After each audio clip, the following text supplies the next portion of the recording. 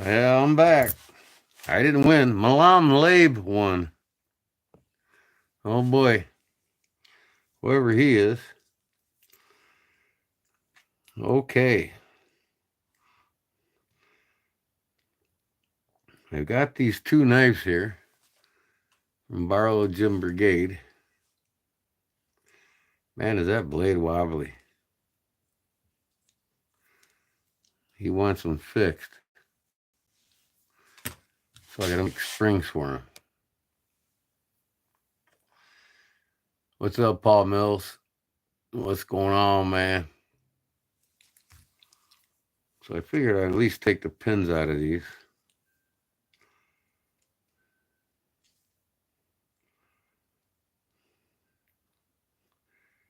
See if I can possibly do it without breaking them.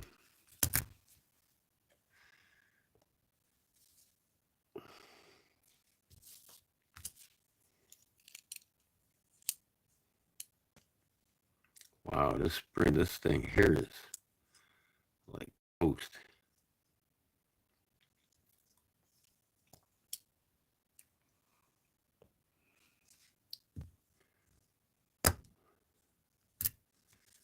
Man.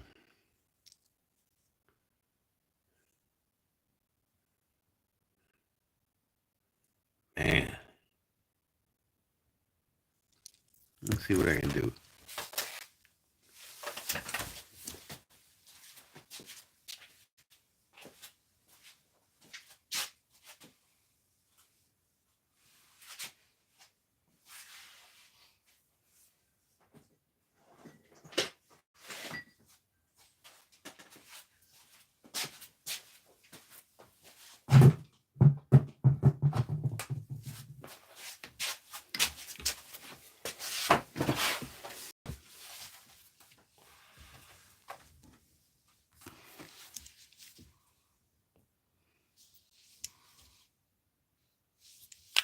He said he could do the heat treat.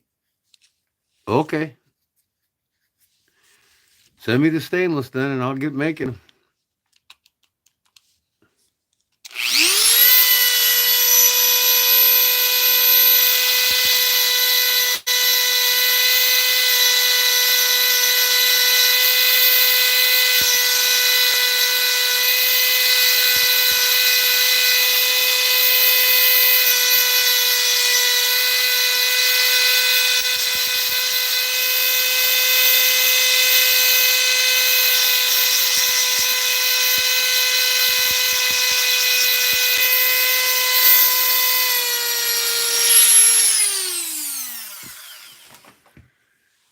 Okay.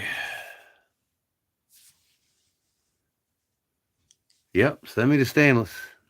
Hopefully you got enough. How thick is it again, you said?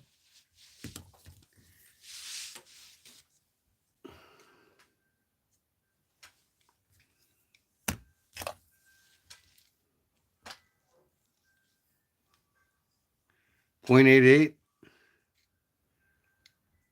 millimeters, huh? Oh, 0.88 of an inch, right? Or 0.88 millimeters. I thought you said an inch. Inch, yeah, okay.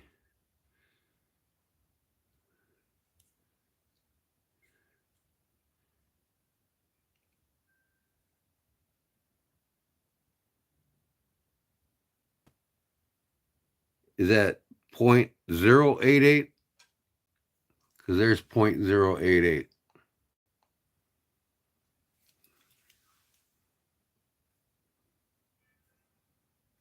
Yeah, it looks thicker. It's thicker than this one, this blade on this knife.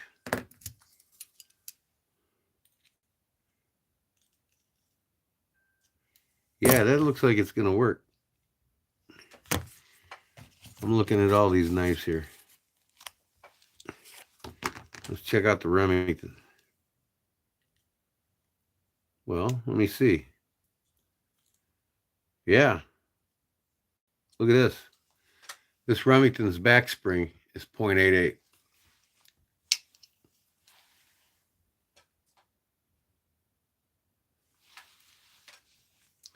So the back springs are always, the springs and the lock bars are always slightly thinner than the blades. The blades are always thicker, and the reason for that is when you pin this together and the blade's loose, you can always pin it tighter with a thinner back lock or spring. If the blade was thinner than the lock back or spring and you had wobble in it after you pinned it, you could never get it tighter because the spring's thicker, see? So they always make the springs of the lock backs slightly thinner, within 3 to 4 1/1000ths of an inch. So you can get that blade tighter you need to.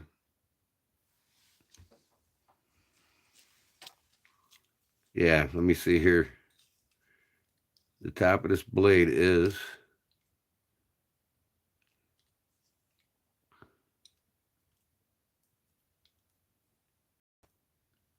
8/6. Front of the spring is 8/6.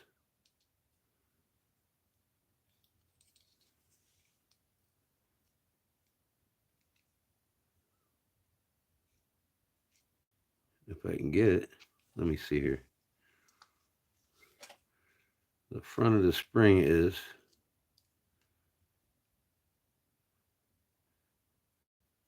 8/65. What? Okay, and the blade's 8/8. Yeah, the blade's 8/8, and the spring's 8/65. 2 1/100ths of an inch thinner on the spring.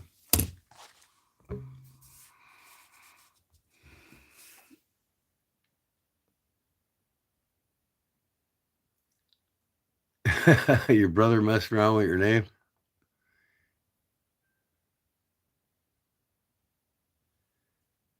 Well, yeah, I mean, usually when pocket knives are made,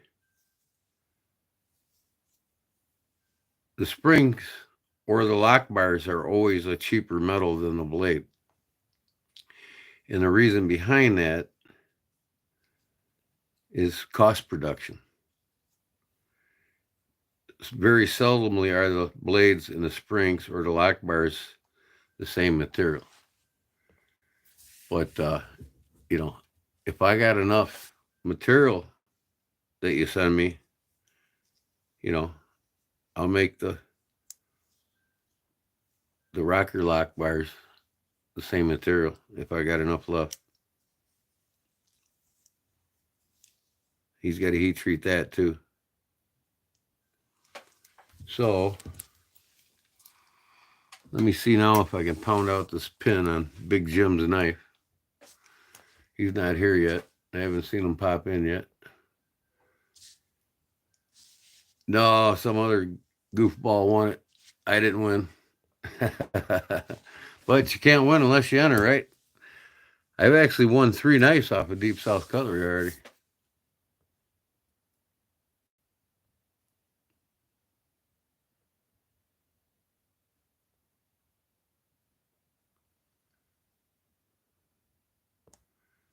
So, what's up, Brown Sugar? I gotta go get up my painting.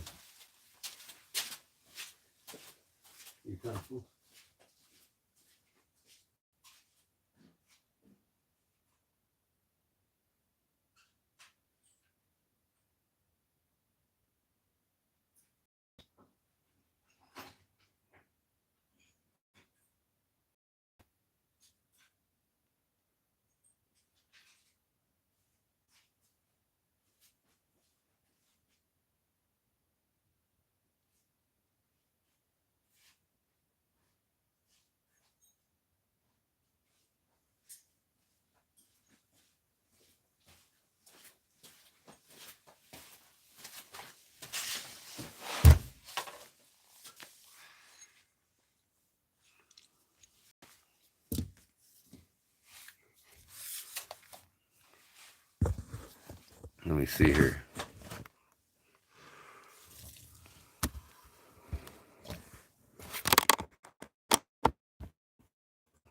See my sealant, huh?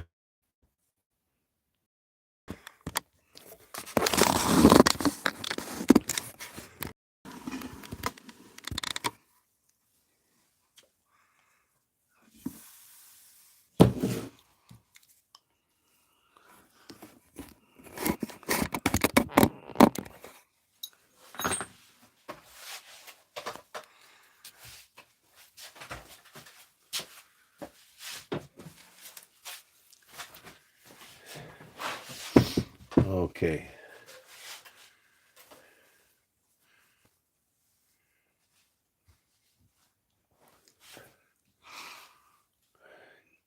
Big Barlow Jim sent me these knives, this one and this one. And nope, not that one. Where's the other one? Where'd it go? Here it is. And neither of them have a spring in them. He wants me to fix them for him, so I gotta make some springs for him.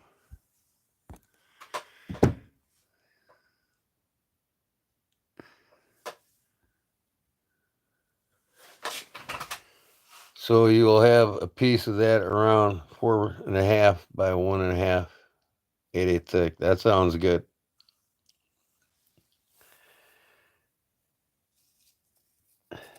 I'll get out of it what I can.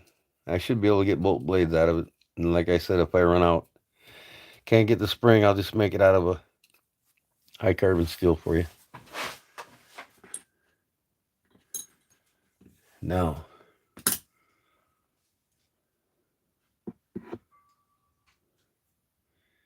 see if I can get this. It appears to be a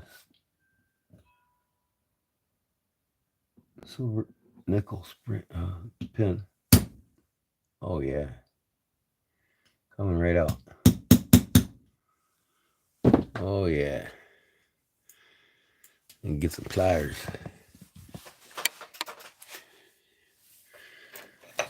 Got a pair right here.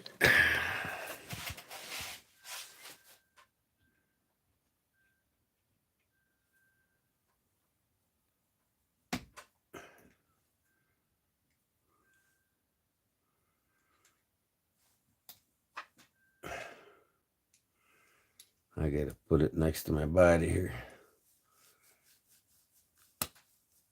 Oh, come on, baby. Come on. Come on, baby.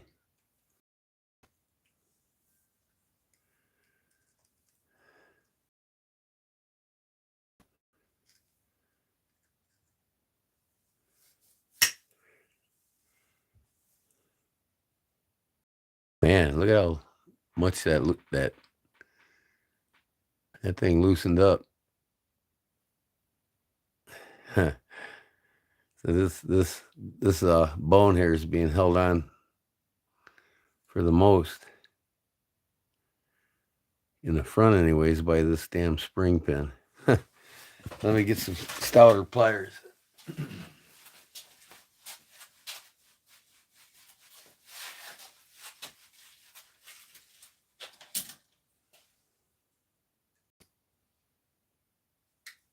Oh, there we go. Okay, I got it out.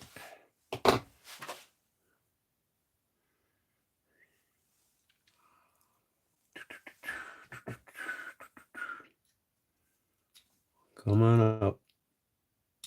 Oh.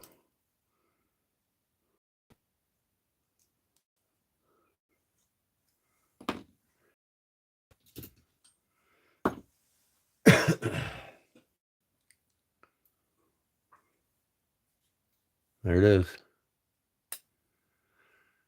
There's the lock bar. Rocker lock bar. So now I got to look in this thing and see how that thing is sprung in there.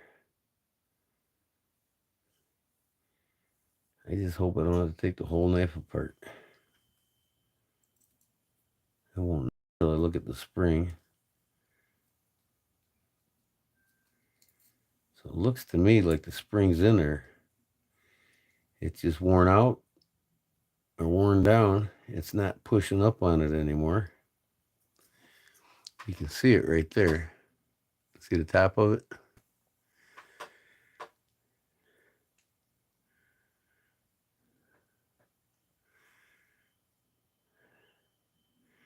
But you know what? Unfortunately, I'm going to have to take this whole knife apart. And here's why. This spring is part of that liner. It's a liner spring. So I'm going to have to peen this whole thing apart. I can still leave the scales on without taking them off. So let me see if I can reveal these pins on these bolsters.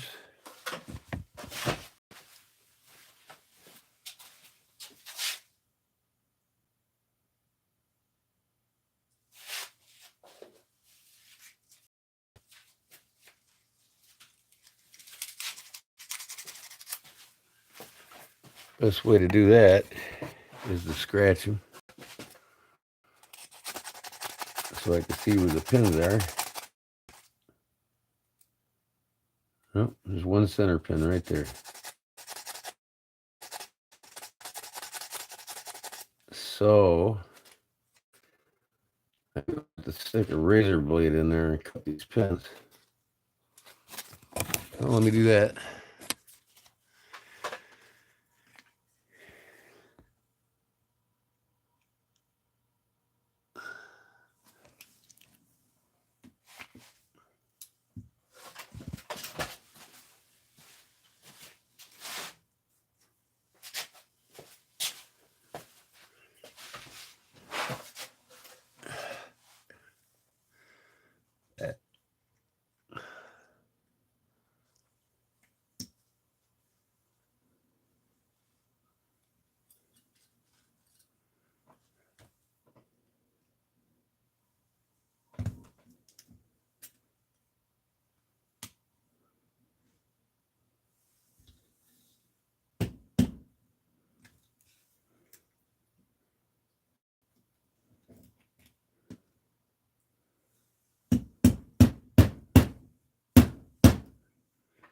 I can get it between the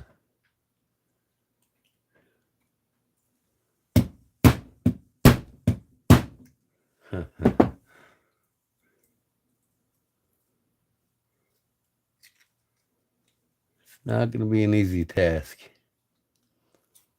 Oh, wait. There's the spring. It's not. Good deal. I don't have to. There's the spring right there. And it's broke. So where is the other half? See if I can get it to come out.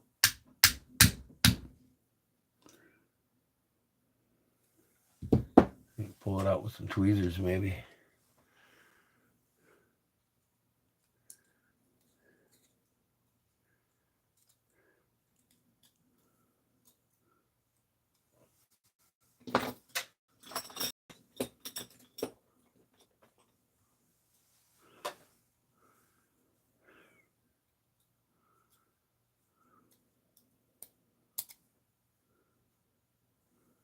No, you know what?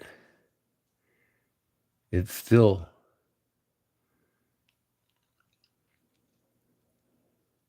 Yeah, that ain't going to come out. That's broke. I still got to separate the knife.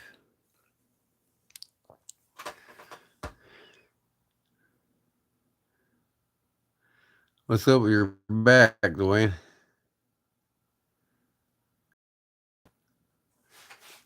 Did you fall off a ladder or something?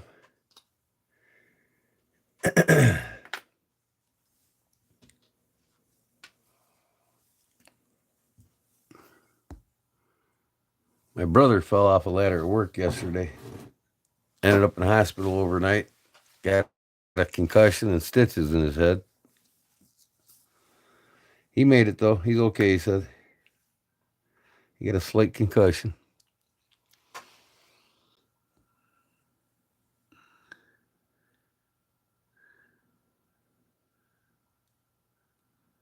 Went out a couple days ago. Your back did? How's your back go out? You got too much weight on your body or what? What caused your back to go out?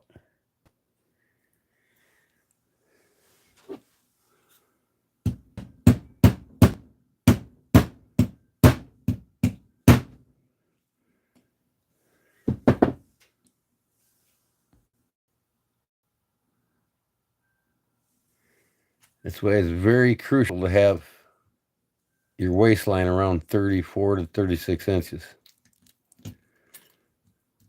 You have nothing but problems when your waist gets wider than that, because your abdominal muscles are a crucial factor to protecting your back muscles, or your back. If you don't have strong abdominal muscles, your back's more susceptible to injury. Man, I tell you what.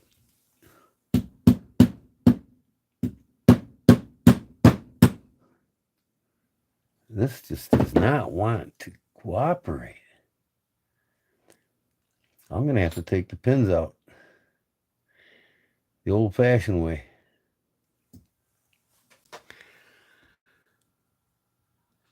Inherited back issues.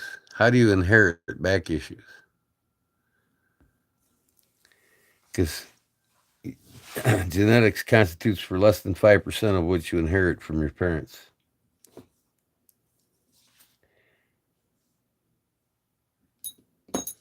Less than 5% chances you get anything your parents get. The only factor leads to most people getting things that their parents did is because they taught them how to eat. They eat the same things, and they end up with the same kind of conditions.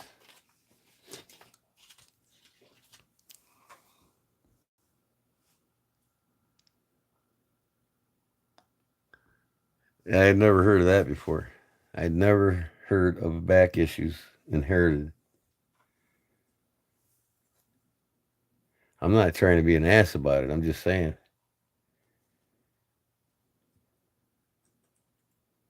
Less than 5 your family has, you'll actually end.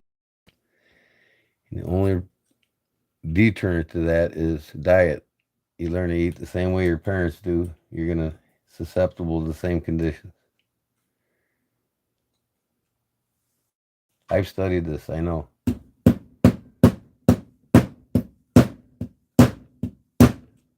Come on, would you separate? I don't want to pound any pins out because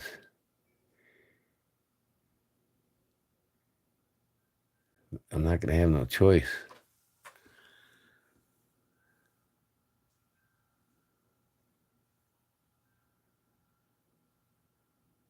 Degenerate bone disease.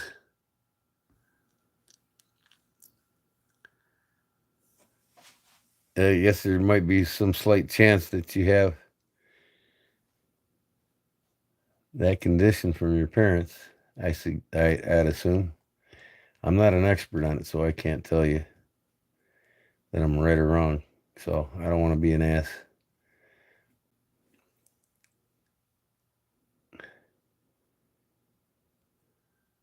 But most medical conditions are caused by the same diet. You know, bone conditions could be a total different ballgame than what I'm used to. Knowing and studying, I've never studied anything about bones, so I can't say anything about it, really.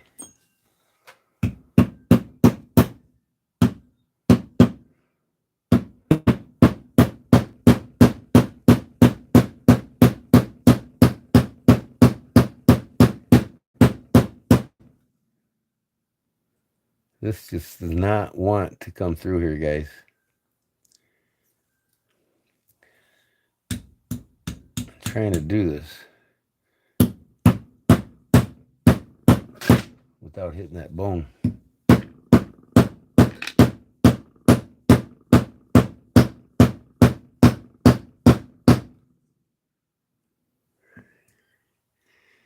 It's starting to separate a little bit, but not much.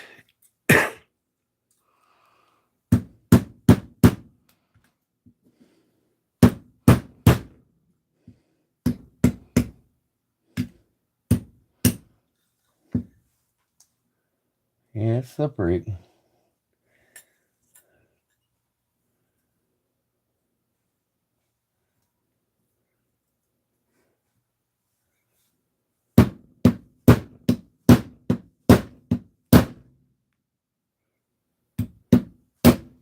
Well, I knew that was going to happen. But it is separating. There's the pin. Okay.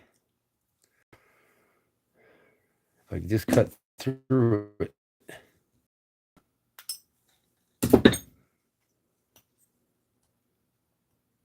Getting closer.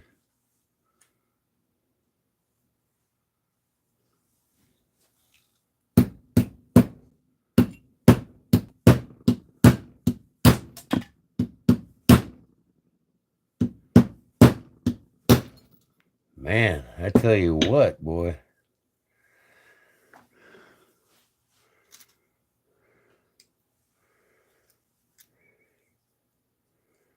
So you got to be careful around this bone because you'll crack it.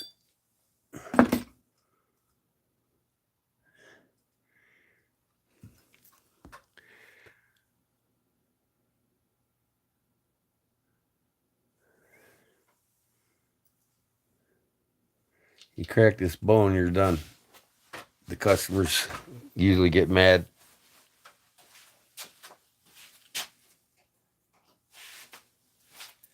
Not that I can't cover with more bone, but or stag. Just got to keep at it until I get it.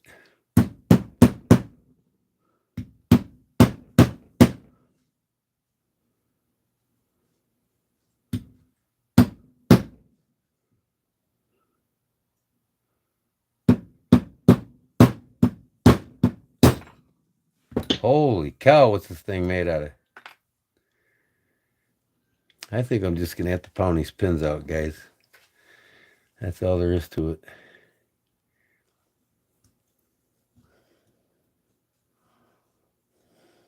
See if I can do that.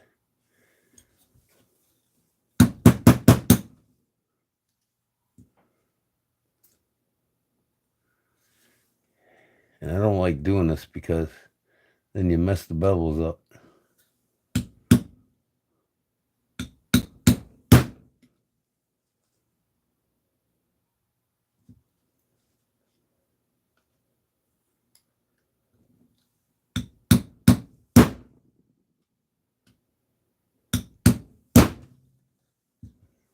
Wow. It's not even budging on the other side.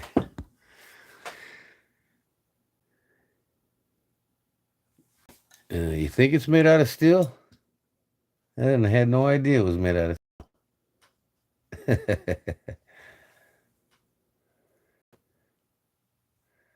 I'm going to have to go to my anvil. I'll be right back.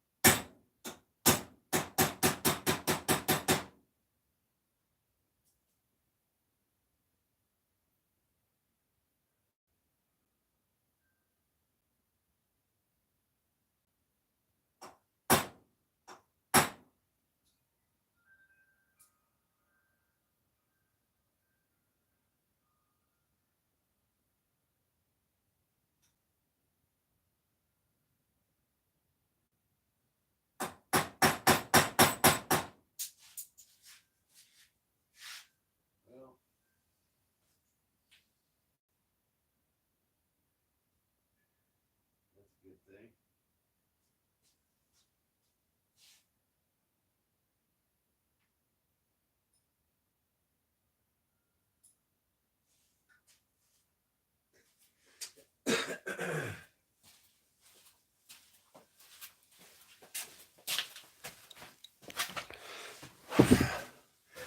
Good thing is, it popped off, but it did not break.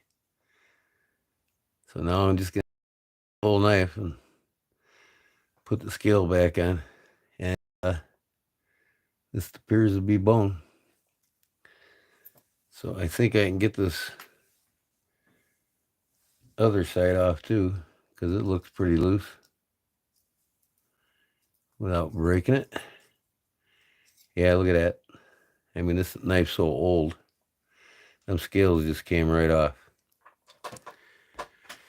I picked up a couple new Swiss Army knives and found a Leatherman Mini at a gun show. It's nice. That's cool.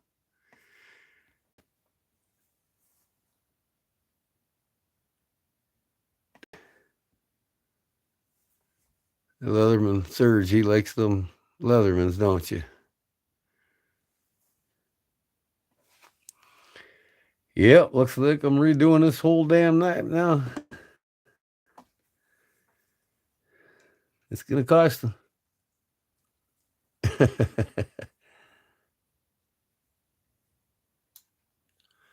What is the story with this thing, though?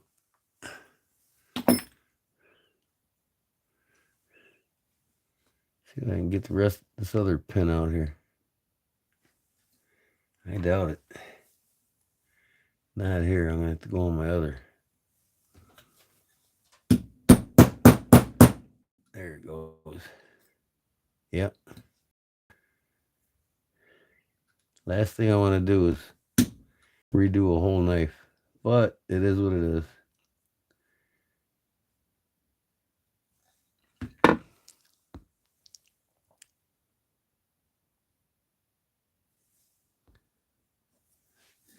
Yeah, we're looking forward to seeing a lot more of your videos, Louie, that you never do.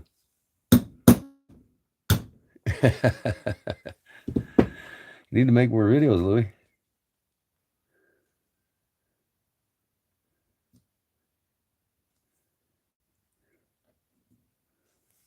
A fine balance here.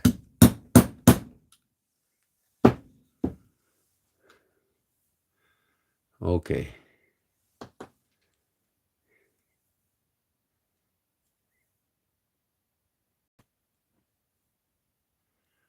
I mean, I don't know why anybody would want to repair this cheap-ass knife. It's not even made in America. Throw it away and get another one. He just likes the stag. I can see why he wants it. And it's bone. That's not deer antler. You can tell by the calcium. See the calcium? Or not calcium, what they call bone marrow. Here's the outer leg bone. Here's the bone marrow. You don't have that in deer stag, so this ain't deer stag. It's actually bone.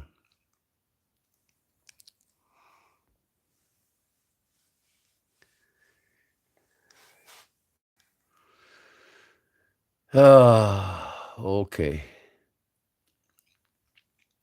I'm going to go on my...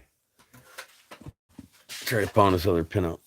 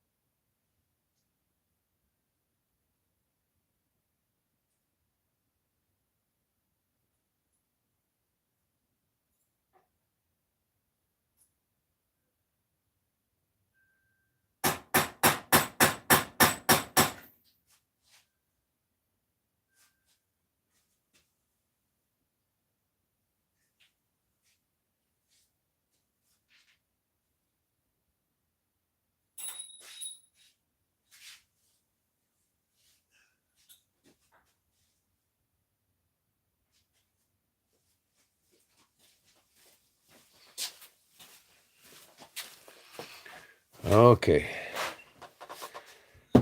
Well, I almost got the blade one out. And I got both of the back ones out, and she fell out. So here's what's broke. This is called a liner spring. So that's what I got to make a new one of right there. You can see where she broke apart at. Yep, right there.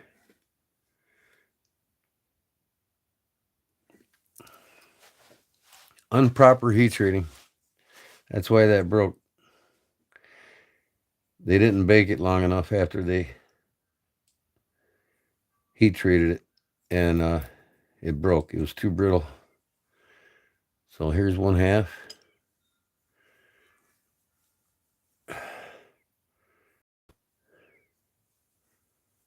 Get this blade off here now. And it doesn't want to come off too easy, so I'm going to have to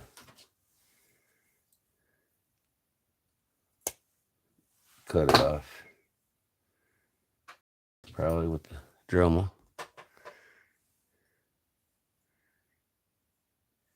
I need to make more videos. Yep, you do.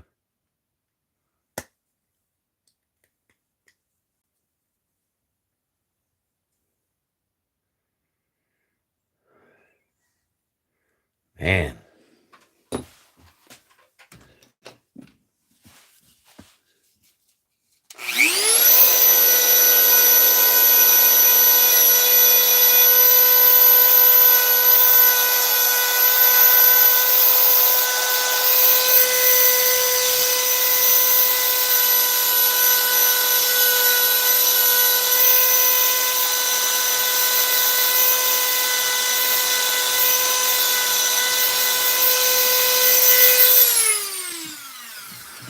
Okay.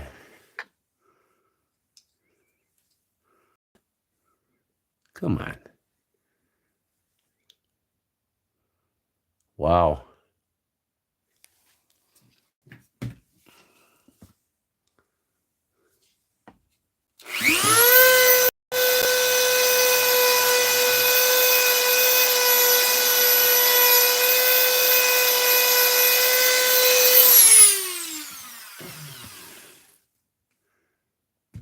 There we go. That's the blade.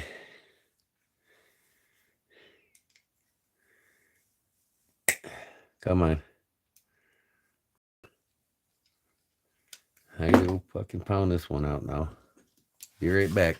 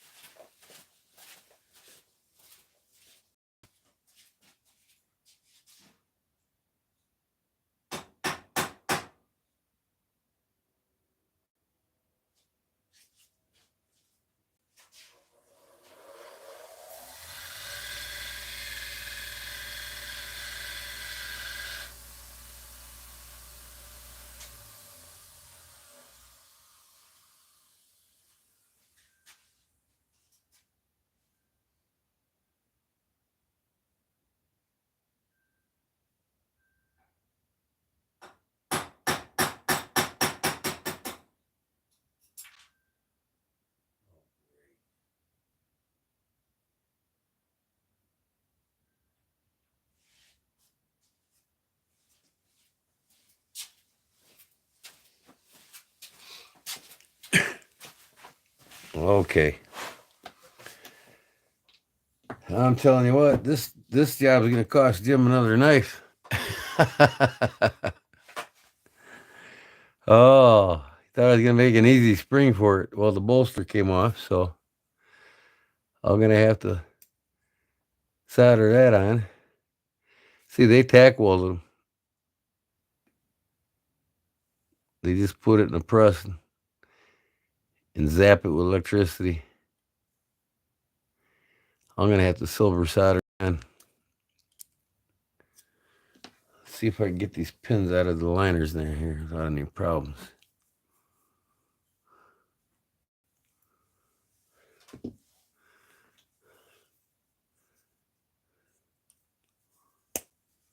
yeah.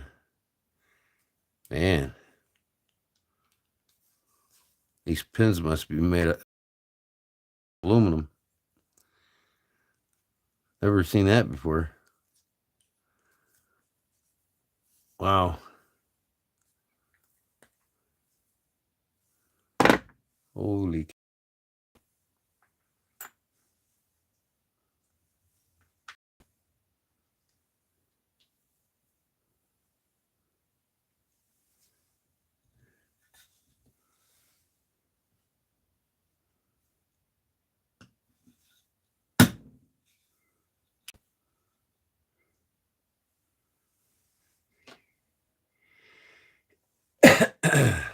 Let me see if my magnet picks them up. I doubt it. Where's my magnet? Where did I put my magnet? I had it yesterday here.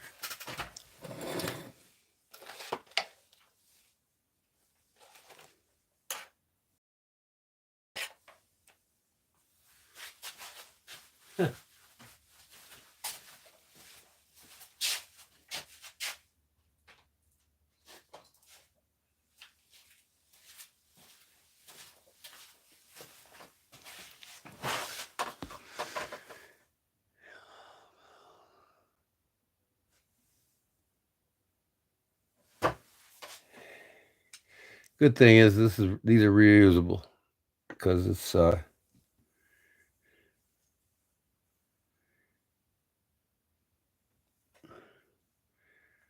just don't want to break them, you know.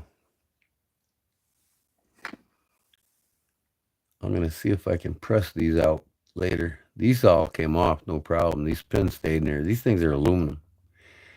I never seen aluminum pins before on a knife. I guess it's Gerber's way of cutting costs, huh? See if I can't get them to move without breaking them. Cross your fingers, folks. There we go. There's one. Little light taps did it.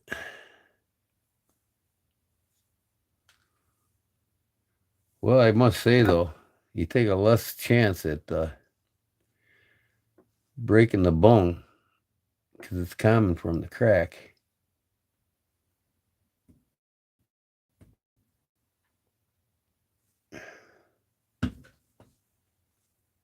By nickel silver pins through them.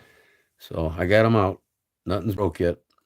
That's the main feature of the knife, and he wanted to keep it. So look at how much fatter this other one is than that. It's the character of the knife, I guess. That's like twice the thickness of that one.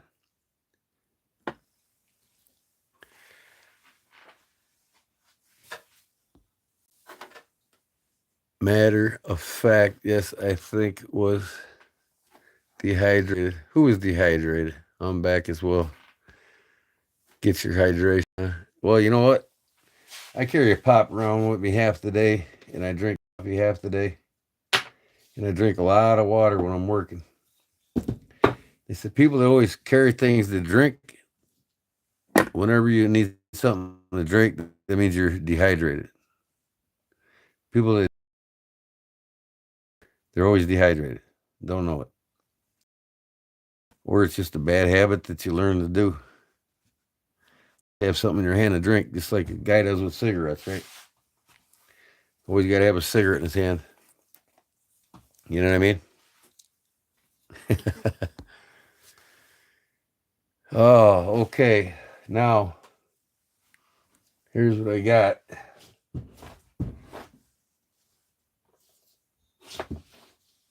What I'm going to do tomorrow, before I do any more to this, since getting apart is the main thing. Here's my pin sizes.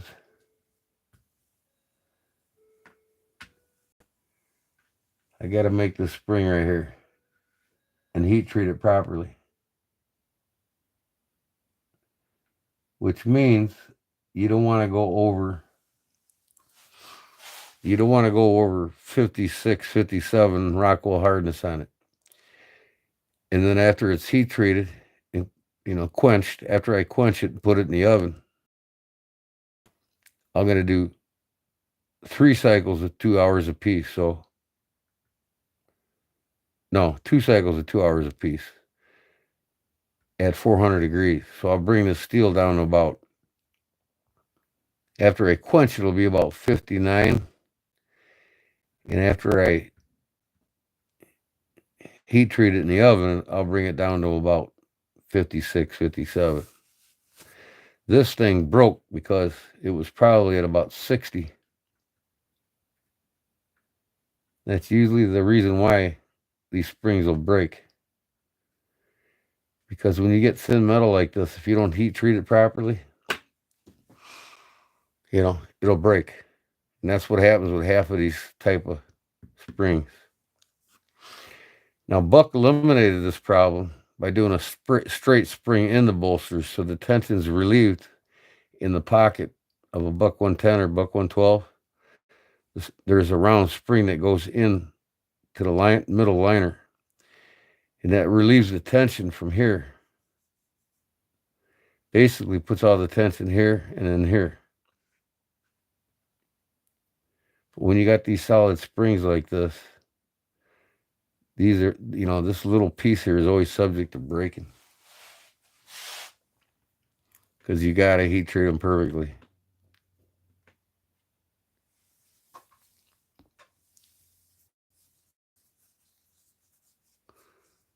Your wording is awful. Your medication dehydrates me. I told you how to change that. You don't need that medication. You just need to change. You all probably think I'm nuts, but I'll tell you what. Diet is the cure to everything. Unless your body's too far gone from damaging it already. Like with, vertebrae in your back or bones or, when it comes to over on health and immunity and sickness and depression, anxiety, all that shit's curable by proper nutrition. I healed my niece. She had anxiety and depression. I took her away from it all. She's happy as can be right now. It's all because of her shitty high carb, high sugar diet. Stay away from the carbs and sugars, fat. Start getting high protein drinks and all that shit will go away. Lots of things in life I enjoy to read about and study. One is politics. And, I've been at 4 decades. 2 is health. I've been studying that all my life. Like I said, you guys, I never get sick. I'm 60 years old doing things on a roof that a 40-year-old cries about. I'm not a roofer. Like I said, my body wipes out viruses quickly. And then I don't put myself in the position to get sick either. I go to the grocery store, I wear gloves. When I leave, I put them back on. I don't touch the doors. I don't touch the carts. I don't touch anything. I don't touch my face. I get to my truck, I take my gloves off. I take care of myself. Now the phone's telling me that my live's stopping. You guys see that at all? Is my live stopping? It says try again. What's up with this? I'm really getting sick of this phone. To tell you the truth. I already threw it to the wall. Your grandfather voted for Nixon. I'm sure my grandfather voted for him too. But voting for a president means absolutely nothing to me. Tell me one president that ever did anything for you. Now, this is going to be easy. This is bone, but it's brass pins. And again, it looks like this thing here.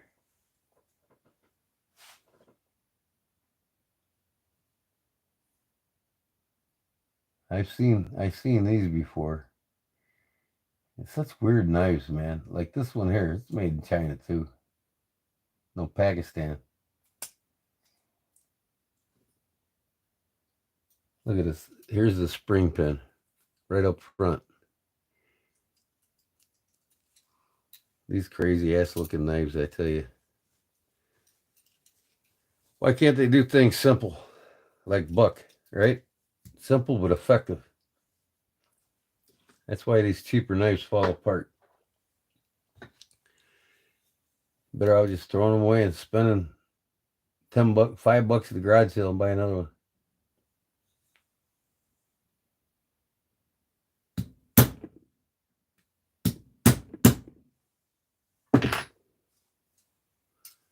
It take nothing to take this thing out. Now, where did I put my pliers? Here we go.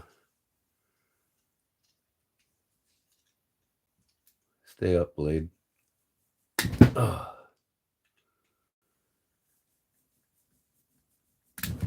There it is. Yeah. Look at that filthy thing, huh? Now, I'm investigating the spring here. It's broke too. Yep. It's another liner spring. Imagine that. But everything on this looks to be brass, so it's going to be easy to put together and take apart. I bet you they got brass here too. Look at how loose this blade is. See? That's why. I mean, I could pin it tighter. I bet I can break this thing apart. I know one thing. A razor blade will cut right through that brass. Unlike that damn nickel silver. But you know what? Brass with age can get harder. Where you almost have to anneal it to get it to work good. Yeah, it's a frost knife. This one right here is. This one here's, I don't know. This is a Gerber made in China. It doesn't say USA and it doesn't say made in America on it, so I'm pretty sure that one's made in China. So let's get another razor blade out here.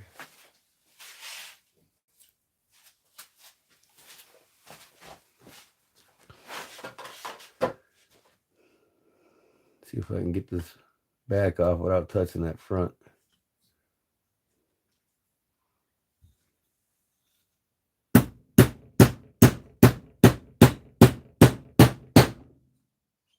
Come on.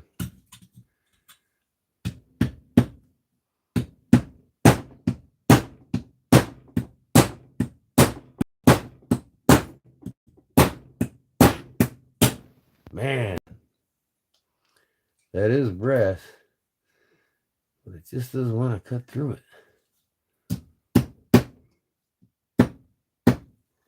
Oh, I got through it. I'll be darned. Yeah, I cut through it all right. Wow. Cheap ass shit, boy. Do my best to make it look good.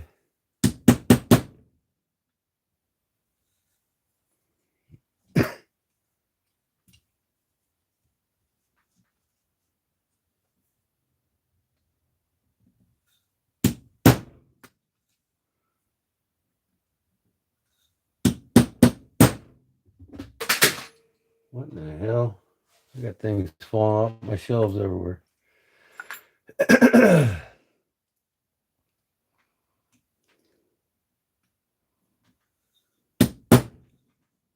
Come on, hold right there.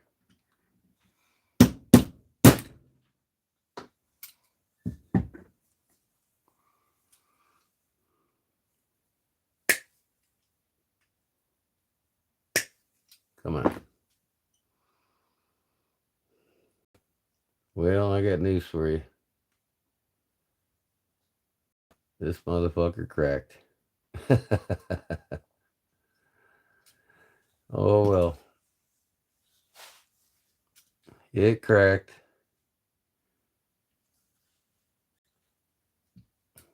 I don't have no more bone. So he's gonna get some redwood put on this, make it look like bone. I can make it look just like this.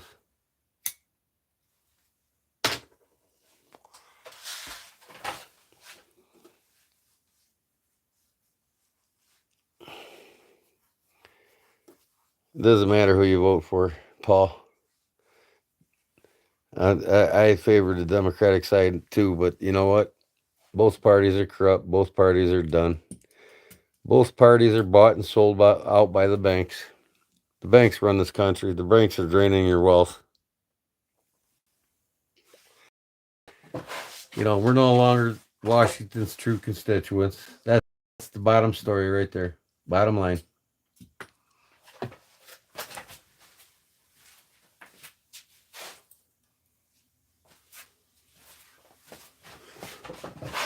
Washington don't give a shit about any of us.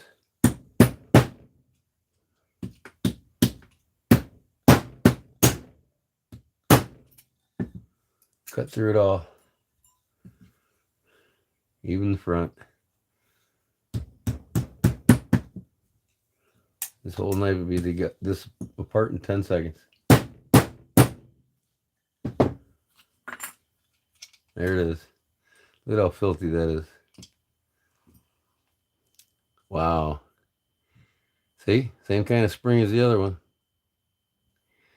Them things always break off. And see, this one's made to curve up. That's done on some other custom knife companies do that.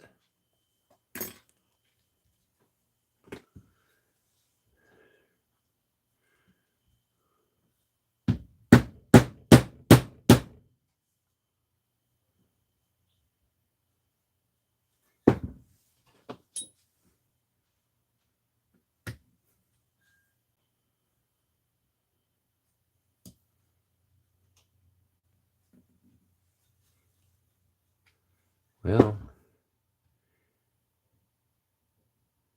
you know, that's cracked, but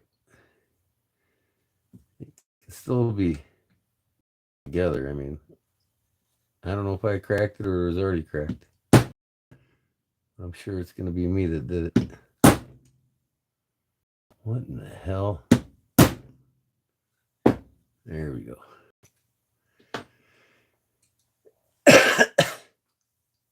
Now, see, the only thing I got to go by on this, on that spring, is the rust that was behind it. So I can scratch this in here and make a pattern out of it.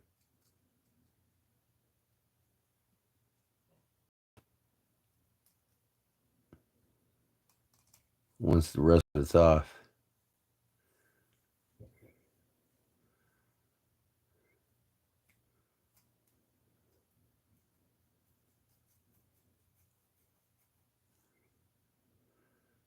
Now, yeah, it looks like it comes up right here.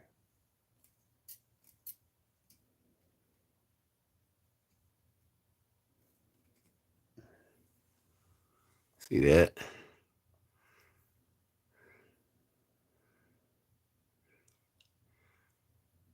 I just don't know how in the hell put that blade back in there. Look at that kick. This kick on this tang right here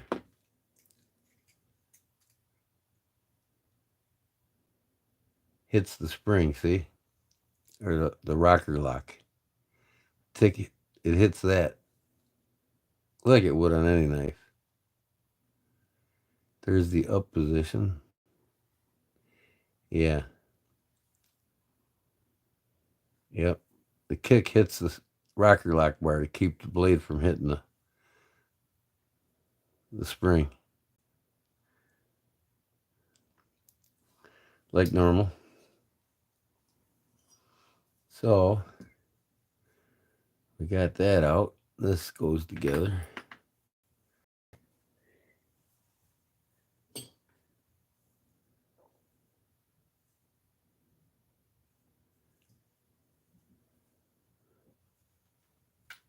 I mean, this one here ain't cracked at all. But I'm gonna have to put a new pin in here.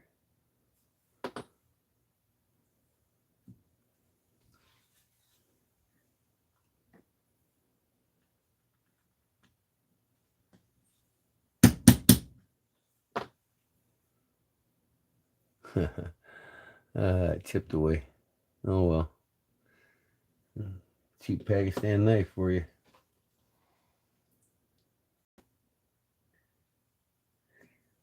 All right. Get this off.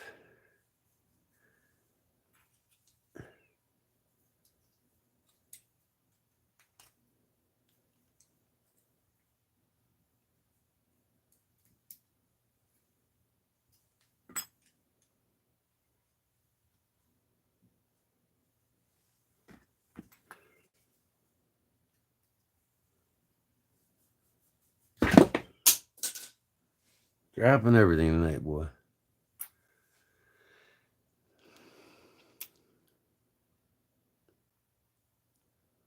This looks like an old crack. Like I didn't cause it. It was already there. Yeah, I could tell by the age of it. It's kind of got like an aged patina to the crack. So that ain't my call. That was already there.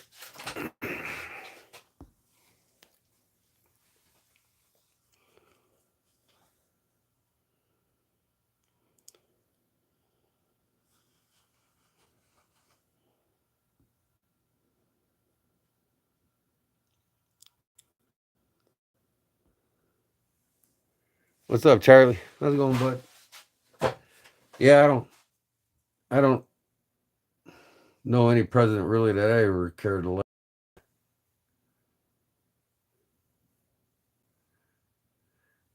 Oh, I gotta get this off.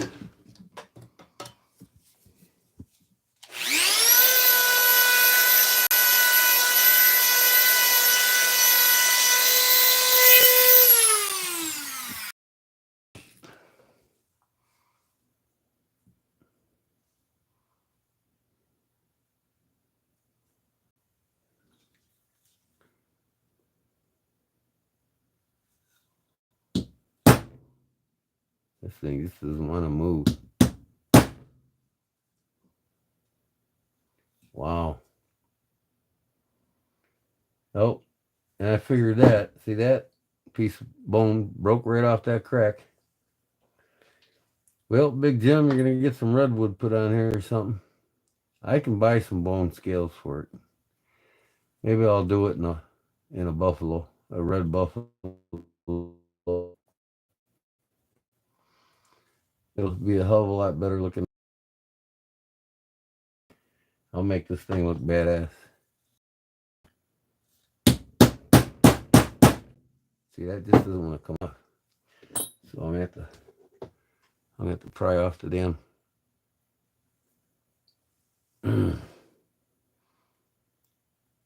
It's moving though. You know what? I'm gonna try to breathe the pin out the other way since I cracked the damn bone already. Well, I didn't crack it; it was already cracked. But I just found out how. I found out that's an old crack, and it's only gonna crack more. So you know, hey, holy shit! What did they put that thing in with? Wow. Let's see if a good old razor blade will take her out.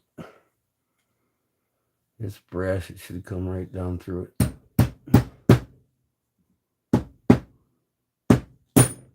There we go. Now, can I tap it out this way? I should be able to.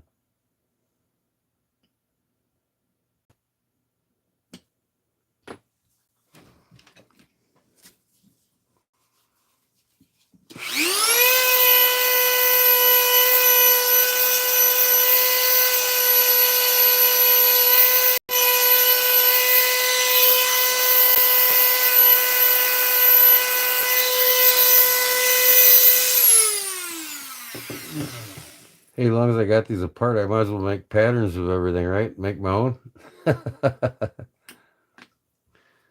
This is kind of a cool looking knife, though. It's like a copper lock. But I would definitely make this into a slip joint, and it wouldn't be a lock back.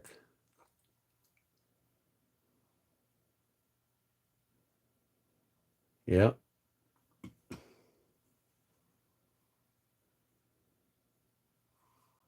So I gotta see if I can get this damn pin out of here.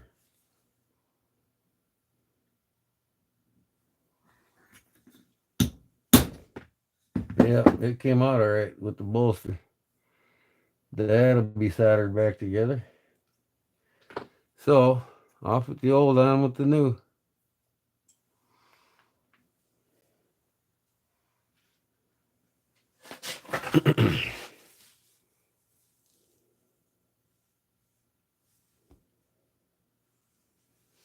Yeah, it'll be cool with some buffalo on it, I think.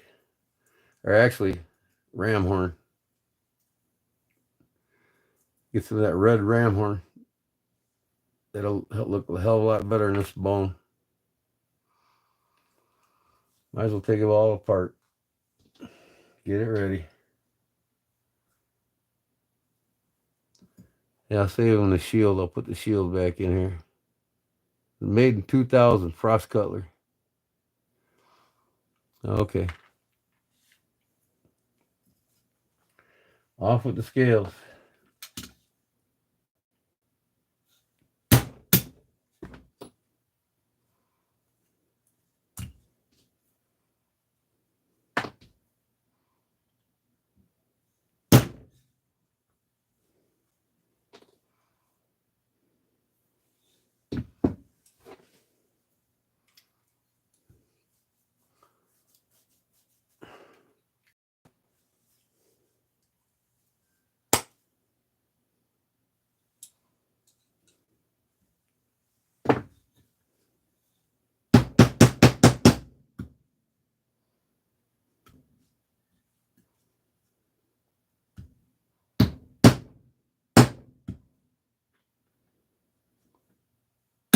This would be like making a whole new knife.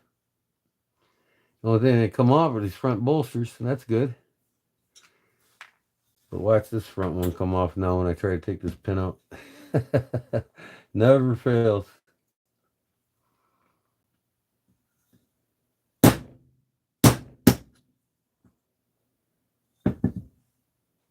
It stayed on. Okay. Take these scales off. Now maybe I can salvage this scale for a pattern, right? If not, I just have to fucking make one.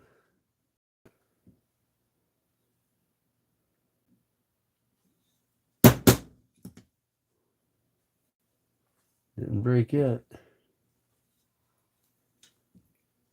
One more. There you go.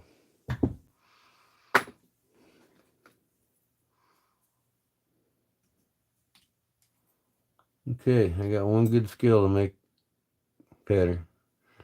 Look at the marrow here. It's all hollow.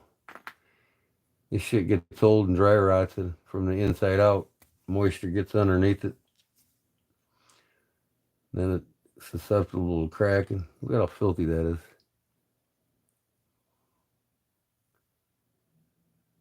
It looks like here they pinned on the bolsters. What's the case with this one? See here?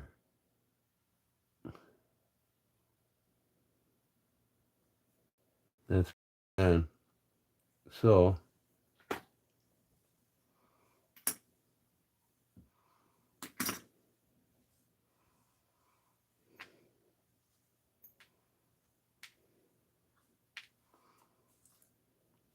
antler's a lot easier to work with stag.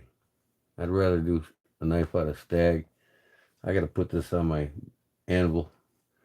I got a whole notch in my anvil for knocking these pins out. I use this too round of a hole here. I got a slot cut my anvil that's just wider than most pins. Put it on there and I got more of a flat surface. So that's a part. All right. Put this on the project table. Here's what I got to make. That's missing. So I got to make a pattern like I said. Out of this one here, I described it. How far I can see where it goes because of the rust that was behind the spring originally.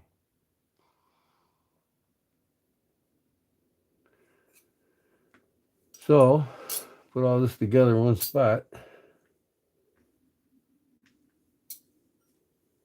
Let me see, what do I got?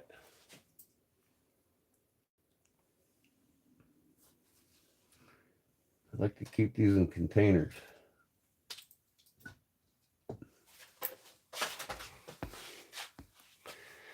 I kind of like those painted ponies. They sell them on there, I think. Case makes them. What painted ponies? What do you mean by that?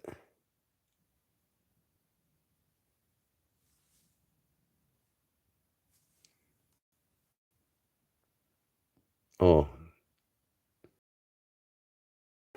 Frost. Okay, they sell on the cutlery corner.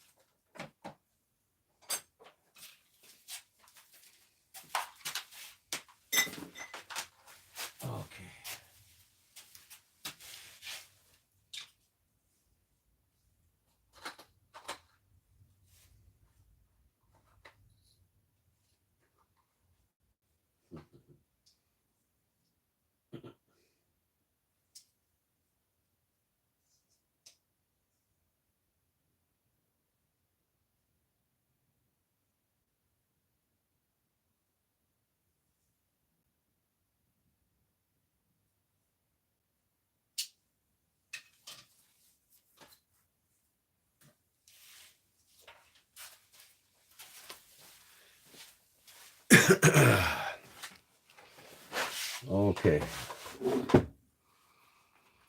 Get rid of all this crap.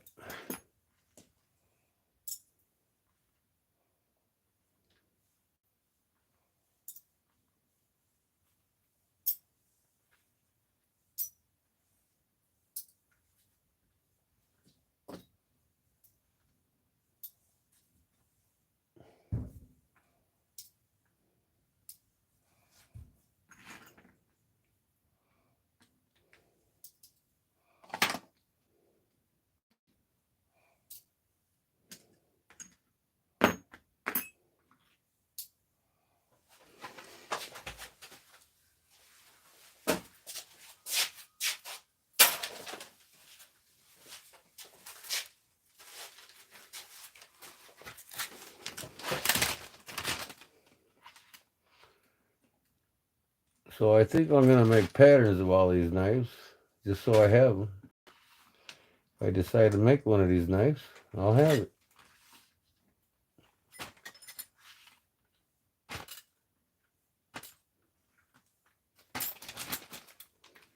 Oop, can't forget my shield for that other one.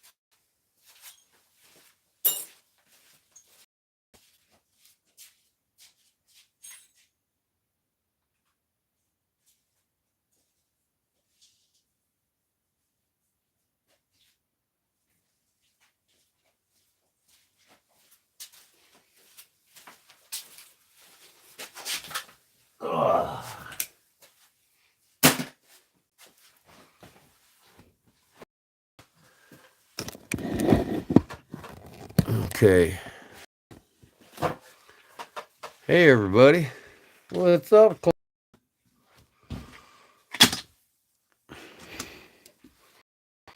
Okay, now we're missing Big Jim. Where's he at?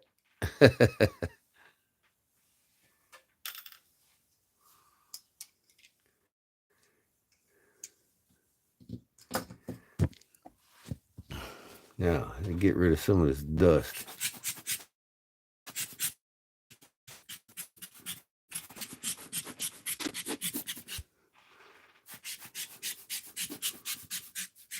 Everything I created from that Dremel tool.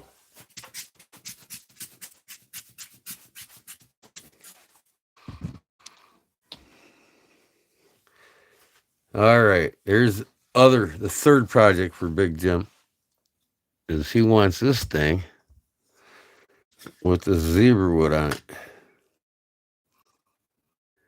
This is a silver warrior. He likes his Chinese knives, I tell you.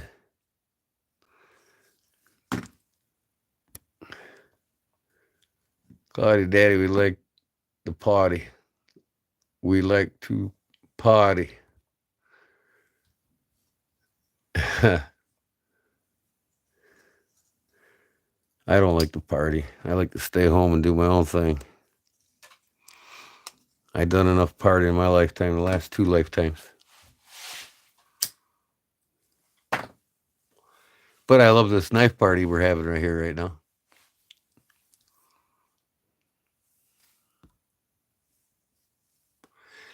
What's up, brown sugar? All right, now, best way to take these off is with nips. Let me see what I got. Can't always remember where I put them.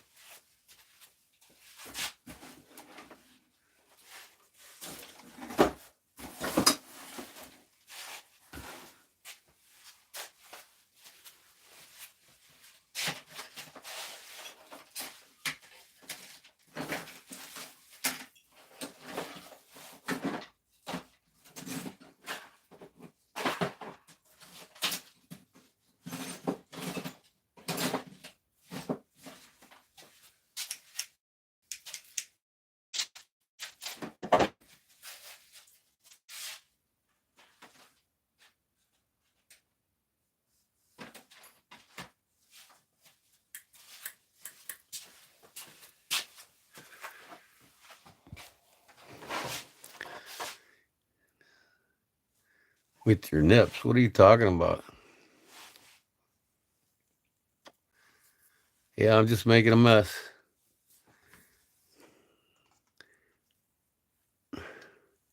That's all I do is make messes.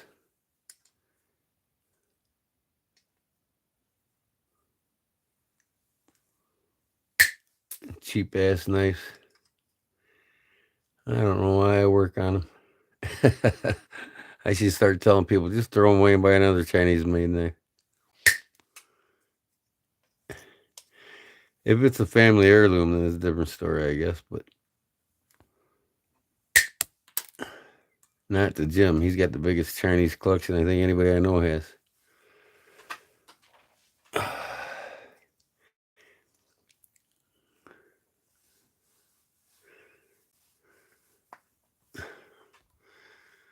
Got my package. 38 airweight snub nose fits great. That's cool. I don't know. Reconnecting. Edgy's little buddy. What's that? Oh, Arizona. Okay. Yeah, my phone keeps cutting out. I don't know why. Try reconnecting, it says. We've had some bad weather here, man. I had two big 4 to 6 inch limbs fall out of the trees in front of my house. We had 80-mile-an-hour winds here. In fact, one of the roofs on the businesses in downtown Wilmington got blown right off the top of it. The roof ended up in the middle of the street on 53. Claude. Imagine that, huh? Well, the best way to take them off is grinding them off.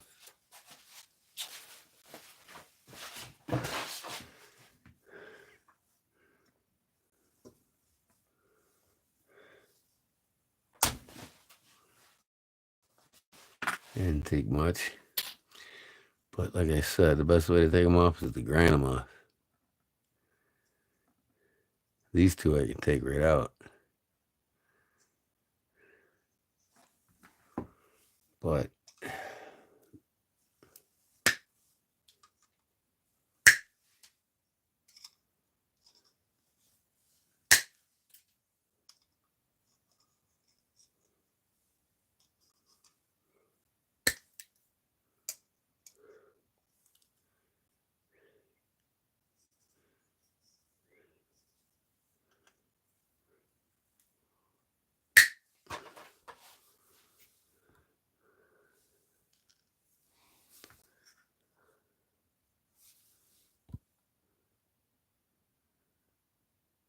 there's Barlow.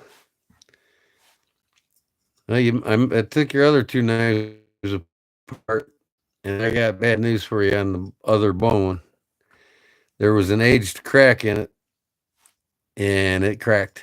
So we're gonna have to put you some. I'm gonna have to either order some new bone, or I'm gonna have to put you some red ram horn or something on that one knife. And this thing here,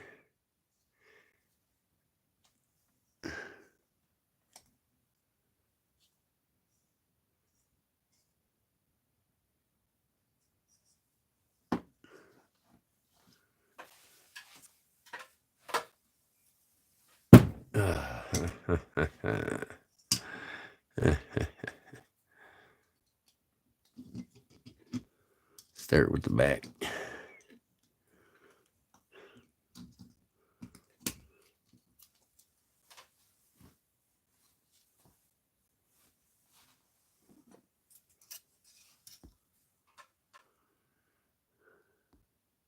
Zebra wood.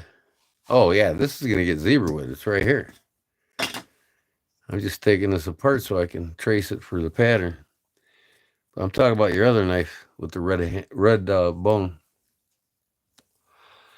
It had a hairline fracture crack in it from the pin all the way back to the rear bolster, and I could tell it was already there because it had black in it when I took it apart. I got your other two knives apart. Now I'm working on this one.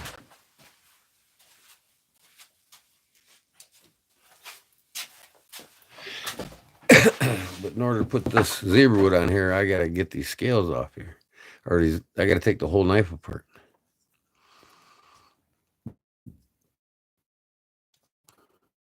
Oh, one pin at a time. These are all brick, folks. This stream might come to an end. So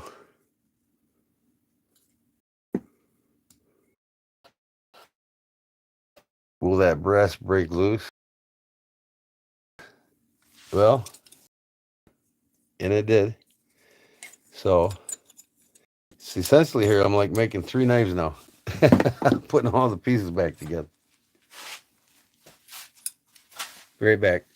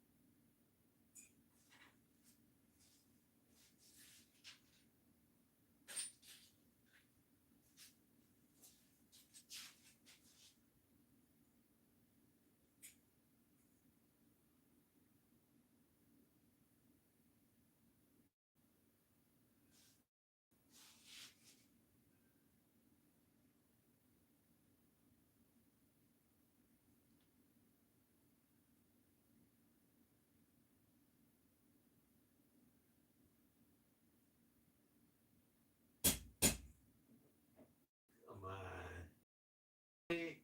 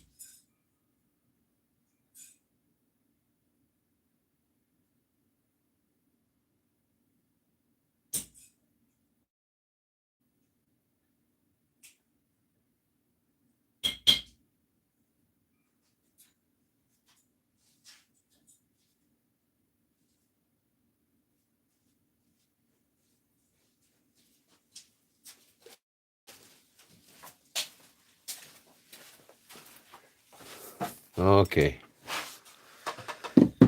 I got both of these apart. This is gonna get soldered back on now. And I'm having a hard time. And the other.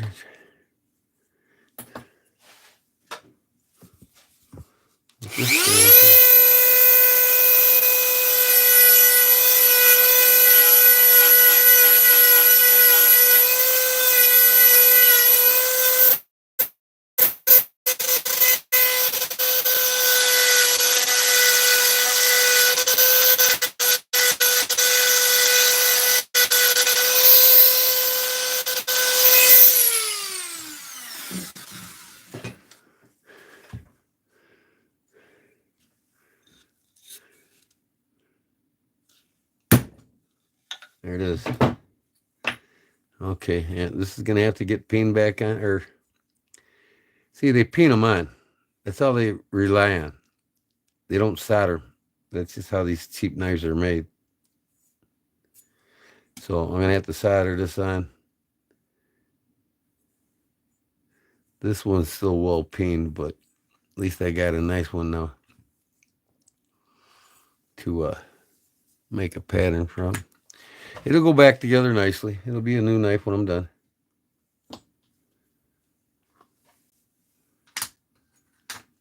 This is what I need to do with your other knives, Jim.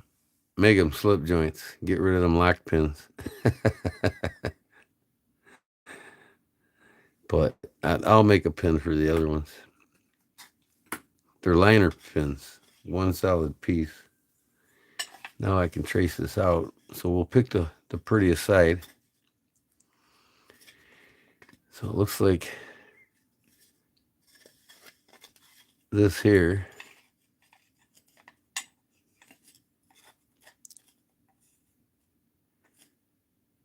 Now I can either go with the grain or angular like that. How do you like it, Tim?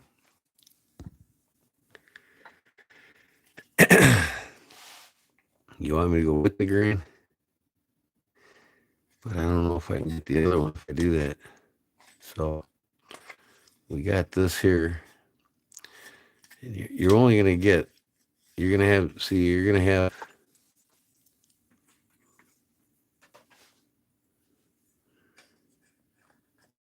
we're only going to get, you know, so much of, so I would say, right here, and for the other one, you're not going to get skinny grain on both of these. So that's really fat, not so fat. So we're going to have to go like this.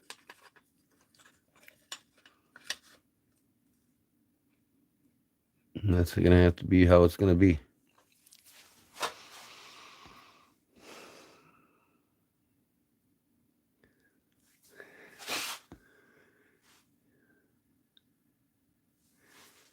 So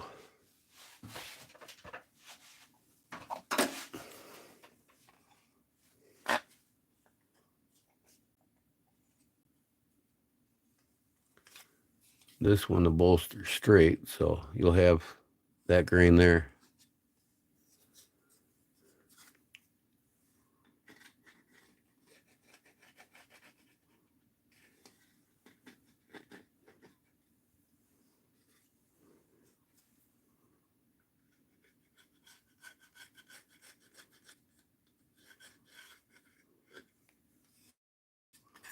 All right, so there's the grain on that one. Looks better on this side. So this will be the top side. So you can imagine that.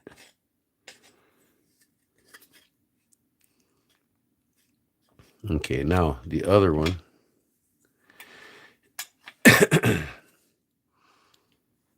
I'm going an angle. No, I'm just kidding. Yeah, we're going to have to just go as tight as we can.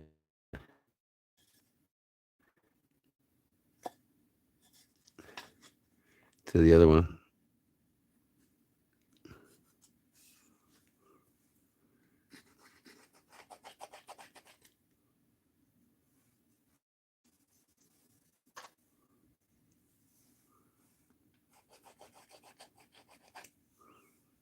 Come on.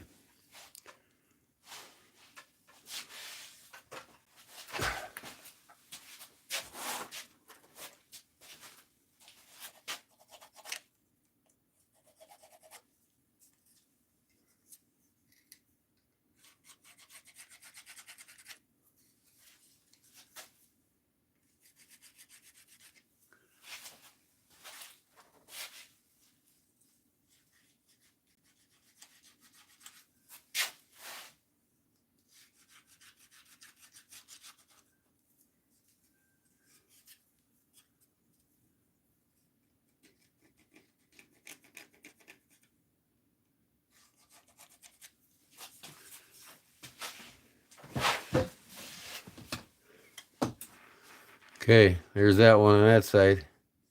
It's like I said, it's fatter grain. If this thing was what? This thing was an inch longer, I could have get the same grain on both sides. But I can't, so you're gonna have to have the fat grain on one side. All right.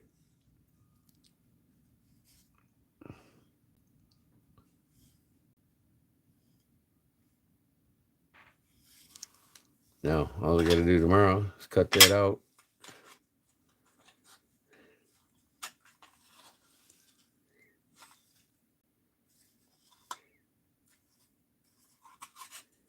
And get it ready to go. That's my main priority. Get everything ready.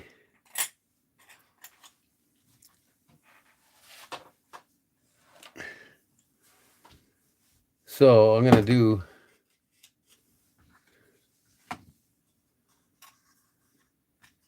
this one, Paul's knife, at the same time. I'm going to put that that antler stag on Paul's knife, get his knife ready for the metal. This is pretty though, ain't it?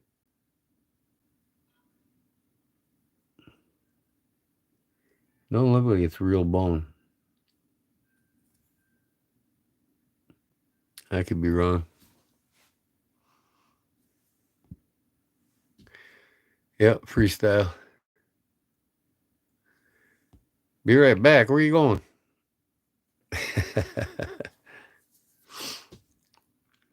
So, be pretty with cut bone. Yeah. Oh, okay. So this is ready to go. On the project table it goes.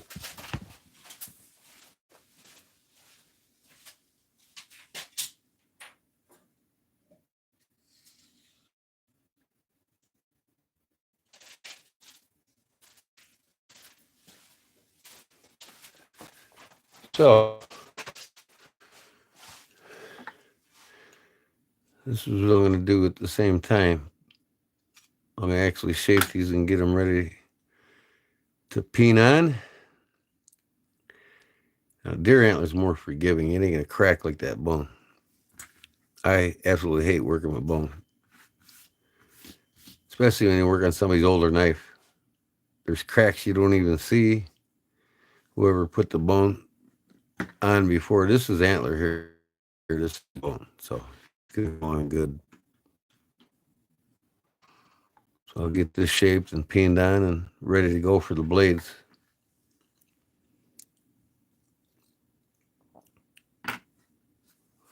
So Paul's sending me some stainless steel. I'm going to cut out the everything, get it all pre-fit, ready to go, and then I'm going to send his stainless steel to a friend of his that's going to heat treat it for him and do his doctor knife out of stainless steel.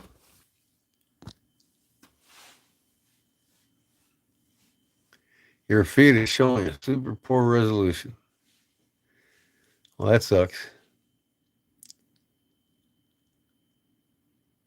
Had to go to the bathroom. Well, you don't have to tell us that. Just go. Come back.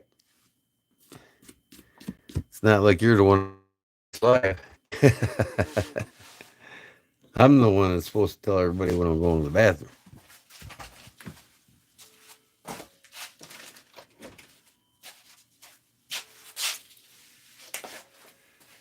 Oh, tomorrow's another busy day. Yeah, so I like this wallet I got. Pull the tab and your cards come right out. Take your pick, right?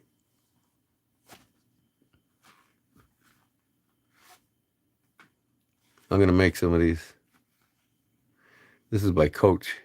And believe it, this 2 pieces of leather cost you about $80 if you bought it from Coach. I'm going to make them for $40. You can put your cash in there too. Just wedge it between your cards.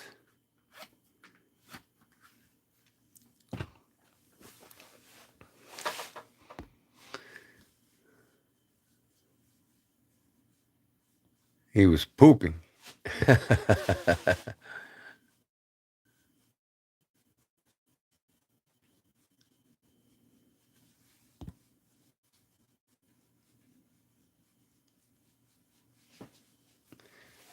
I didn't say where you were going. Oh.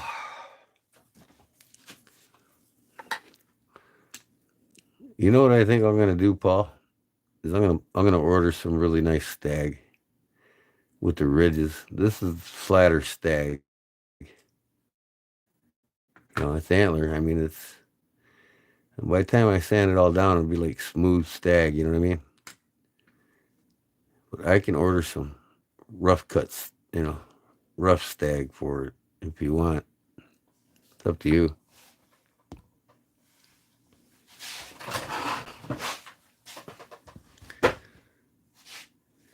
Yeah, this is one I got from Zona. This is my favorite. I carry it every day in this slip. Every day I carry this bad boy. This is my user, Remy. The only one I got that I use. He sent me this one too, this Whittler. This thing's got 2 springs, Jim.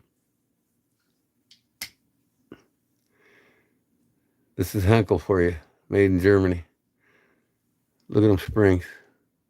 There's 2 springs on that one blade. And that blade's almost a 1/4 inch thick and it tapers. This is a Henkel Whittler. The other blade's broke. I'm just going to leave it alone. I might pull it out, put a hole in it, and make a key ring out of it or something. But listen to snap on these things. That's 2 springs pushing that thing down. Wow. As Jim would call it, that's fire. That's a fucking banger, buddy. Oh, yeah. This is a Remy too. This come from you. Oh, yeah. These 2 are my users. This one here, this blade's all wore down. You can see inside there. That's why it doesn't have any snap and doesn't work anymore. There's about 1/8 of an inch of steel taken off the tang of that knife from being used so much. It'll never have any snap unless I put a new blade in it. See how sunken in that is? That's because that steel, you can see the steel ring right there. You can see where the steel's ate away on the tang. So this old Ulster's retired.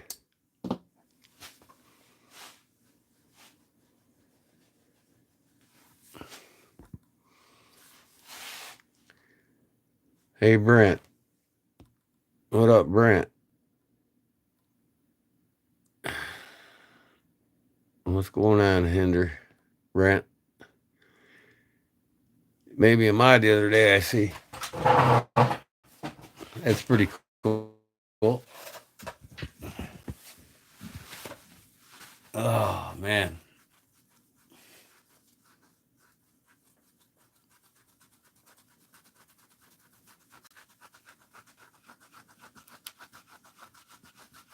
Mm-hmm.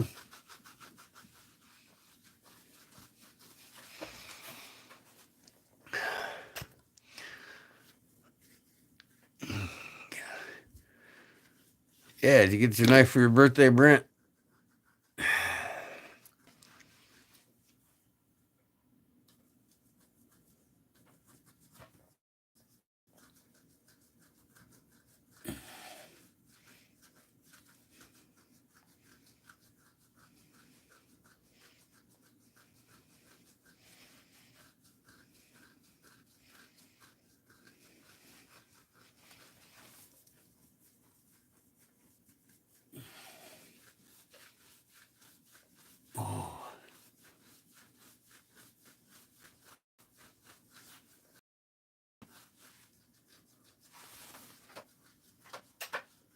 Oh, that sucks. Oh well. Every day's like that.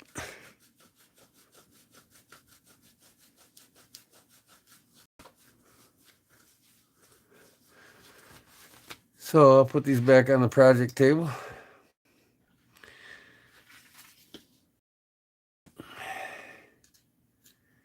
I know it takes a while to get a knife made by me, but once you get it, you're happy.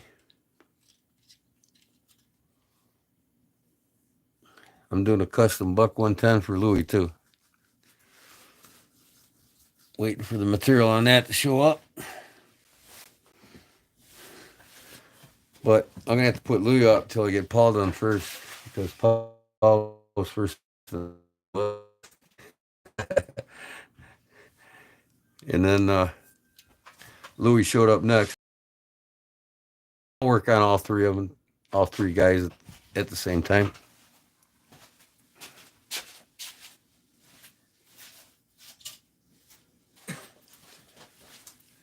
Paul's actually going to take longer because he's going to send me metal. Then I got to cut them out, then send them back to him, and then he's got to send them back to me, and then I got to disassemble the knife. So.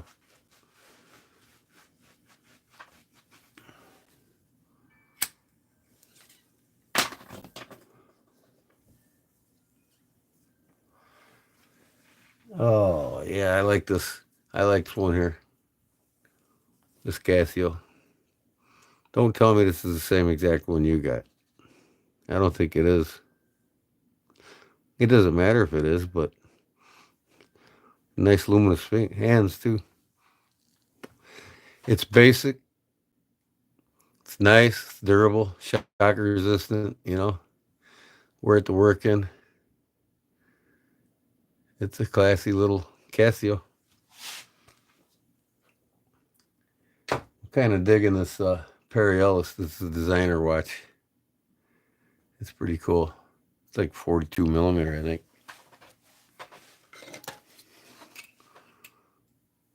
Let me see.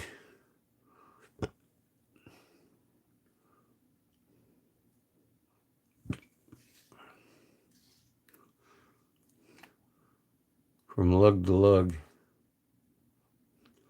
55.16. Wow. The dial itself is 46 millimeter. Wow. Big one. I think this one's bigger. Yeah. 49, almost 50 millimeters. Wow. How thick is that thing? 13.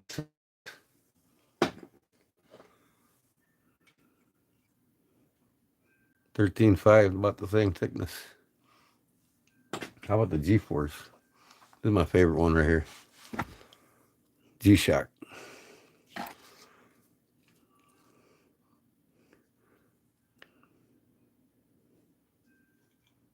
$49, lug to lug. 54, wow. 15.54. 13.5 is thicker than this one. Wow.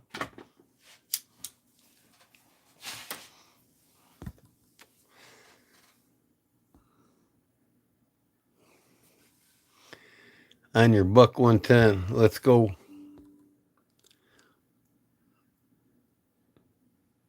He's doing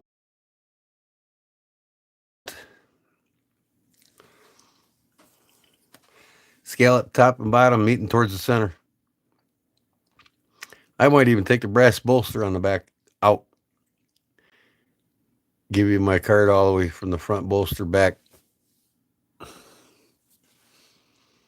Yeah, 24 carats. I'll go. Yeah, he sent me a bar of gold the other day, Paul. I'm gonna put it on there as bolsters.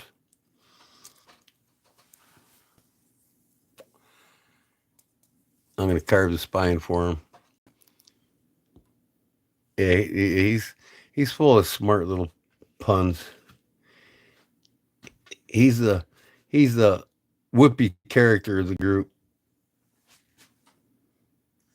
Got to think he's staying up with everybody on the puns.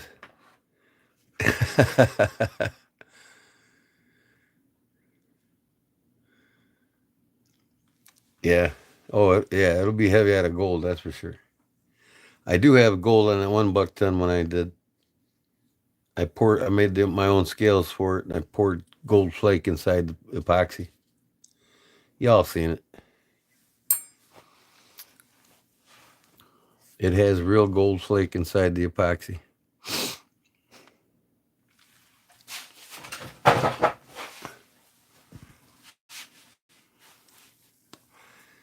So I gotta send this wheel in it for that watch. It's running surprisingly. I put that new barrel spring I ordered in it, and she fired right up, but didn't stay running because the arbor wore out on this. The arbor post is wore out inside the gems.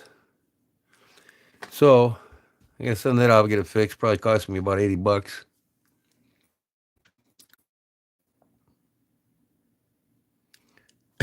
That's your son. uh, I ran out of Deep South coffee, Jim. Man, I'm miserable now.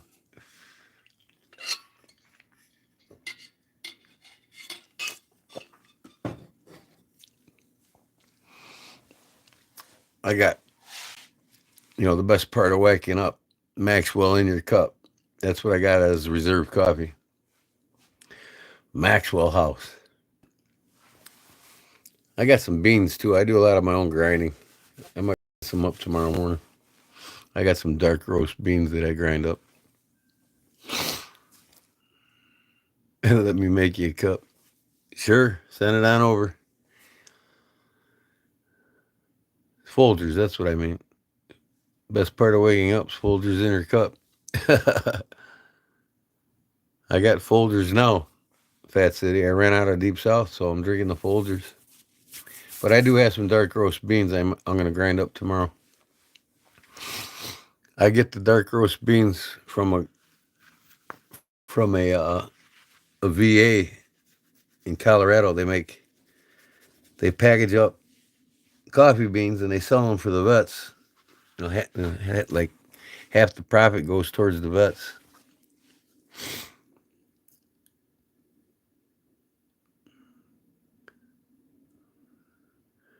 Yeah, Folgers. Best part of waking up is Folgers in your cup.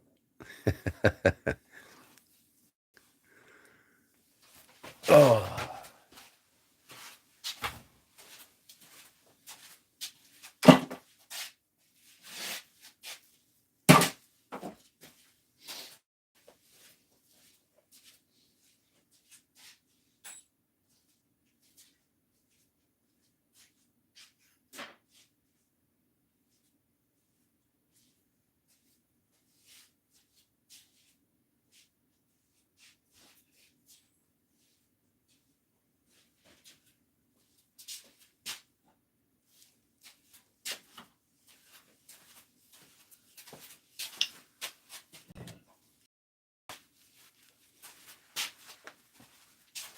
Look at this old thing. That's a copper hammer. Buddy of mine gave that to me. I've been using it. Look at this how it's starting to mushroom now. That's solid copper. Than the one I use all the time here now. This one's solid brass. I've got rawhide ones, all kinds of different mallets. Use the brass on them. You don't use the metal on the metal because it mushrooms over the metal.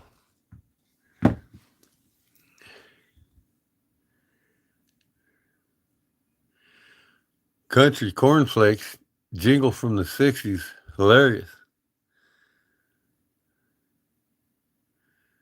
Yeah, this copper here, it's probably about, I don't know, 18 ounces, somewhere around there. This one's about 12, 14 maybe. I don't know if it says on there. Don't stay on it. I don't have an official scale for them.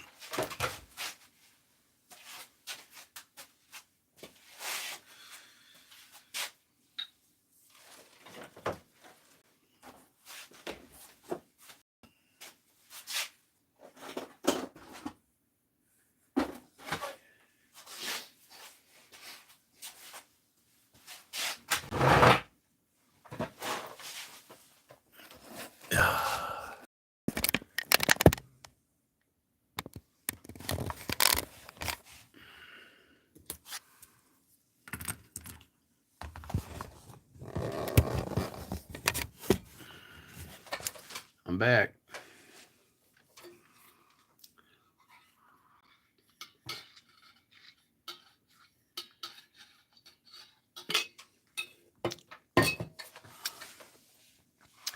Yeah, tonight I went over to my parents and made my mom some spaghetti for dinner.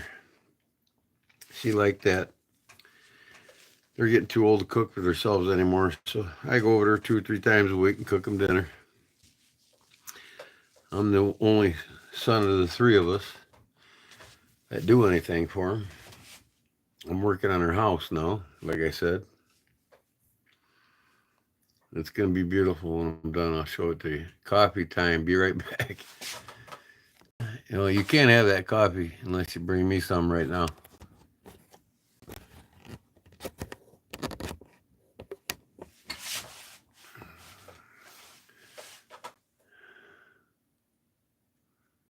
What was before your time, Paul?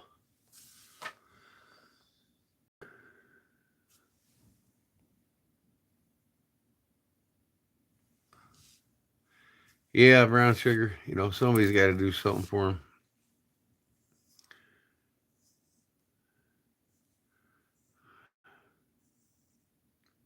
I scratched my watch on the top, man. You know, see the scratch on the very top? Right over there. Man,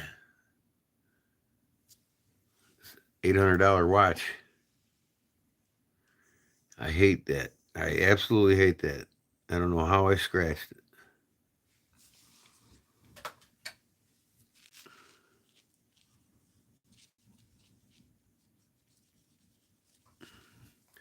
My poor Bulova.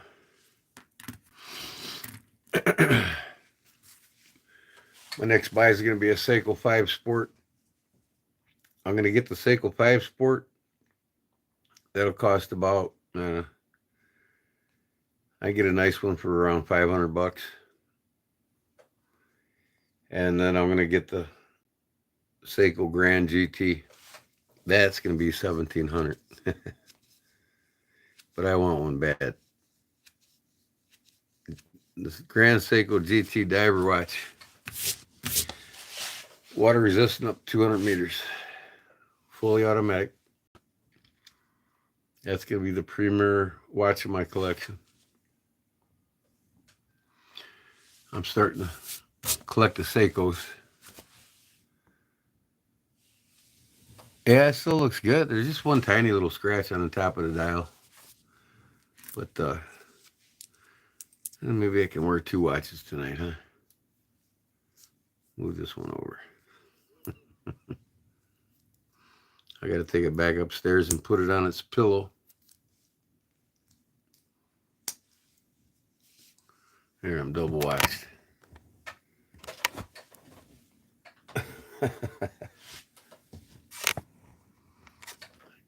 I do things in double time.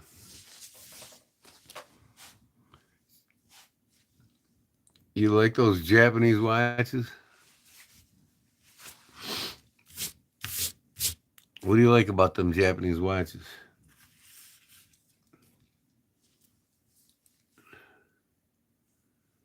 Bulova is not Japanese, by the way. Seiko is.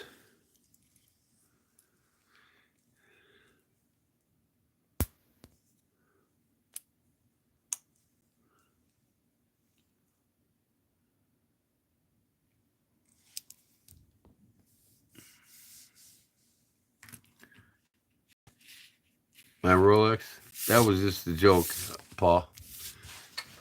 I was at the jeweler and he let me put it on. I wouldn't spend 10 grand on a fucking used Rolex. No way. I might get an Omega one of these days for about 3,500. That's about as most expensive as I'll go on a watch.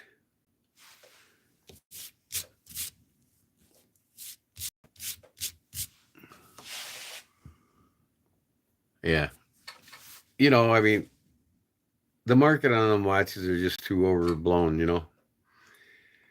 For instance, you can get a pocket watch from 1910, made in America, made in Illinois, you know, Chicago Watch Company, Illinois Watch Company, uh,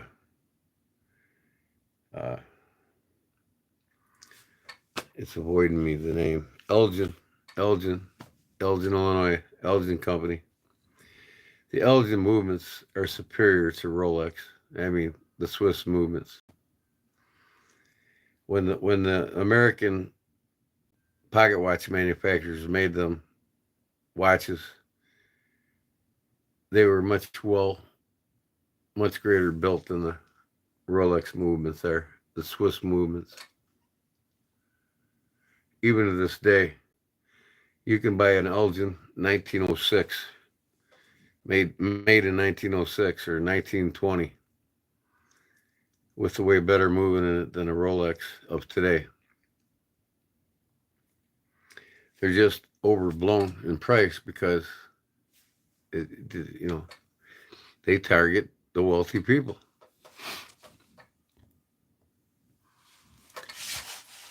But like in reality, I can make a Grand Seiko myself for $275, or I can buy one new for $1,750. I could make a Rolex myself for $3,000 in parts. It'd be a $10,000 watch. Buy the parts, make it myself. It's crazy though. Just like a crystal for Rolex watch is like $600. A crystal for Grand Seiko is only like $35. So it's just the names overblown, thrown out there. Ain't better glass. Ain't any better than any crystal you buy online. I just bought a crystal for this pocket watch I'm rebuilding. I got 5 crystals coming in the mail, all in the same size range, so I know one of them's going to fit. But I bought all 5 crystals, and it's crystal glass. It's real. It's not plastic. And I got all 5 of them for $9. And Rolex wants $800 for one. Come on, it's glass.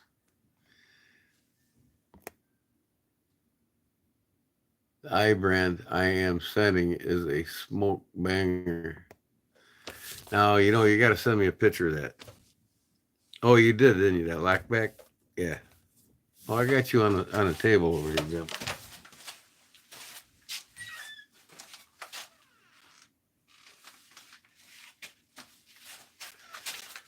In fact, I got you bagged up, ready to go. I'll send these off to you right away.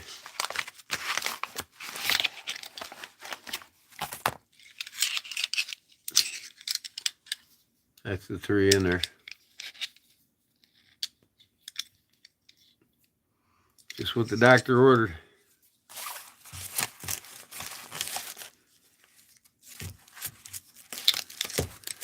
So I'll probably take it out of this envelope and put it in a little bit bigger package so I can pad them up real nice. I'm going to bubble wrap them all, keep them from banging around. But this is a nice little package, but still, it's got some weight to it. I don't want people to be able to feel what's in there,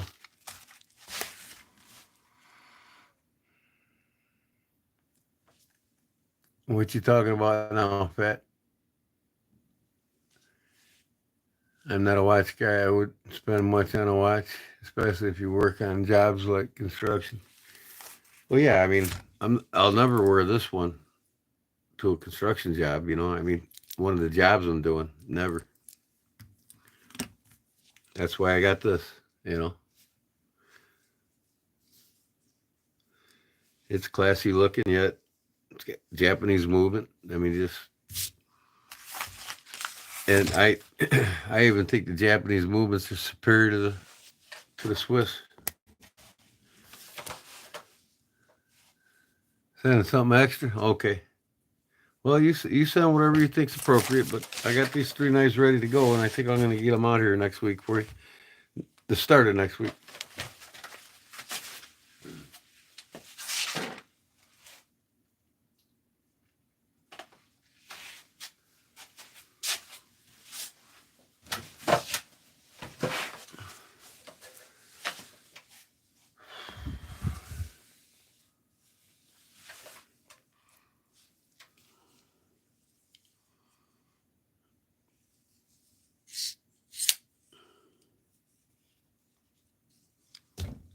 Okay, what am I missing here?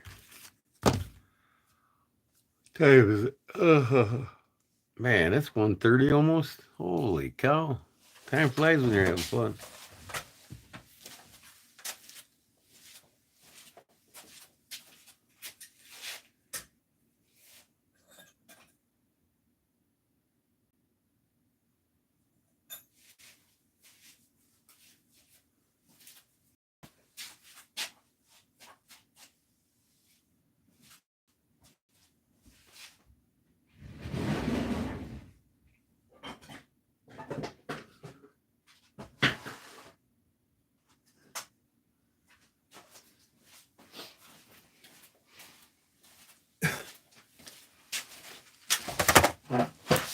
I got 3 more here, or 4 knives for $3 today, Jim. Since you weren't here when I showed them the first time, I'll show you now.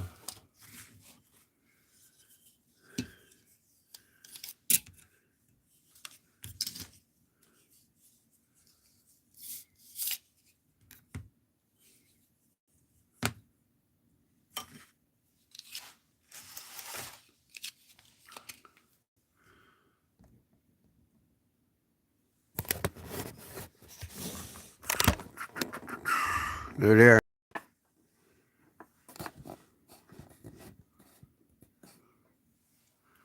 Chicago Cutlery. Oop, got my arm on a damn stand. I cleaned this one up, so I got to clean the rest of these up. I just give them a buff, and that's all. They're old classics. This is the C78. This is the fillet knife, Chicago Cutlery. This is the paring knife. This is the boning knife. And this is the, I'll say the numbers. C78 is the fillet knife. The 100S is the paring knife. 61S is the boning knife.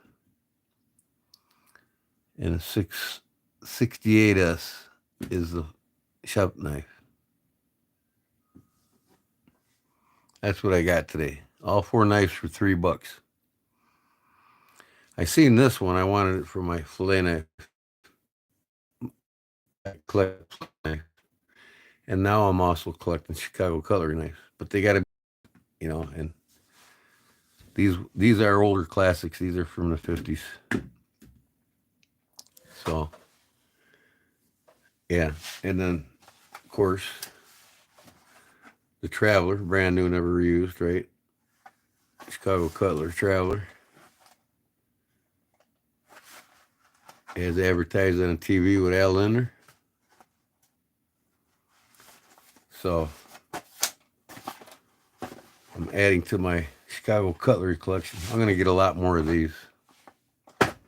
These are in all different sizes. This is like the medium size. This is the P25B. So, yeah.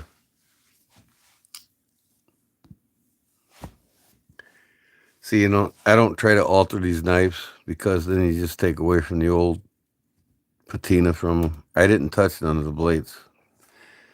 You know, there's hardly a scratch on either of them. This one was scratched up pretty good, so I did my best with my sander to get it to, You know, looking good. And then I buffed up the handles to get rid of this smoky color from age. And it looks pretty nice. So, like I said, I won't do much to them. Just leave them in the conditioned air, because that's the way they came from the factory.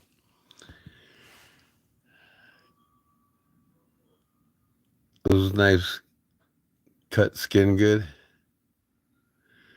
Yeah, come on over. I'll show you how well they cut. I'll show you how they cut your skin real good. This one's a boning knife. I'll be able to take your arm off if you want me to. Come on over. We can try it out.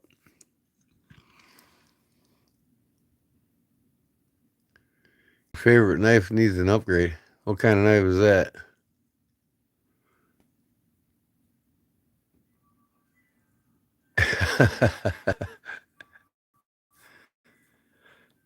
That's just another 12-year-old. Daddy didn't get daddy and mommy's attention again. You know how it is. They don't get their folks' attention, so they got to come online and get it from somebody, I guess.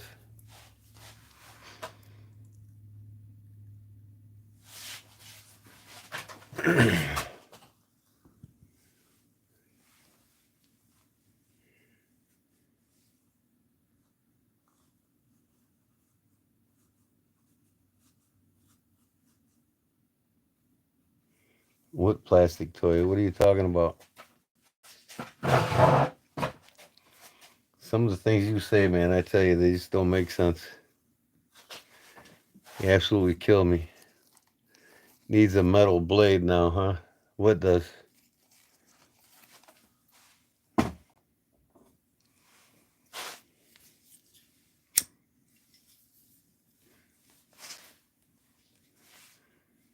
Use my brain? Why would I want to?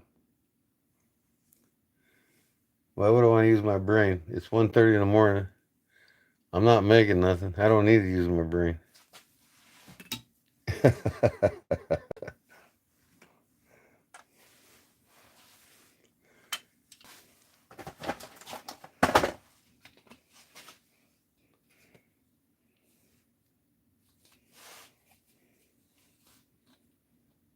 Using my back? What are you talking about? What are you talking about? I have no clue what you're talking about.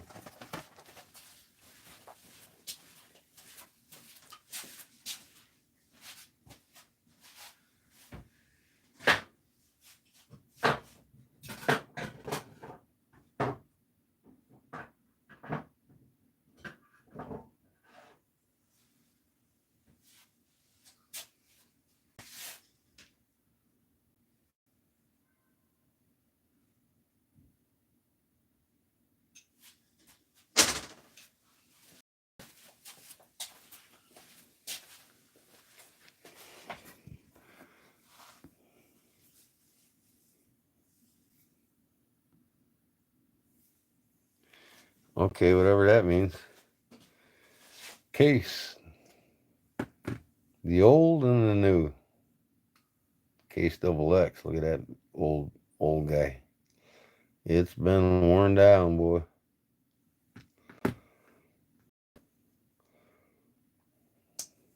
It once looked like this knife.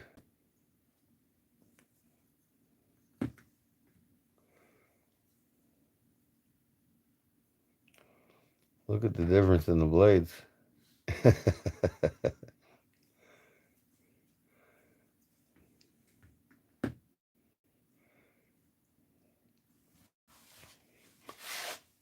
1938 to 1945. 2025.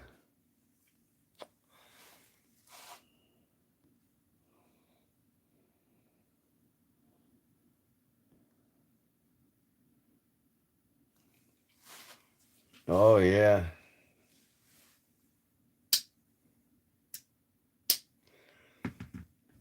This one don't have near the snap. Old red bone double X.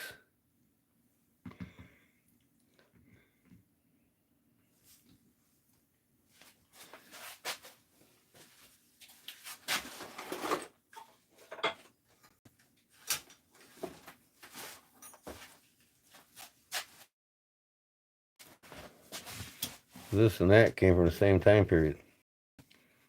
No, this is actually older. I would say this one is 1945 to 1963. But this one is 19 cases, not case. SES. Tested double X. That's 1934 to 19, what was it, 34 to 45? This is like 1945, I think, to 1946 to 63 or 4, I think it was. I'm getting my numbers mixed up here. Let me look at my card.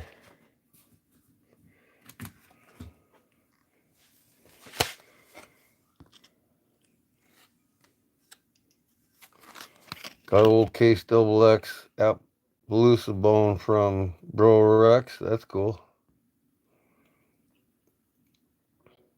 Barlow, cool. But let me see here if this is on here. 1940 to 1964. This one here. And it's as much as used as it is. I would say it's 1940. Still got its half stop though. Nothing like the new one though. Snap. Hardly a snap.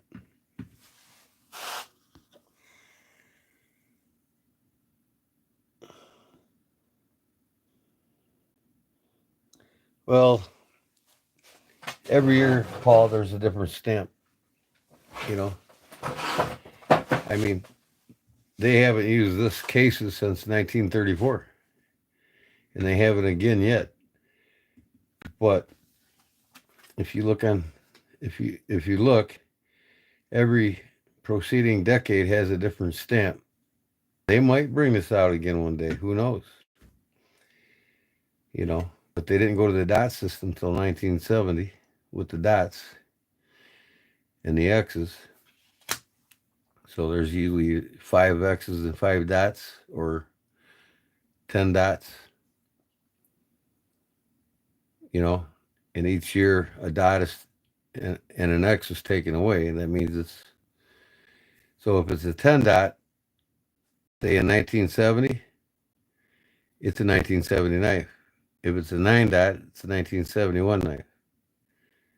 If it's an 8 dot, 72, 7 dot, 73. See, there's a dot taken away each year. Then each decade, they change the logo. Every 10 years, they'll change it.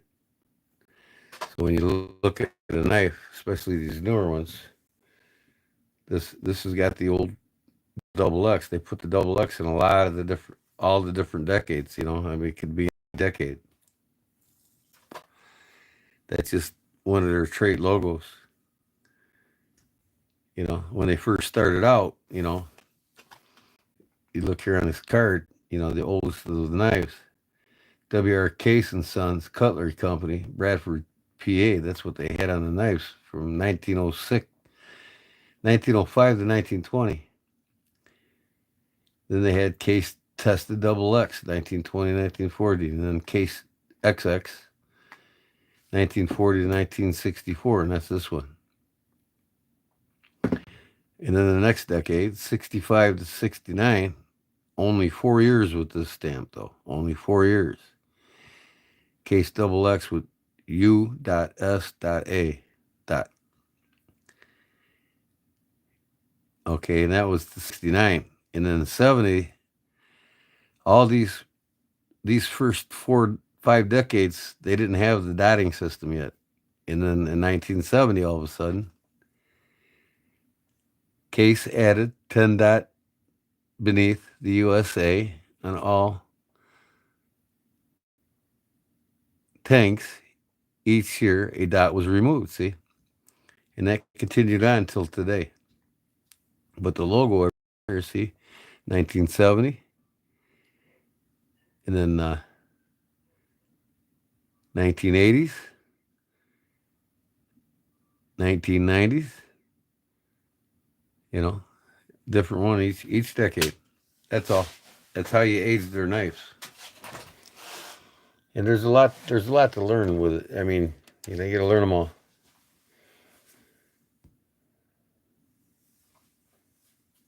Well, you're probably just getting tired. That's all, Paul. Some companies they just change the logo on the knife. Like Imperial Hammer brand. Well, there's the Imperial Hammer brand has the curled arm, right? Like the muscle arm, right? Well, each year they made it different looking. Each decade. I mean, so some companies just changed logos, tank stamps, with the name on it each decade or each series or whatever they call it. Some knife companies don't have anything on there to age it. You specifically just got to go by the make of the knife numbering system.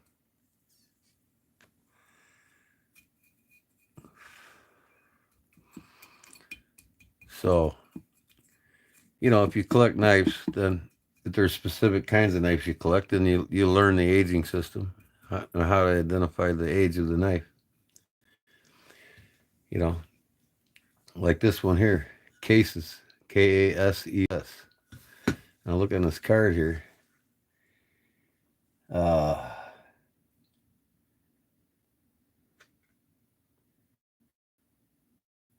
don't even see it.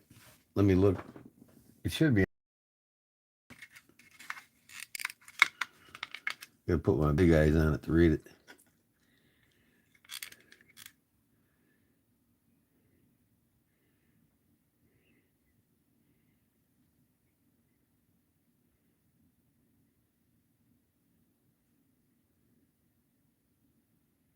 Now, in 2020, they went to Case double X with 10 dots, no X's. But I'm looking for Cases.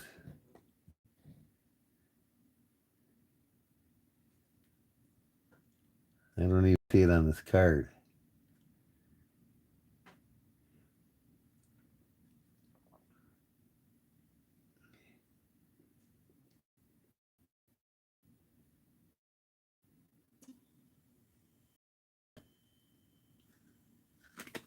It's not on the card. No, opposite side of the card tells you all the different blade shapes and then the parts.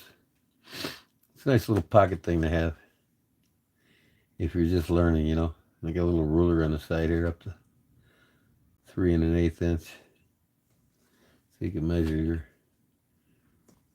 measure how long your blades are from zero. The actual cutting length of this blade is just over 2 inches.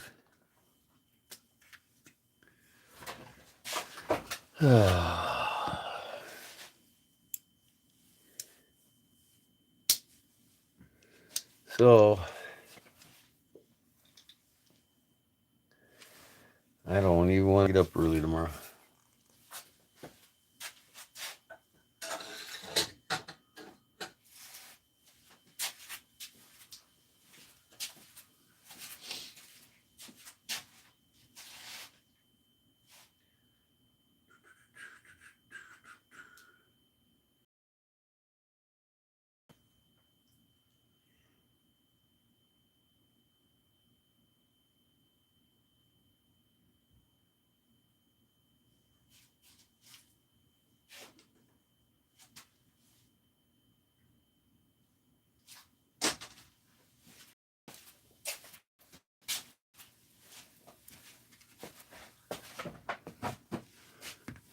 Now here's two different ones here. Different.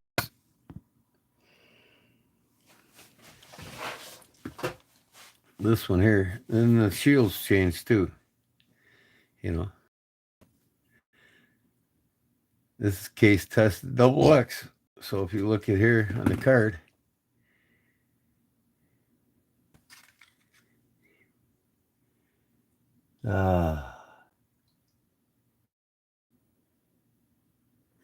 Case tested double X, 1920 to 1940. That's when this one was made.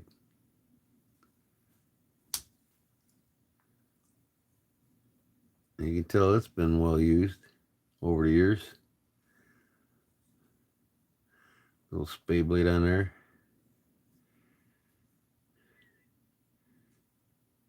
The sheep's foot. Worn down, boy. But this is an oldie here, man. Case tested double X, 1920 to 1940. In this condition, I had somebody offer me $300 for this knife. I'm like, nope, ain't selling it. I think it's the oldest pocket knife I got by Case. Now this one here, I just got at the antique store a couple weeks back, if you remember. Now, if you look at it, it says Case, double X with the cursive C. So we look here, Case double X with the cursive C. This knife series came out in 2010. Now, if you look at this, for the dots missing, or the X's and dots, this had 5 X's and 5 dots. Well, no, maybe 5 X's. No, 5 X's. 1, 2, 3, 4. Yeah, X's and 5 dots from 2010 to 2020.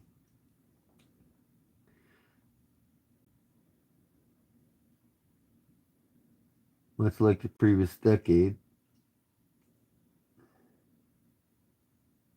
the X's and the dots are used. So if this came out in 2010, this tank stamp, you see there's an X. There's only one X. Well, actually, there's no dots and there's 2 X's. So 5 dots and 3 X's were removed. And that tells me this is 2018. Okay. So there's 8 dots and X's moved. There's 2 left. I'd say 2007.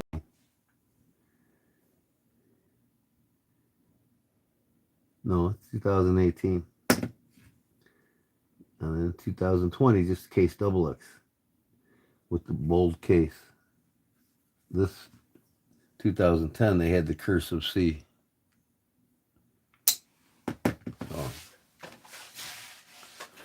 So it's easy to identify the age of these knives.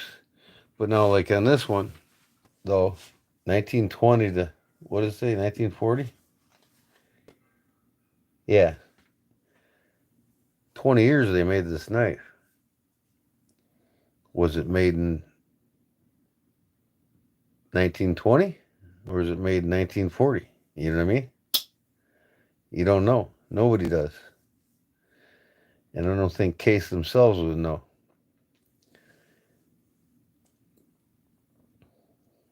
You know, because there's no model run numbers on them. Other than, you know, telling you what knife it is. But see, back then, they didn't have the numbers stamped on it. What the model was, what the material was.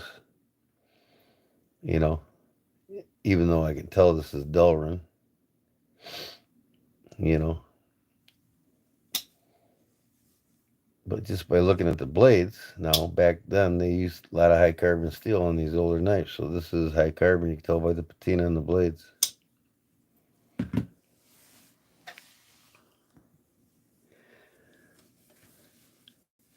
Yeah, what is that? 1920, 1940, that's 20 years. You know? And that's why they shortened it to 10 years.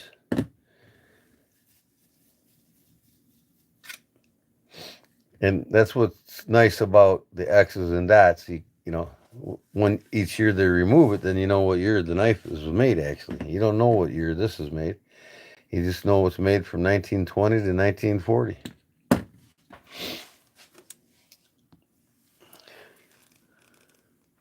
Oh, that's before your dad's time. This is before my dad's time.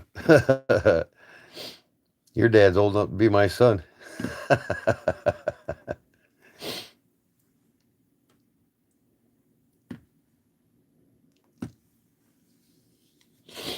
This is probably before your grandfather's time. Was your grandfather born before 2020?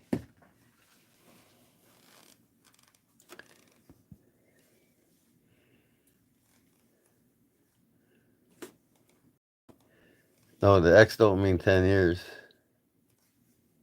When they use X's and dots and X's, they virtually mean the same thing, but five X's means 5 years and five dots means 5 years. So for a decade, each one of them's removed. It doesn't matter how many's. If there's five X's remaining and no dots, well then it's of today. It'd be a 2015.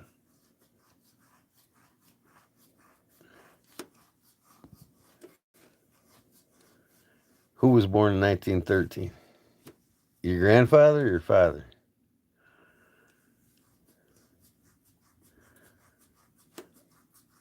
Your father was. Oh yeah, you must be a baby, right? Your dad was born in 1947.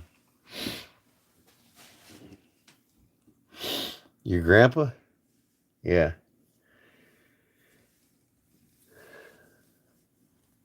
Let me see. My great grandparents were born in 1880. My grandparents were born in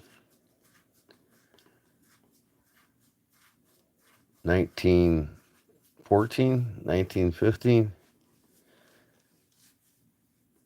My parents were born in the 40s. My dad in 1940. I was born in 65, so yeah, your dad's old enough to be my brother. He's the same age as me. I was born in 65 too. So your dad's 60. Or 61.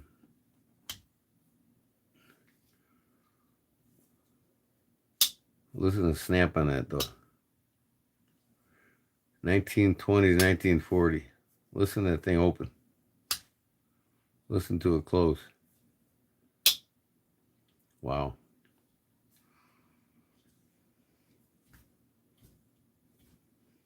That one's a little stiff. Yep, that one will snap, but these other two do big time.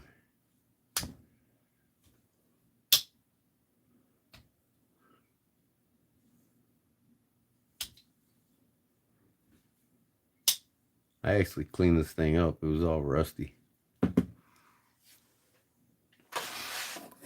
Whoa.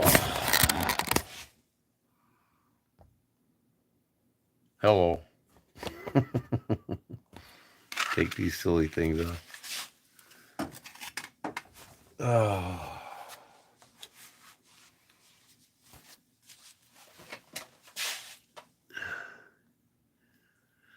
1918.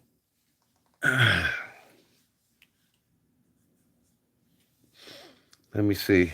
My mom was born. My uncle was born in 19. My oldest uncle was born in my mom's brother. He's their first kid.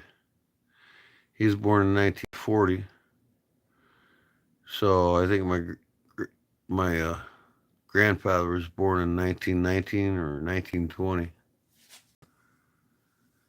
My great grandparents, my great grandmother and grandfather graduated high school in 1914. So that'd make them 18 years old. So they were actually born in 1898, 1899, somewhere around there.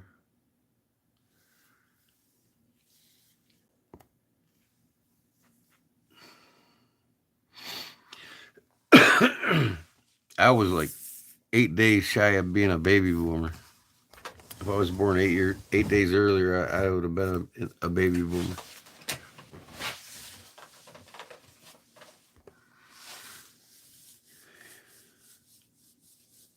Yours are terrible? Why is that?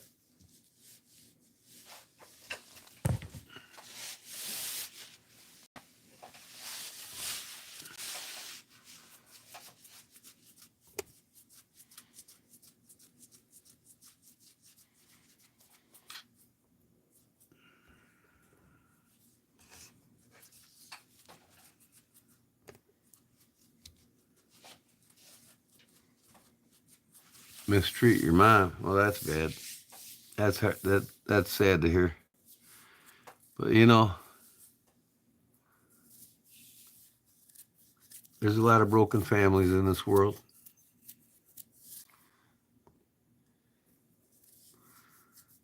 Close. Yeah, what are we talking about?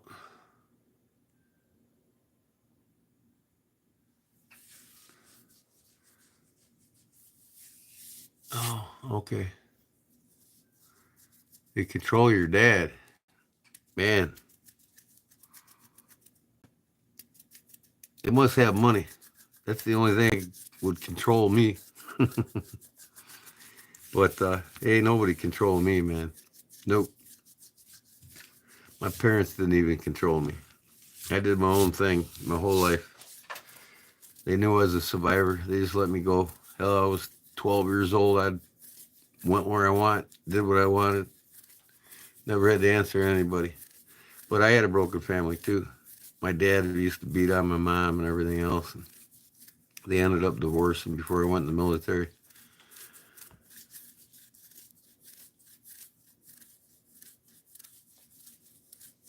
Oh, how close I was being a... Yeah. I don't really care if I am a baby boomer or not. It doesn't matter to me. All I know is I grew up in the best generation with the best music. That's all I got to say.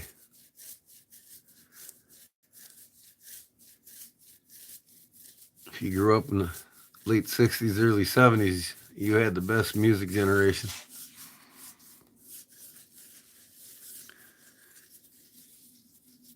Oh, I would say he'd have to be in his 70s if he was in Vietnam. He'd have to be about 72, 74 years old if he was in Vietnam.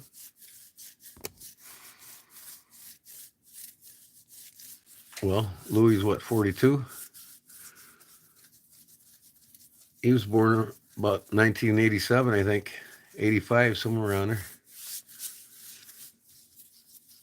That's when I graduated high school, 1985. I got held back 1 year, too. Should have graduated in 84. Fourth grade, man. Damn math teacher held me back. Imagine that. I became a carpenter. I'm an ace with numbers now.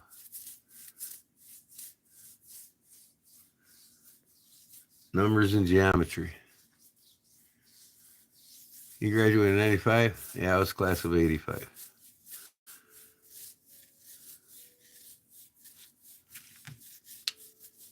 Yeah, this is the cheapest case knife I think I've ever bought. Antique store for $12.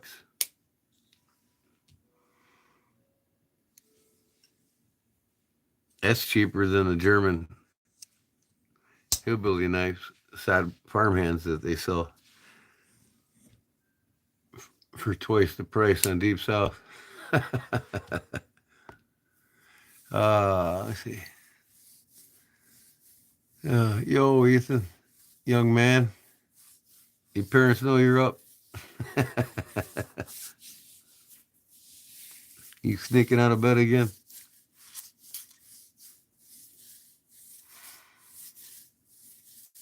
Oh,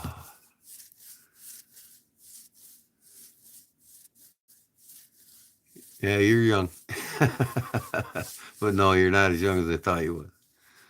I had another Ethan on here that he told me he was like 12 or 13 years old. You're not that Ethan, I guess. But you are young. I wish I was 20 again, but actually not really, because I feel sorry for you. When you're my age, things are going to cost you millions of dollars, thanks to our government.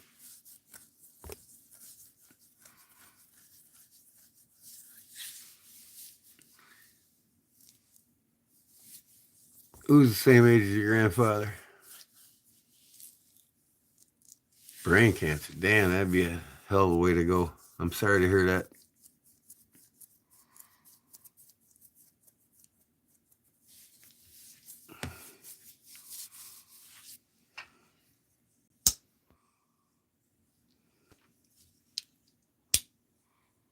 Just think, the government can release the cure for cancer and won't do it.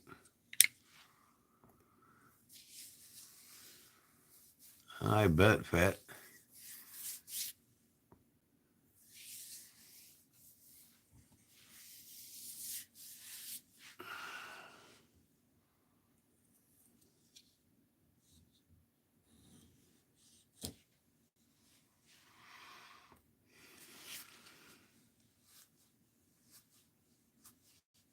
Just 5 years apart. Wow.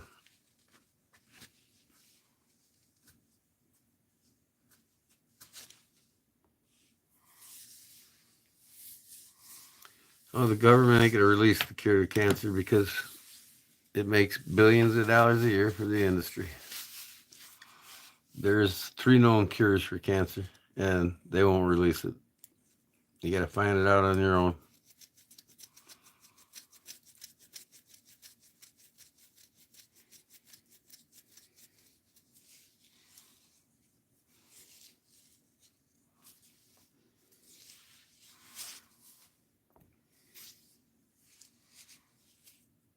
And a brain tumor?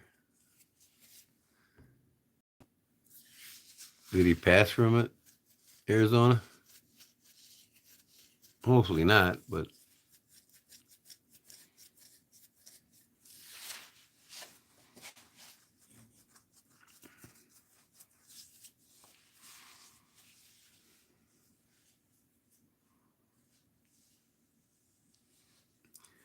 it's okay being a bodybuilder. It'll keep you in shape for a while, but then when you start overstressing your heart's a muscle too. You know, these guys that bodybuild, most of them are on steroids because the body can't naturally get that big unless you're juiced up. Oh, wow, he's still alive? That's cool.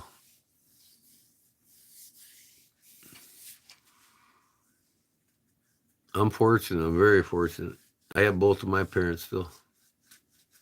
My dad just turned 85 and my mom is 80 now.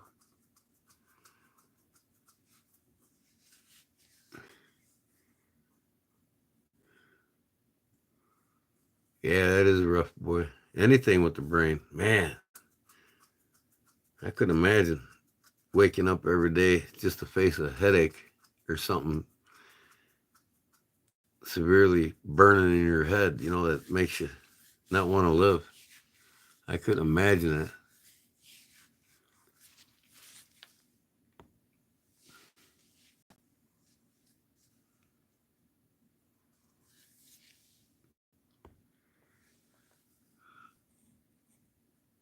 $600.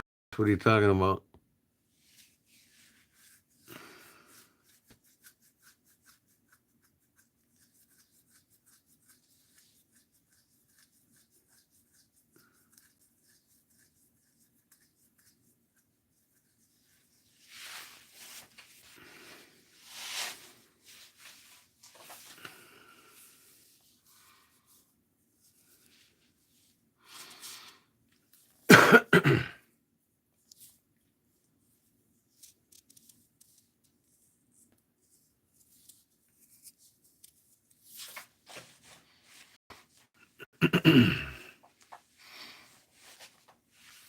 It was shrapnel and was injured in Vietnam. Said he went to Guam to heal and then went back to. Well, yeah, it's a shame what our kids go through in the military. And it ain't for our freedoms, that's for sure. Everybody's been beat over the head to believe that war's for freedoms. It's not. It's all for banks. Created for and by for banks.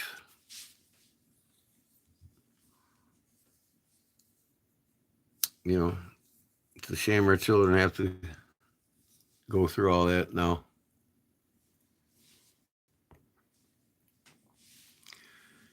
Ethan, you do know you're on a knife page, right? We talk about knives here and personal family things that we enjoy to talk about. We don't talk about weightlifting here. Just take it easy on your heart. That's all I got to tell you. I used to bodybuild and I used to train actually. I was a weight trainer and I gave it up. Started taking its toll.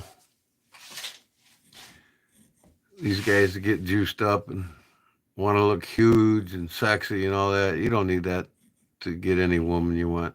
You don't need to be a bodybuilder to, you could be a naturalist bodybuilder and just work at it steady and naturally. Then you don't overwork your heart. A lot of these guys get juiced up and they go to the gym and they're straining their bodies left and right, and your heart's the biggest muscle in your body. It's one of the most important, and you're just beating it down and wearing it down. Before you know it, the heart gives up on you. I don't know too many weightlifters that live to be in their 80s and 90s, to tell you the truth. Most of them die of a heart attack before they're 70.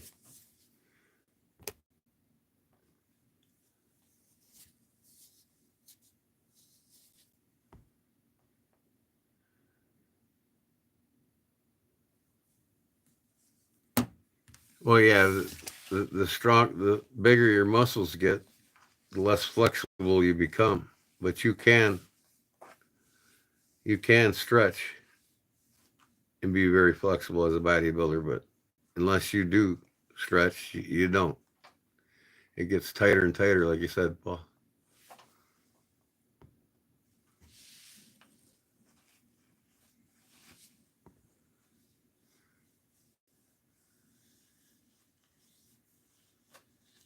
Two guys to go to the Marines, and he raised his hand because my grandpa was a Marine.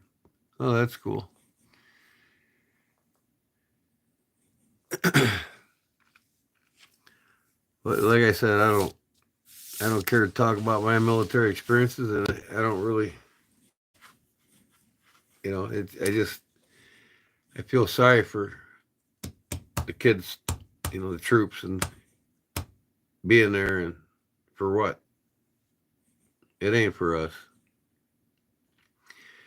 The only war we've ever had for our freedoms in this country is the Civil War, Revolutionary War. That's the only war we ever had for our freedoms. Every other war has been created for banks. They're all scams. It's just a shame our children have to die because of it.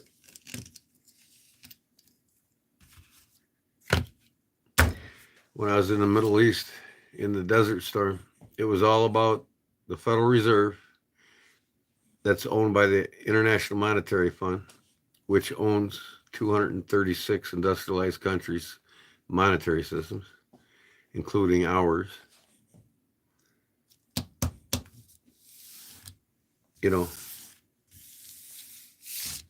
They went in to the Middle East, created this big war, and it was all for the IMF to take over the monetary systems of all the Middle Eastern countries. They control their finances now, except for one country, Iran, and they're after Iran now. And that's the main reason to do it. Take control of their finances, take control of their gold, their fuel, their oil, everything. It's all about the banks, man.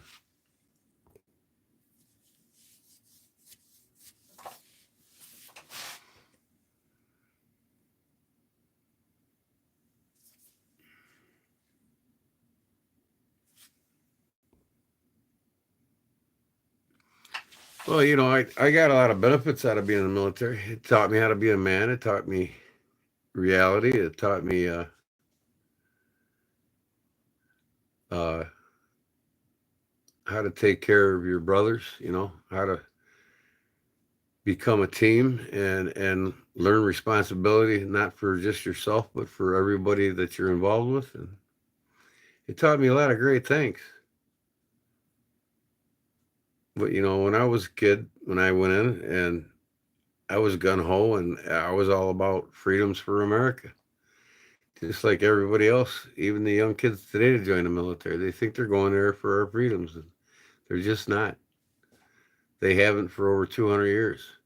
And you tell me why we've been at war for every year since this country's been in existence, except for 30 years. We've only had 30 years in our history of our country of not being at war. That's just the harsh reality about war. It's about banks. It's not about our freedoms, man. It's like our biggest waste in our government is through the Pentagon, where 890 billion plus dollars a year, almost $1 trillion a year, out of our government's budget goes to the Pentagon to pay 1,700 private contractors to make weapons of war. 80% of them don't even make it to the battlefield. We never got half of what we wanted when we needed it. And when we did get what we wanted, we left it there. We didn't bring it back home. All the weapons we got, all the Jeeps, all the trucks, it stayed there. You know, that's so McDonnell Douglas and Lockheed Martin and Boeing and all them companies that make military goods could continue to make them more and more. So we waste 10 times more than China and Russia combined on our military budget. Who's attacking China? Who's attacking Russia? Nobody.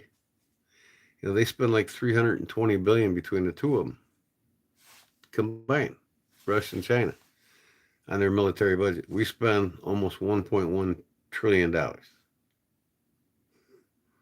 What a waste. You know, in the meantime, they lie to all our children. You know, they want to go to war, the banks create a reason, and they do it. Just like 9/11. It was all created. It was all staged. It was all bullshit. You know, Vietnam was bullshit. World War II was bullshit. We weren't even in the war until Japan hit Pearl Harbor. And when they hit Pearl Harbor, we broke their codes. We knew they were coming. But Winston Churchill told our president, let them come. Here's your chance to go into war.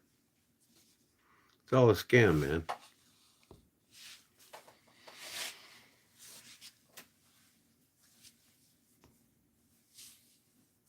Reality is a big one. You know, I tell everybody this, and I've been telling people this for decades. The history books you and I learned in the history books your children are now learning in school, it's all lies. It's a crock of shit. You can take them and throw them in a burning pile because kids ain't there to learn anything, especially reality. Yeah, it is craziness. I mean, the world isn't what it seems to be, you know, and they spend billions of dollars a year to hide the truth from us all. In reality, the government in the United States is owned, and this is, you know, 320 some industrialized nations owned by the same monetary system, you know, not just America.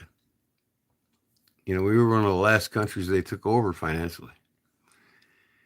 But ever since the existence 1913 Federal Reserve Act, ever since the banks took over our money, they basically destroyed it over 900% since 1913. And over 500% of that came between Reagan and Trump. And Trump spent the most money out of any president in the history of our country in only 4 years. No other president spent as much. He lifted the cap ceiling twice to borrow money. So when the government doesn't have no GDP, they borrow money like water. They devalue the money, fiat currency, and it costs monetary inflation. And that's what's killing me and you. Because when they destroy the value of the dollar, these companies And these banks don't lose money. They just jack the price of the goods up. So it costs you more to live. So they're essentially draining the wealth of this country, and everybody's sleeping. Henry Ford told everybody, I probably said this story before here. Henry Ford said if the American people knew in 1940 how the monetary system in the United States works today, there'd be a war tomorrow. Nobody listened to him. Nobody. And then Ron Paul comes along and says, time to end the feds. He was right. The Federal Reserve is owned by the IMF, the International Monetary Fund, that owns all 320 some industrialized countries' monetary systems. And their main goal is to drain the wealth from the people in each one of them countries, including the United States. You know, you want to find all evil, just follow the money. That's all there is to it. So if you don't save for yourself, if you blow all your money on stupid shit, never have any money put aside, don't save for a future for yourself comfortably, they're going to get it all. And they are. They are. They set up the Social Security system because they knew 80% of Americans couldn't take care of themselves financially. You know, because they got you all strapped. They got you strapped financially. Everybody's got to live from check to check. You know what I mean? So that's what I do, so I can hide a lot of it from the government. They don't tax me on my labor anymore. What books you talking about, Fat City?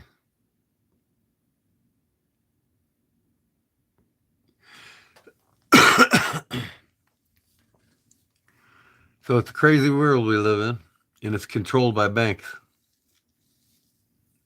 So each year, each president is costing you between $5 and $7 grand a year more to live each year from the monetary inflation they're creating by the money they're borrowing in the trillions now. What are we, like 39 trillion in debt now? It's crazy, man. That's what's making it so expensive to live. And nobody's stopping them. Nobody's stopping these banks. You know, we the people can do it. All we got to do is take our money out of their banks. They fold up in a week. They're done. But they created a system that made everybody dependent upon them. See, we got a fellow in here from Iran. See, if he knows English and he can hear what I'm saying, that's the only Middle Eastern country that was not controlled or taken over by the IMF, the International Monetary Fund. But the Middle Eastern war with the United States over there was created by the banks so they could take over the financial systems of all the Middle Eastern countries. The only one they didn't succeed with is Iran. And guess what? They're trying to get Iran now. So this guy from Iran that's commenting on my post, he could probably vouch for what I just said, if he knows English. I like to hear it from him. So what do you say, Mohammed?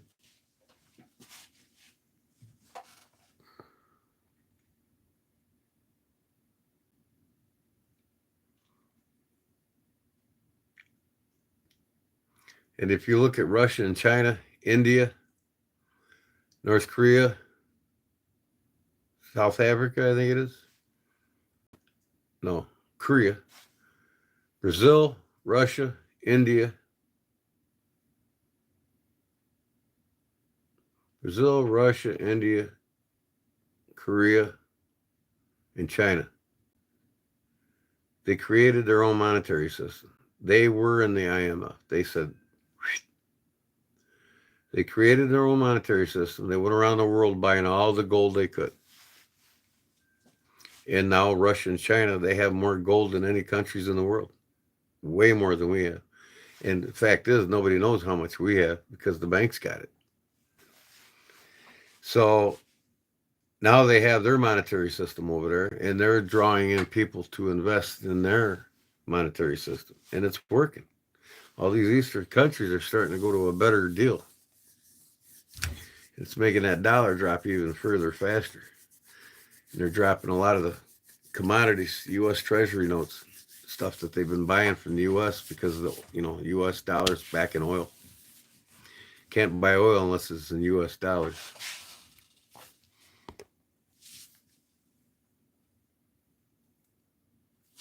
Oh, I'm not flipping nobody off. I'm just showing you reality here. But I don't know. Maybe I'm getting on into a rant here with the government again, but they're not here for us. War is not for us. It's all a scam. We're not the true constituents in Washington, and that's the way it is. Unless you're a banker, you're not a part of the billionaire club like George Carlin said. It's a big club, and you're not in it. It's a big club, and you're not in it. The American dream. In order to believe it, fall asleep. You just might. Because in reality, Americans are asleep, and they believe it.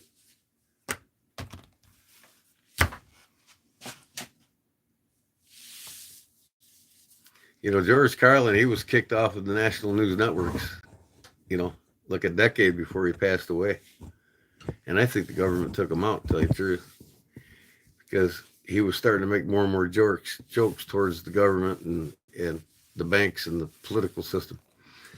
And see, when he got on national network news, and any news commentator, anybody that was involved with the network interviewed him, they stopped interviewing him. They discontinued airing him live because they couldn't argue with him.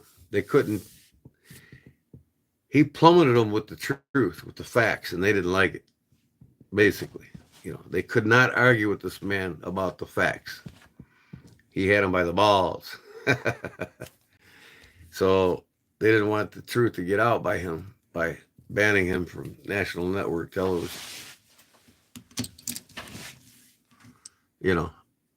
And he joked about it. He made jokes out of all of it, and everybody just laughed at it. I guess that's right. But in reality, George Carlin was making fun of Americans, to the reality of what's actually going on in this country. Nobody really listened to him. They didn't care. They just thought it was funny because they could relate to it. I don't know how kids are made. I don't have any. Ask Louis.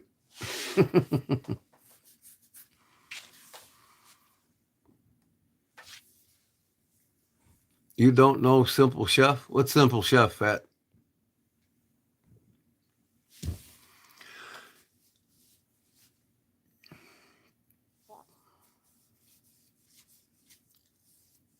What's Google, buddy? What are we talking about there?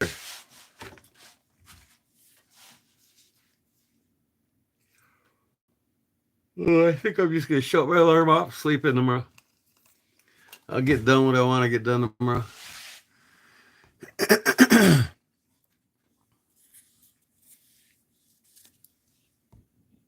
Ask OH?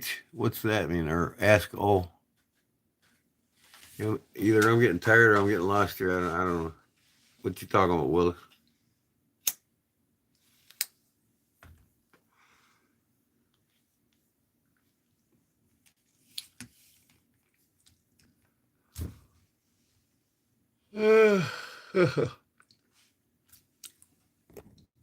Simple Chef was the troll. Oh yeah, that guy. What did he say? I didn't even catch it. Somebody erased it. What did he say? Yes, sir, Bob.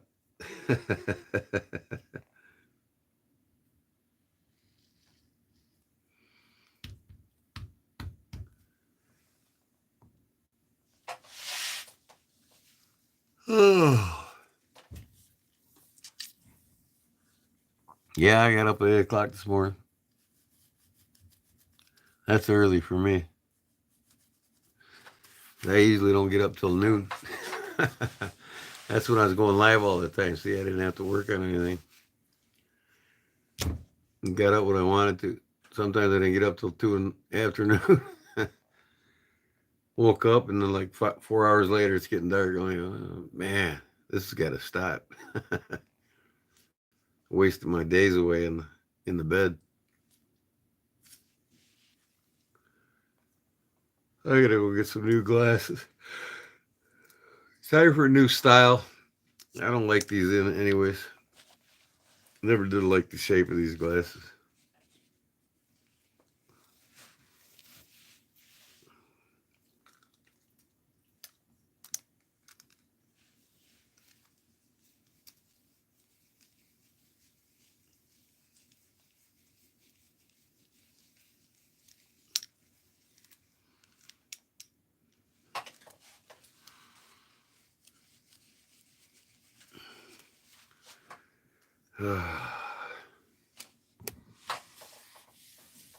Get clicks. Hey, y'all, get clicks. Hey, y'all, got 3 pairs. It works. Hey, y'all, you hate Jesus.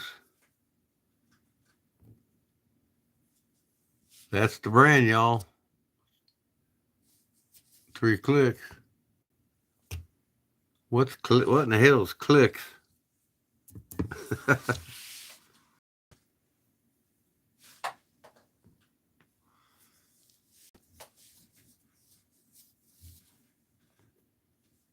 As a plumber, I would have any other pair. What are you talking about, bro? I have no clue. As a plumber. Well, I know some plumbing too, but I never heard of clicks.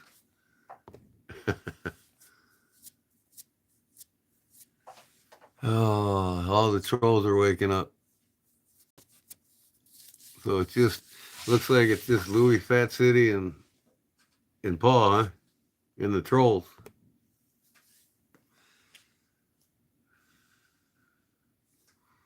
Or did Louis fall asleep again already?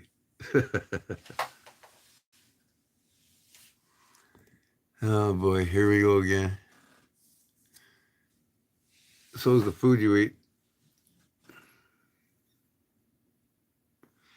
14 people here, and only 4 of you's commenting with the trolls. So the other 12 must be trolls, huh?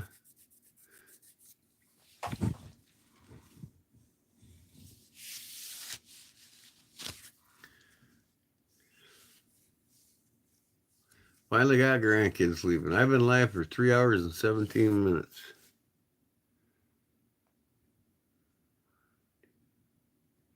Yeah, that's right. Came on at 10 o'clock.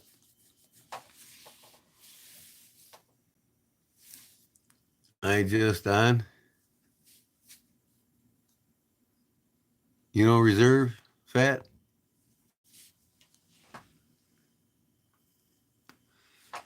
Can't remember him. Did he come on before?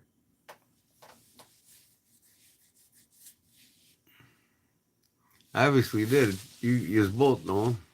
That's cool. Welcome aboard, Reserve. I remember you hockey player. How's it going, man? You're half asleep? That's all right, man. We're just talking about a bunch of nonsense now. Nice talk's over with. A bunch of times. Oh, that's cool. Reserving M. Okay, I'll remember that name now from now on. Has he been on any of my Sunday fun days? How's it going, hockey player? I'm waiting for my Blackhawks to have another great team.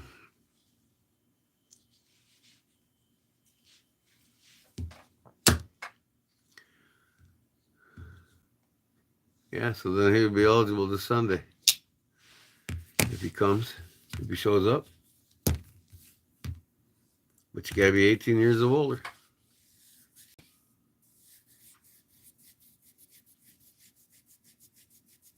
That's cool. All right. Farmer's market tomorrow. Been busy nonstop. Oh man, you selling in the farmer's market, are you? I got to till my garden tomorrow, get it rolling. I got a lot of produce I got to plant. I got a huge garden. It's half the size of a football field. I can make it the size of a football field in my front yard if I want.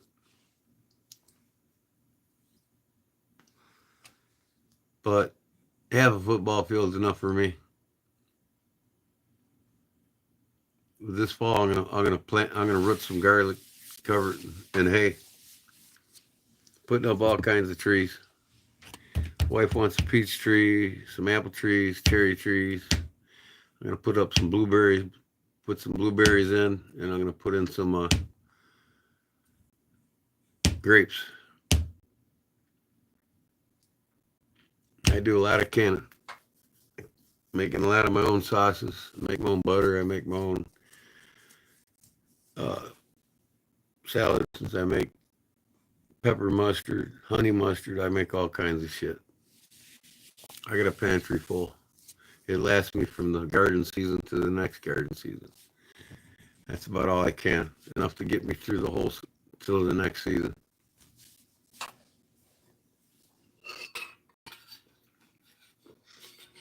Like I got 50 tomato plants. I got 150 pepper plants of 5 different species. I got rhubarb. I got strawberries. I got watermelon, cucumbers. We have it here. Fruit trees. Where you at? And walnuts and almond trees. Where you at exactly? You up north? Northern Midwest or what?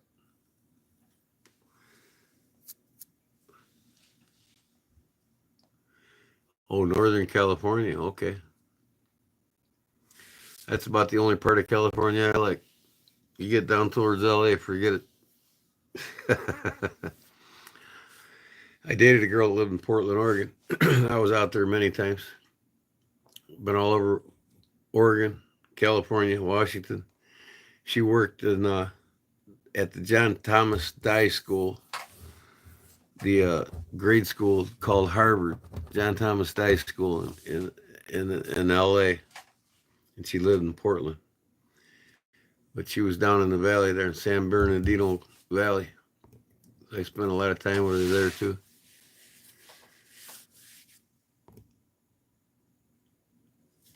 I lighten your day. Well, that's cool.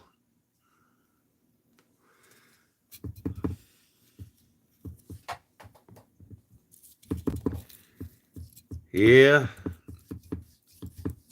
life is grand if you make it grand. Life is miserable if you make it miserable.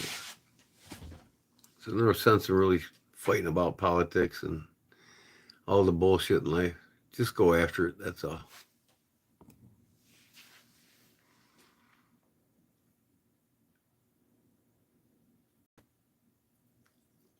Here I am in the great Midwest, central Illinois, 1 hour south of Chicago.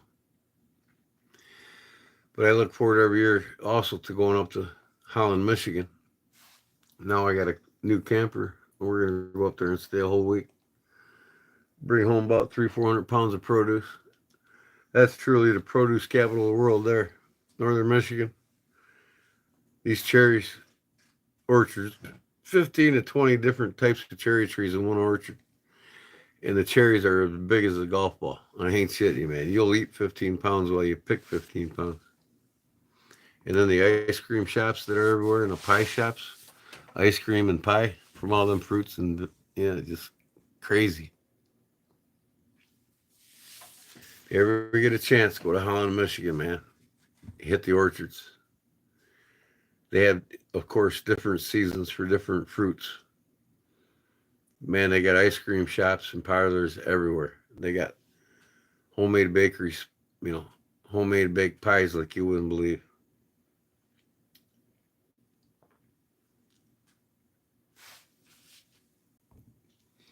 But if you want corn, you come right here to Illinois. We got the best corn in the world. The most corn and the sweetest corn. Our sweet corn is untouched by any other state. The calico corn we grow here is just phenomenal. I mean, it's super sweet, very tasty when you bite into it. It squirts in your mouth. It's just crazy good.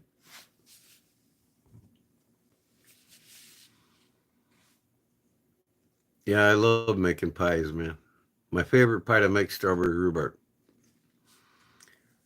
I like making a good cobbler, but man, cherry pies, pumpkin pies, can't beat them, man. Making your own pies, nothing beats making your own pies. But when we're up in Michigan, man, nothing beats getting them up there when you're there.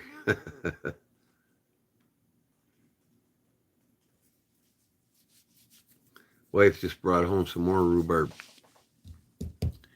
Sweet potato pie, it's okay. I like pumpkin pie better than that. But sweet sweet potatoes are much healthier for you. But pumpkin's pretty healthy too. Fruit fly. Oh man, from the south? That sucks. Got a lot of grapes there in California, I know that. All them wineries. I tell everybody that drinks wine, it's no healthier than drinking any other alcoholic beverage because of the pesticides they put on them grapes. They just don't know what the hell they're putting in their mouths.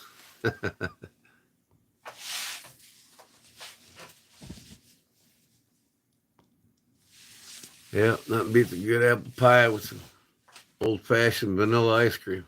Oh man, you get me hungry now. Make me want to go up there and make a pie at 3 in the morning. Hell, it's only 1 o'clock in northern LA right now.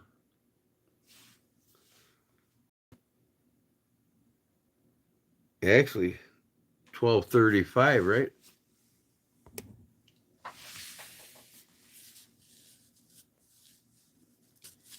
California does. I don't think they do more than. I don't think they make more than Michigan does. If they do, it's for produce for the stores, and that's garbage. It's like most of your tomatoes come out of Mexico. It's all garbage. What's up, Pollywog? The produce capital of the world is in Michigan, without a doubt. You're not going to find more produce being grown in a state than any other state in the country in season. I mean, I went to a cherry orchard there. It was like 10 miles long, I think. It's just crazy. 15 different types of cherry trees in this orchard. Take your pick. Which one you want to pick from? All right, Paul, man. Thanks for putting up with my BS again. I'm going to eat real quick and hit the rack. Yeah, we made you hungry, right?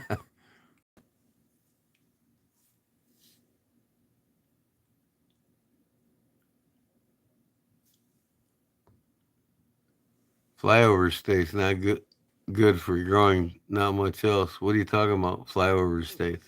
You lost me.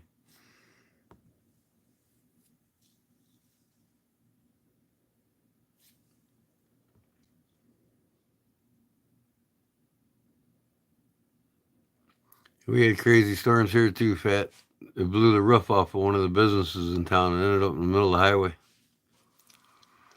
We had 80 mile an hour gusts here, man. It was crazy. I got two big ass tree limbs sitting in my drive right now. I got to cut up.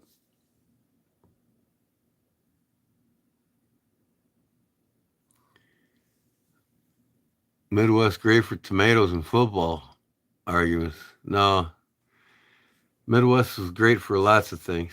Like I said, the produce capital of the world is in the Midwest, and so is corn. You're not going to get a better sweet corn than here. I'll tell you that right now. You haven't had sweet corn until you had it from here.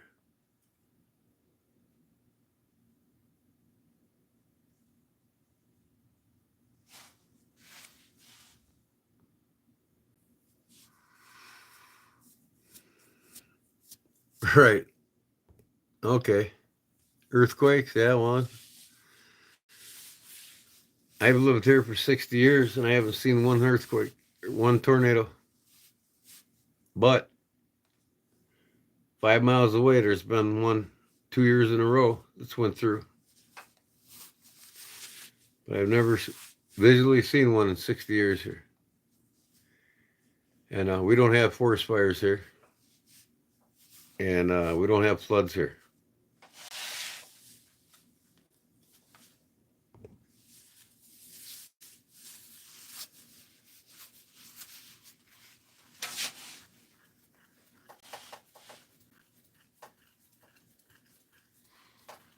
Most of the tornadoes are down further south of here. I mean, like Arkansas is known for tornadoes. It's not too common for us to get them here. But we do have them. I mean, there's tornadoes, probably a dozen or more come through Illinois every year. But not like Arkansas. There's like probably 60, 70 a year go through there.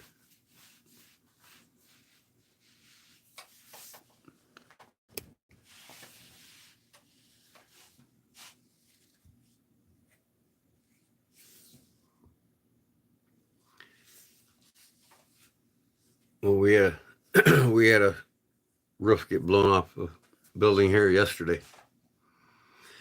But these buildings are like 200 to 300 years old in our downtown. It's one of the oldest cities in Illinois. So some of these slumlords that own these older buildings here, they just don't keep up with them.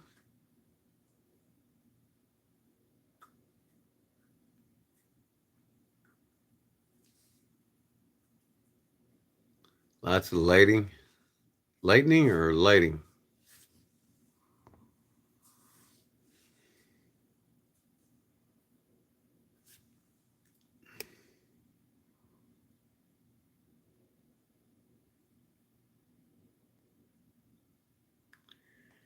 I don't follow what you're saying there either, Polywog. What are you talking about?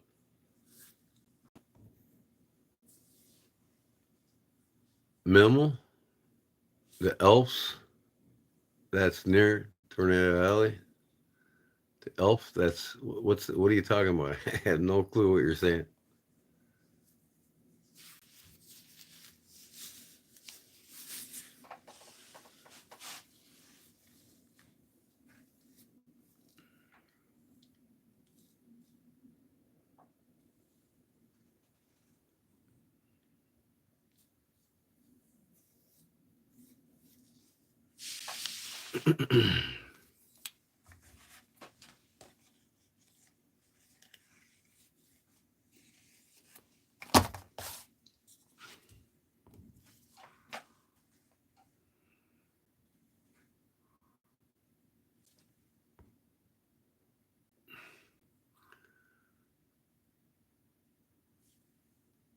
Oh, I love a good lightning storm.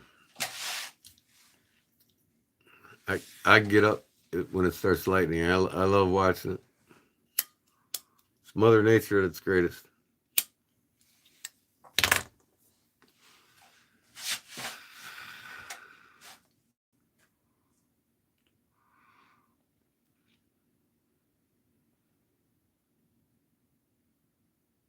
Three and a half hours. What was my record time being live? Like 7.5 hours?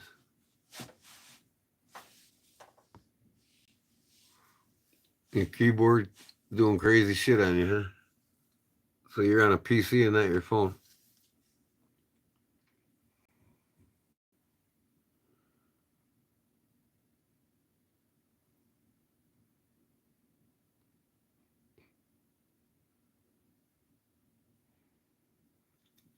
Okay, Reserve. Thanks for stopping in, man. We'll see you Sunday. Appreciate it.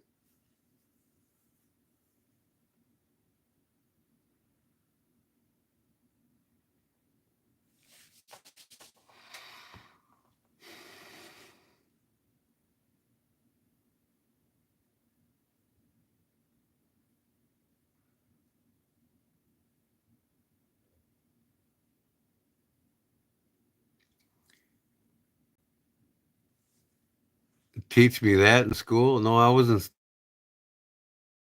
Maybe you were, but not me. There for you to learn nothing. Go to school to become a financially independent person. You don't go to school to learn how to balance a checkbook. You don't go there to learn how to read and write. And you damn sure don't go there to learn about government. So what exactly do you learn in schools? Nothing. Common English. 90% of Americans can't even speak nor write proper English grammar. So it's a waste of time. But when I was in school, I didn't learn shit like that you're talking about. No, that was your generation.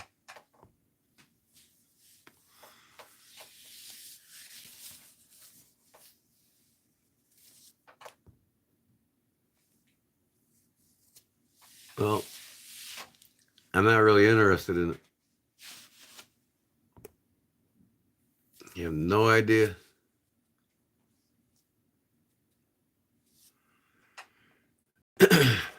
all I know is I get my truck, my camper, and I go where I want to go. I have a good time, and I come back home.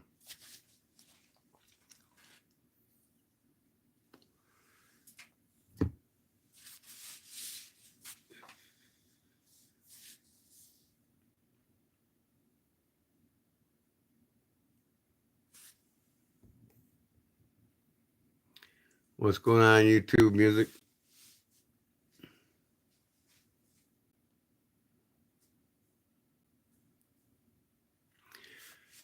I've been to way more states, way more times than you have, my brother. I've been in 49 states in this country, half of them 3 times or better. I've seen every state but Maine. And I've been in 14 countries, 3 different continents, and 2 wars. So I've seen enough. I've done enough. I don't need to be educated on stupid, pitiable shit.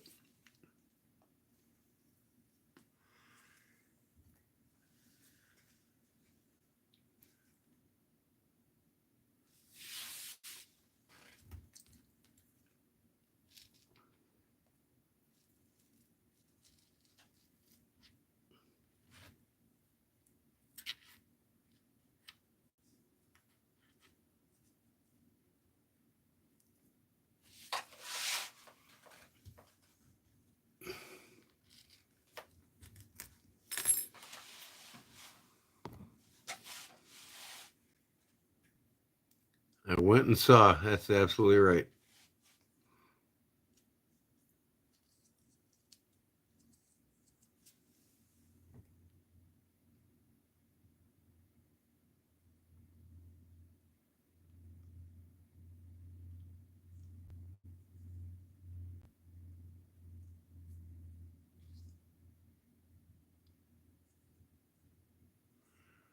Minimal rednecks will call me out. You don't even know what a redneck is? You're not a redneck. You live in California. You have no clue what a redneck is. Or hillbilly. You have no idea what they are, where they came from, who they are. I do, because I'm ancestry of the hillbillies. I actually have hillbilly blood in me. And I'm about as redneck as my blood runs, brother. And I grew up in Florida, so I know everything about the hillbillies.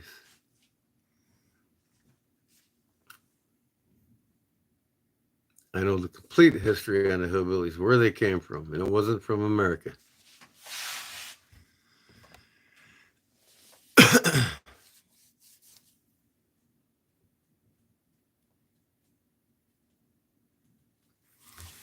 Well, the rednecks were the hillbillies, and they got that name coined in them so they wouldn't shoot each other when they fought for rights of mine.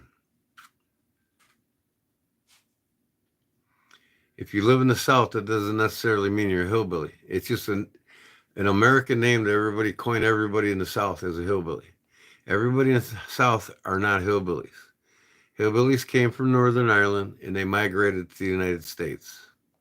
And they became the rednecks for a reason. Everybody in the Appalachian Mountains are not hillbillies. They're not even descendants of hillbillies. Like half of the people that live in the Appalachians, the southern states, more than half of them are not hillbillies. They just claim to be it because most northern and westerners consider anybody who lives in the greater southeast are hillbillies, and it's wrong. They don't know nothing about the hillbillies.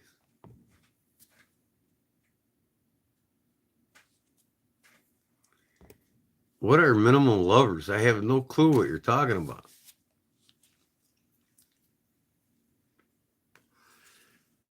What minimal folks that live in the hills that live on minimal or what?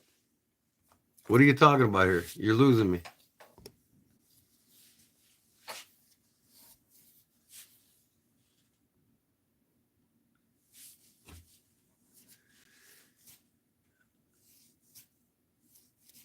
MIMAL. Okay, I'll look it up, but I could probably care less about it. It has nothing to do with me or my culture or my family.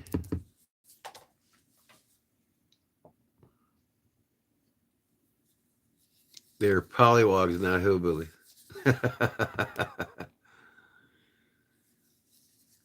Oh, you told me what a minimal is? Okay, let me go back up here. Oh, let me see. Rednecks love hunting trips down the minimal trail. Okay. Well, the minimal is these states that are shaped like something or another. I don't know. Fill me in again.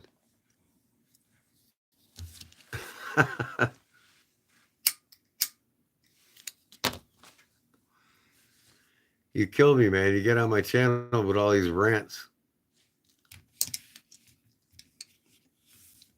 I think that's just in your blood. That's weird.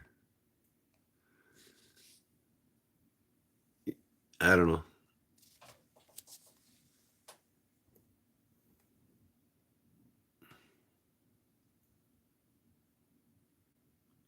That's cool, YouTube. But everybody in the Appalachian Trail, even half of them are probably true-blooded hillbillies.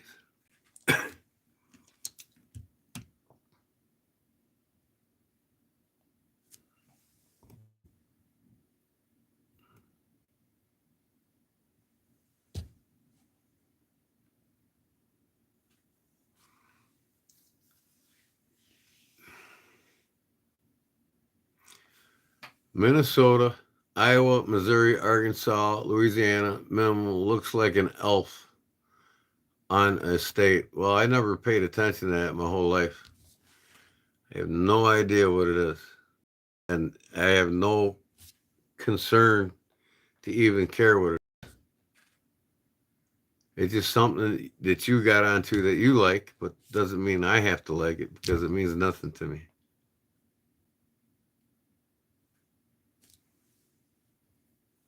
I'm glad that you noticed something like that because I really haven't never heard of it. Must be your generation that cares about it because mine don't.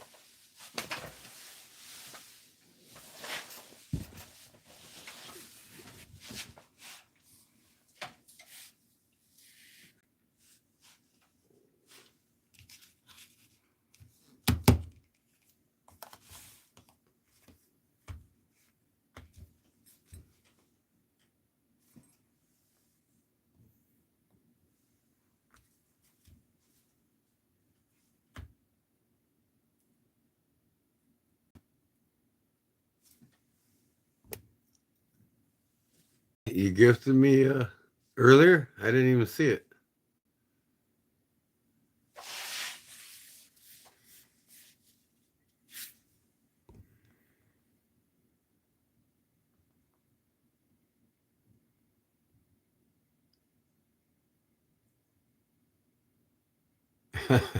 You too. That's funny.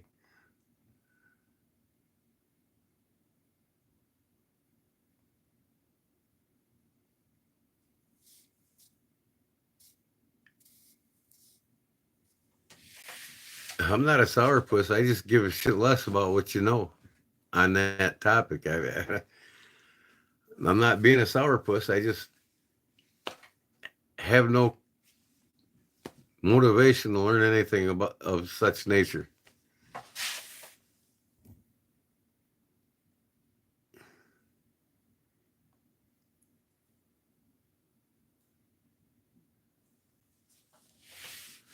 The locals would party.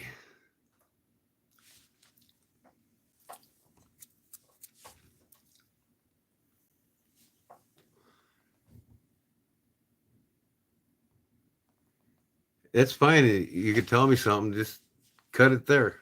Don't rattle on about it. That's all. All right. When I get time, I'll look it up. But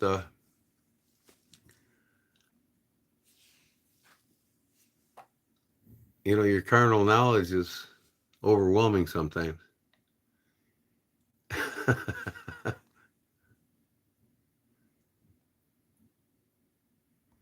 I'm not getting negative. You're the one getting negative. I mean, you're talking to me like I'm stupid because I don't know this shit. I don't care to know it. So don't talk to me like I'm stupid, and I won't be negative about it.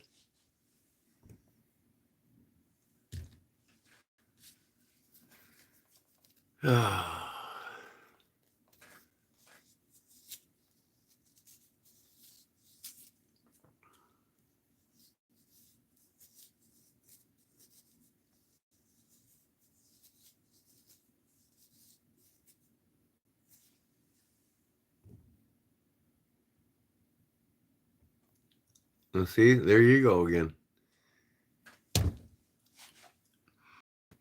Talking like you're talking ain't gonna get you nowhere with me. You could say negative Nancy shit to me all you want. It doesn't mean nothing to me. If you're getting mad, then just go away and come back another day. Because some of the shit that you say is just out there, completely out there. And I don't know how nicer to say it. Stick to the topics of what we're talking about. Just don't go off in your rant. You know what I mean?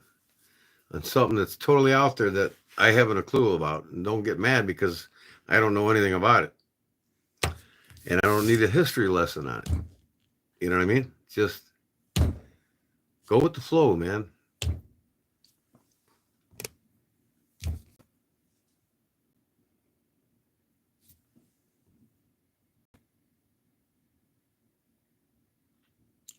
What's that, Paul?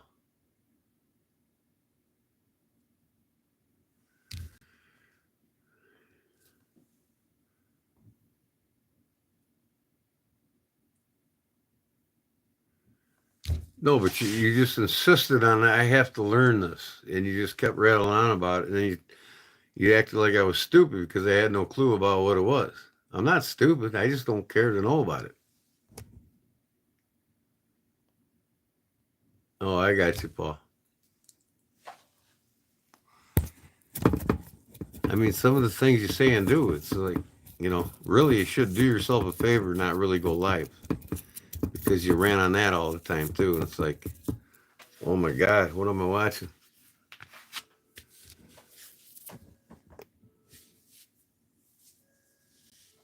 Now, see, you're still going. I didn't get it. No, and I don't want to get it. I'm trying to tell you that. I don't want to get it. That's cool. Just say that's cool and move on. I keep rattling on about it.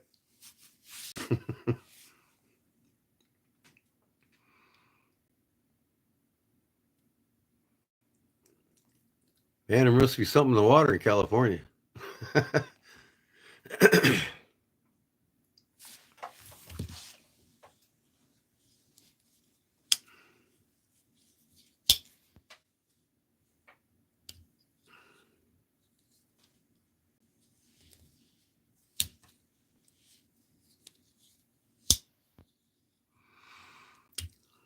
Okay, I'm done with you. I'm not talking to you anymore. Okay? That's it.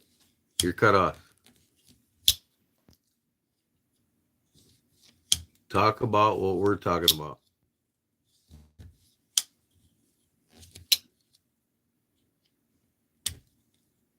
So anyways, as I was saying, I can't remember what I was saying. It's been the pollywog half hour.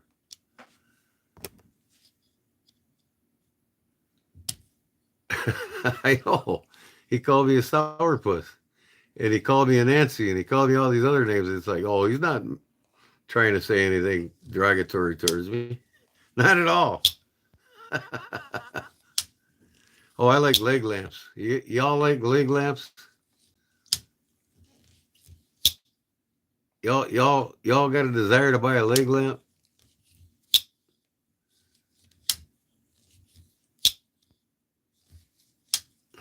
There you go. That's the easiest thing to do right there.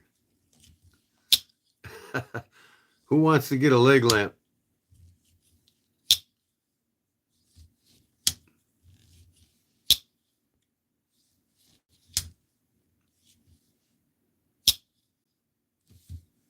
My brother bought a leg lamp. He's proud of it. Just like what's that? With Chevy Chase, Vacation. I can't remember the name of the damn movie. At Christmas time.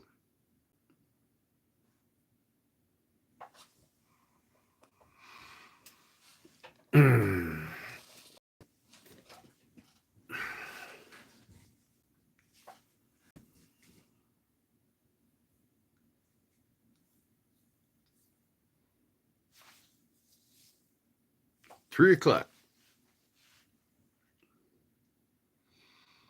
I've actually been live 5 hours. So I went on at 10, and then I had to get off, and I went on again.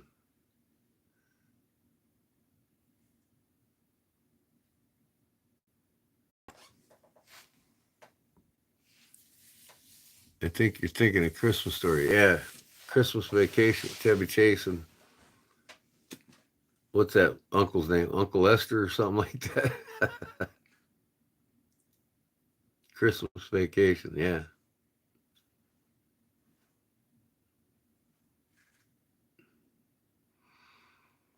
Oh man, he just won't give up, will he? This is just, it's the Pollywog hour, everybody. It is the Pollywog hour, everybody.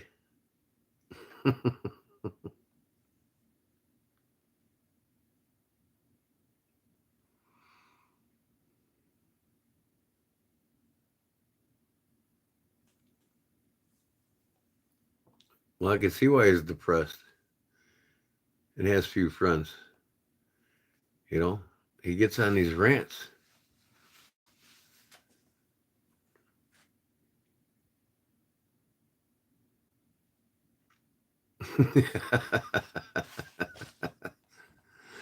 Oh my gosh. Oh boy. All right, you know what? Let me take care of him on the next one.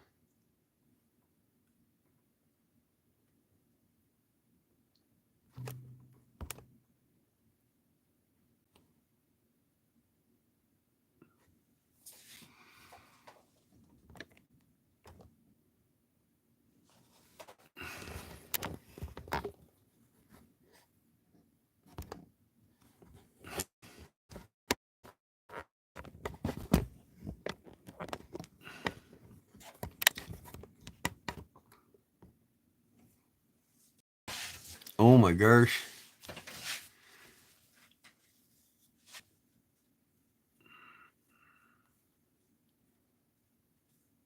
Fat City still around? You haven't said much lately.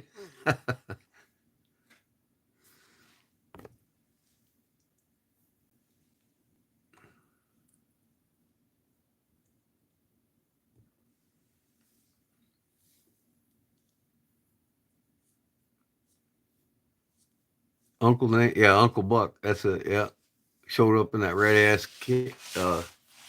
camper. Oh,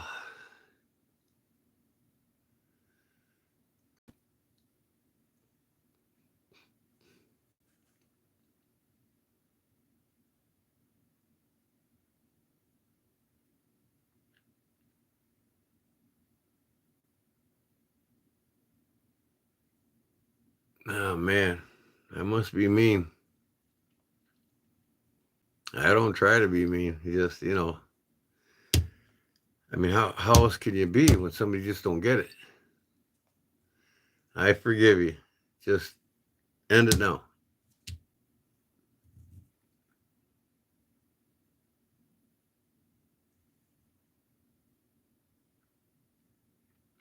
I pray for his nephew too. But, you know.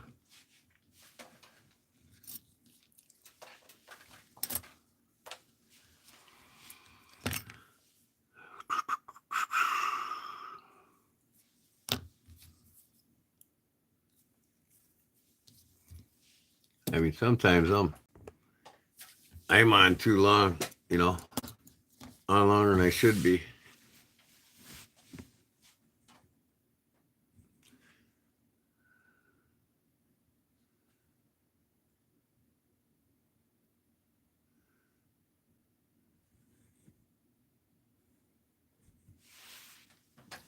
That's what I'm trying to get the point across. You know, when I have a live, or when Louis has a live, or when any Darkwater has a live, it's about what they're presenting and talking about. It's not about coming on their live and just rattling on about stupid shit. You know, you just gotta go with the flow, listen to the conversation, and add to it, but don't give a history lesson on something you know about the situation and then just keep rattling on about it. You know what I mean? It's overwhelming, man.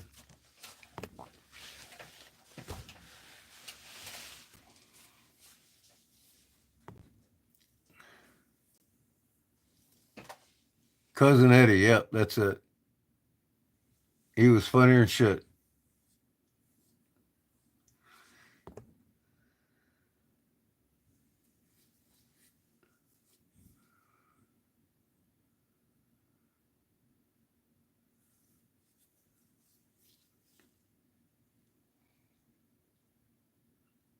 Yep, I'm still at it. You joined at a good time.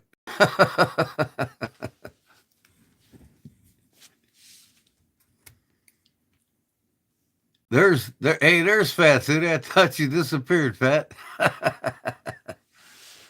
Does Eddie have a leg lamp too? No, I think it was Clark. Clark got the leg lamp.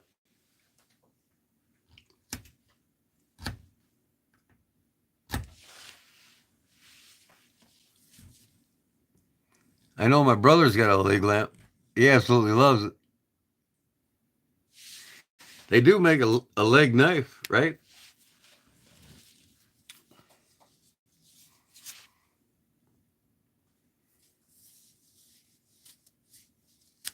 Just watching.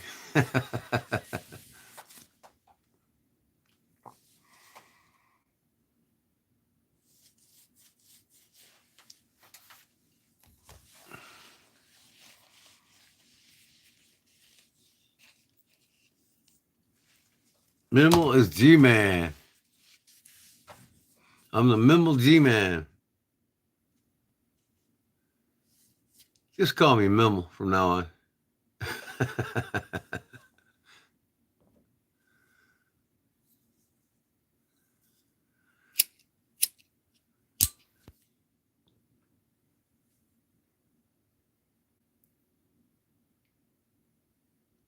No,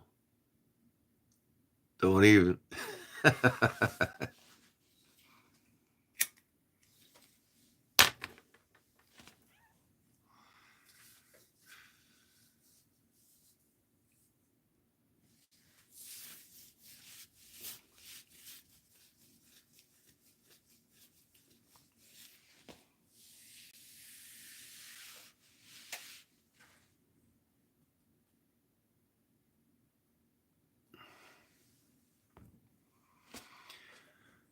Oh.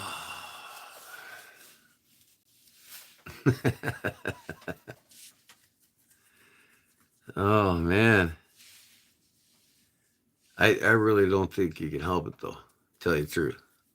I think that's just who he is.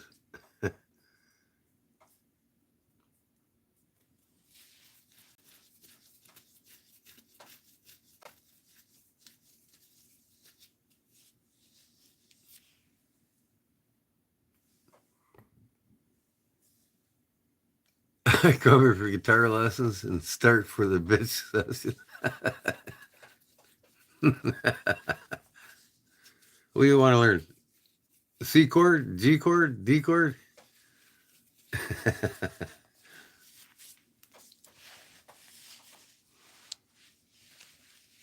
I should have went to bed hours ago, but this is getting entertaining. I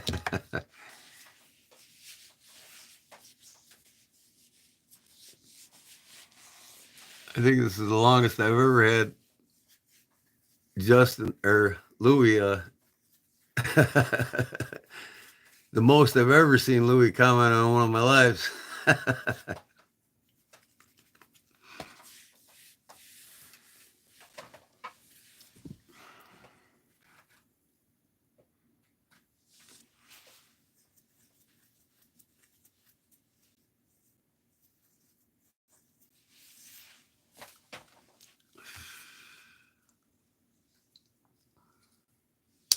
Man, this some bitch got some snap. 1920 case knife.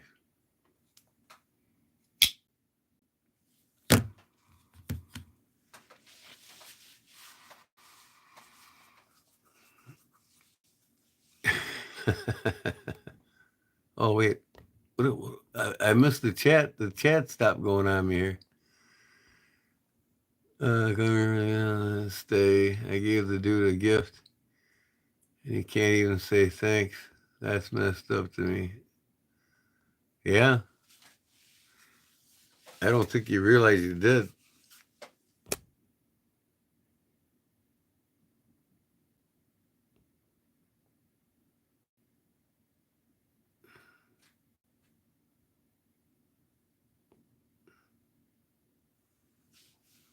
Stop being mean. I try to thank you. Let someone know. I thank every one of you, man. You know, I look forward to talking to you all every time I go live. You know, and I think it's what it's about. You know, support each other, talk about what each other's talk about, right?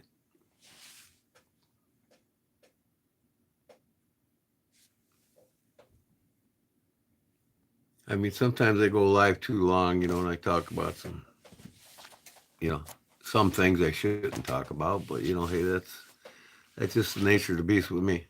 I'm like, I don't hold back on lots of things, but I generally now try to respect everybody in the knife community, no matter who they are, or what they're about, and you know, I respect their pages, and you know, some people don't need to go live, others do.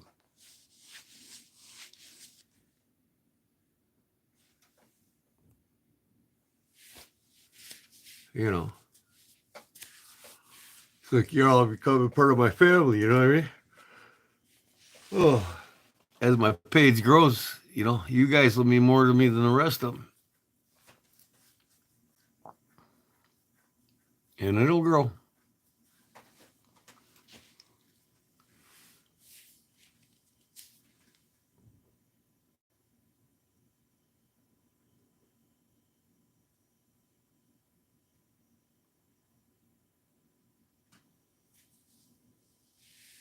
Yeah, he's our friend. You know, I ain't got nothing against him. He comes up with these off the wall topics, man, and it's just like, and then he just keeps rattling on about it. You know, it's like, dude, stick to the topic. You know, talk about what everybody else is talking about. Yeah, he's a great guy. I have nothing against him. Just you know, stick with the topic. Just you know, my father used to beat on me and he slapped me around when I was younger, you know, because I would say stupid shit and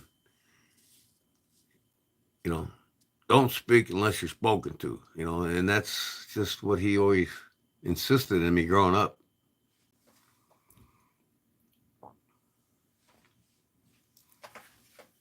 Right.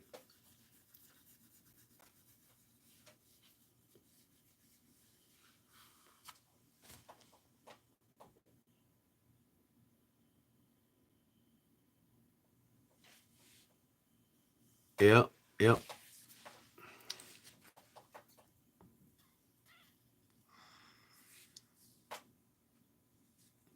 Well, all of us, not all of us, but a lot of us come from broken up families to an extent. You know what I mean? Everybody growing up, especially in this chat, didn't live the Cleaver family lifestyle. You know what I mean? A lot of us were throwing curveballs growing up, but mine made me tougher. My dad slapped me around till I was 13 years old, and when I became a black belt by the age of 14, and he touched my mom one too many times, and I just whipped the shit out of him. He never put a hand on me or her again, ever. And as we got older, we each other more, and I love my dad today. I'm glad he's still with me, and in a way, he did instill some. He planted his roots in me to be a tough, strong individual. You know what I mean? My dad didn't have a father growing up. He was a piece of shit. Left his mom to die at the age of 40. My dad was a very young teenager when he left. And so my dad didn't know what it was like to have a father. So he didn't really know how to be a father. And I forgive him for all that, because he's my dad. Generally, deep down inside, your parents will always love you, no matter what, no matter how much hate they might have brought on, or guilt, or anything else. Nobody will love you more than your parents. And I still got to respect them for that. And he did make me the man I am today. You know, not to get pushed around and be a candy ass pussy and never, pardon my French, but you know what I mean. I didn't take shit from nobody.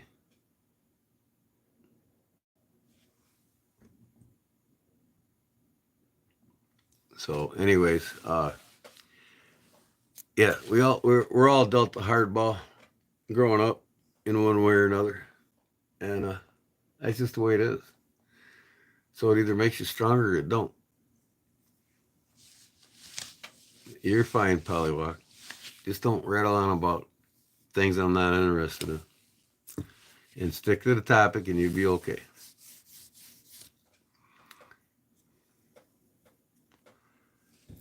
So, he had a good day at my mom's.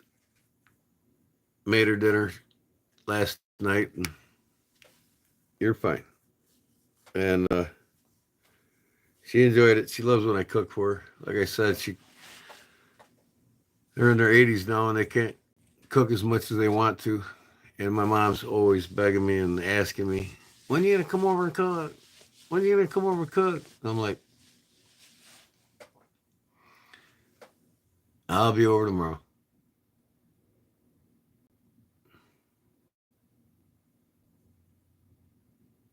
See, like I said, they're YouTube. We all get different hardballs thrown at us. You know what I mean?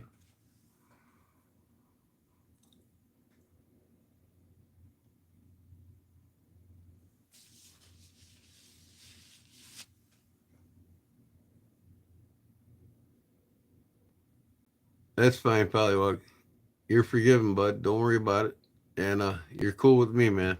Everybody here still likes you a lot. Likes you a lot, man.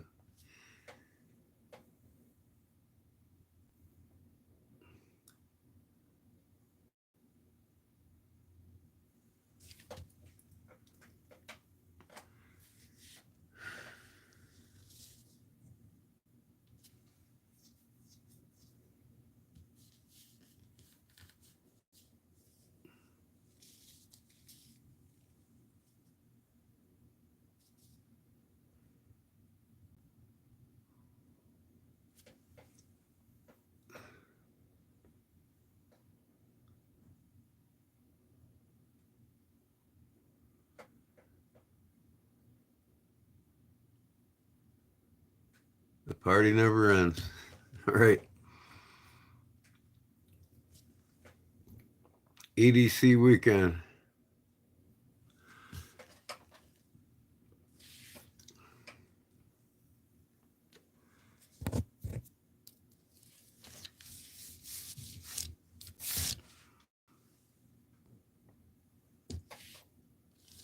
Maybe I missed it. What'd you miss, Louie?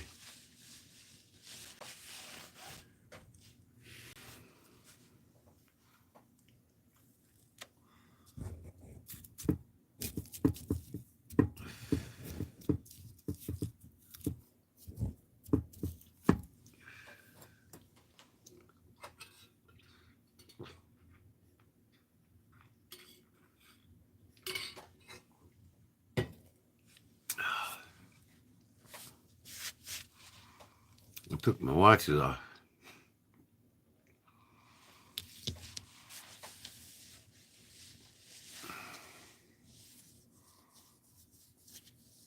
Yeah, happy late birthday.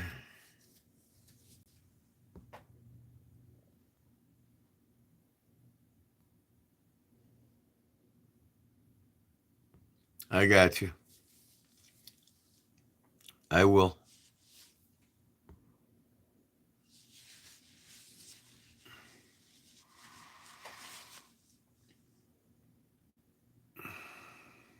Yeah, happy late birthday. It was your birthday?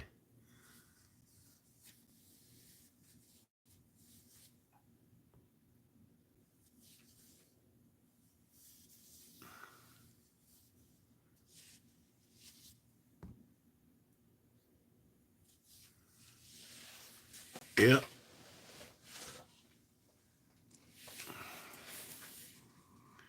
Always find what you love and do what you love. Don't let anybody say you can't.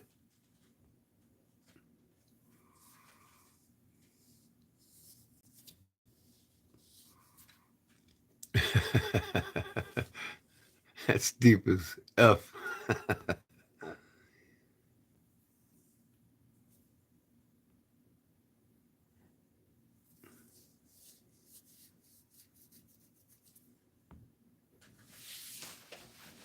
That's right.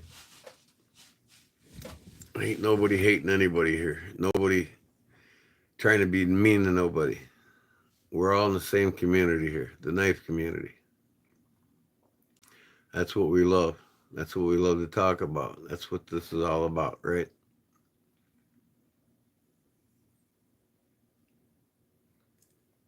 I wish I could buy more knives.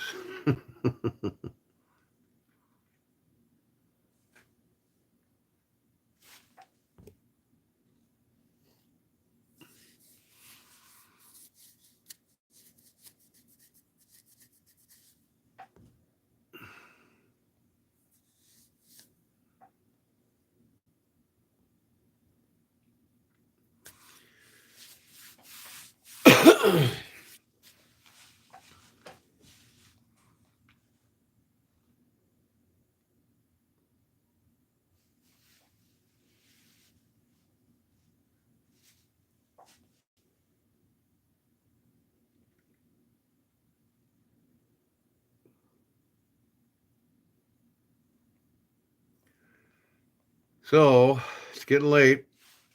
What is it? 1 or so in the morning where you're at, Louie?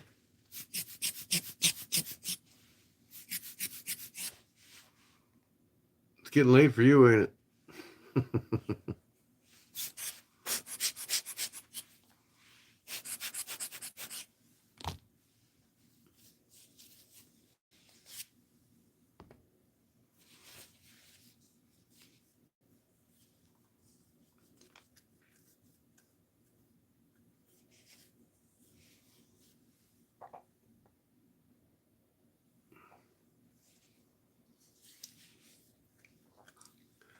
Your dad told me once to build myself up by building others up.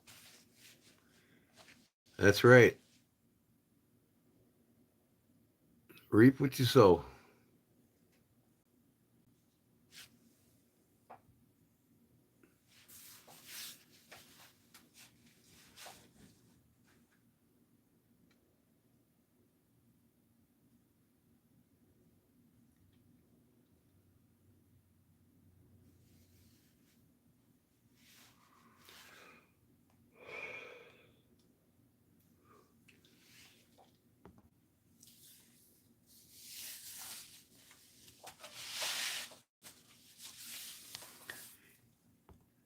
It's late for me. I see everyone later. Sleep well. Good night. All right, brown sugar. Thanks for watching and listening and being a good patron. Appreciate it a lot. You have a good day today when you wake.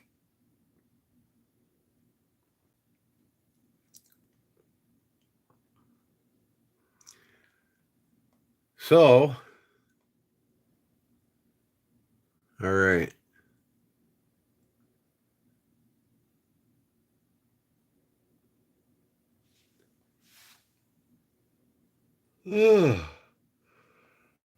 Uh-huh.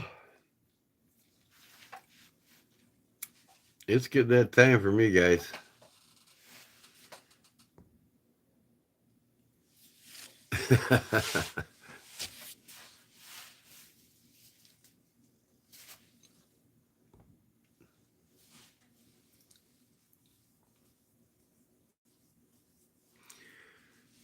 Probably not. It'll probably be Sunday. I actually have a lot to do today, so. But tomorrow is Sunday, so yeah, I'll be live tomorrow.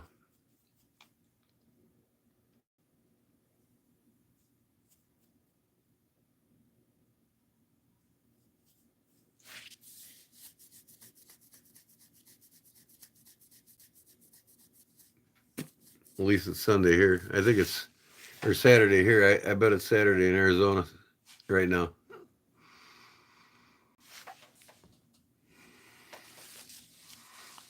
My drive.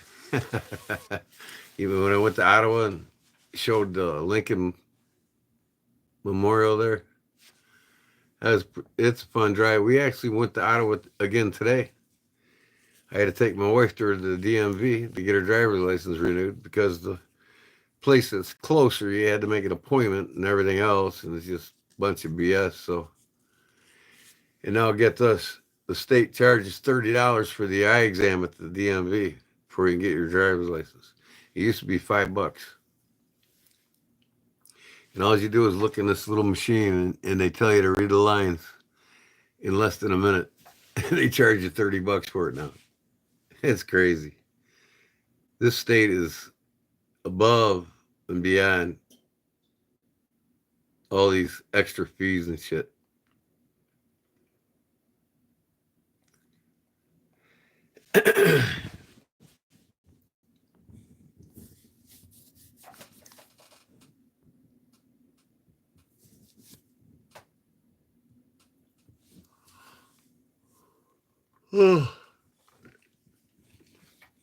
Yeah. Yeah, there's some cool places around here.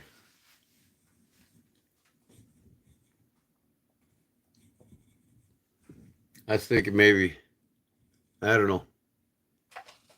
Hello, Jesse.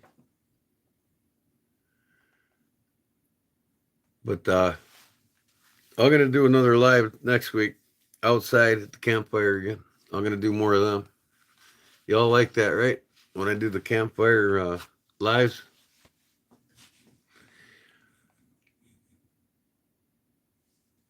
Take you to another store. All right. I really live in one of the antique capitals of the state of Illinois. We got like 14 antique stores in one block, and a lot of them are full of knives. I actually live 1 hour south of Chicago, right off old Route 66, Illinois 53, I-55, south of Chicago. I live in the backwoods country, small town country area. I have 6 acres I live on, and everybody around me's got between 6 and 20 acres. And I'm surrounded by water.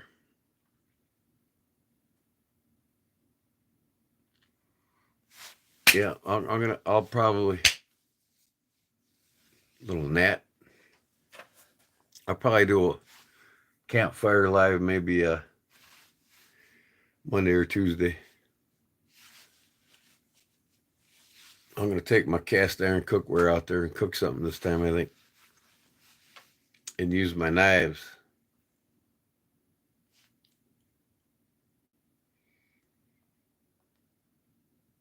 Maybe I'll go live at dinner time, make my wife a dinner and show you all about me cooking. I love to cook. Yeah, I clapped my hands. I was clapping on a damn gnat flying around my head.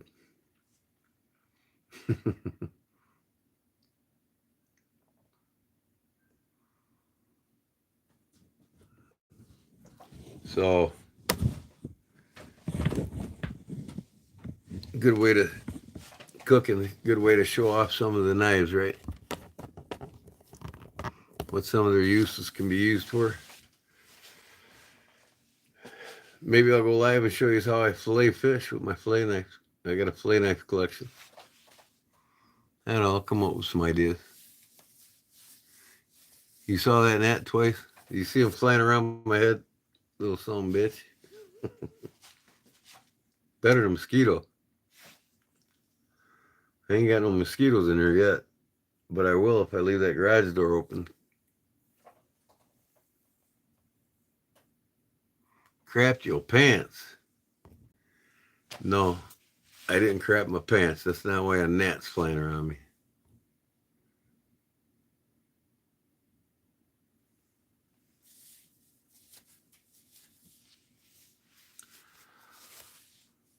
Oh.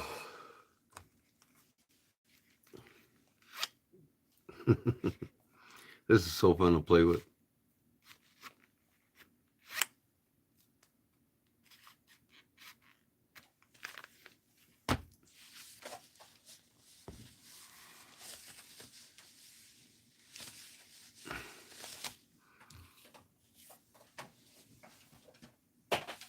I know one thing. I think I'm going to spend the time tonight when I wake up to clean the shop out. It needs it bad.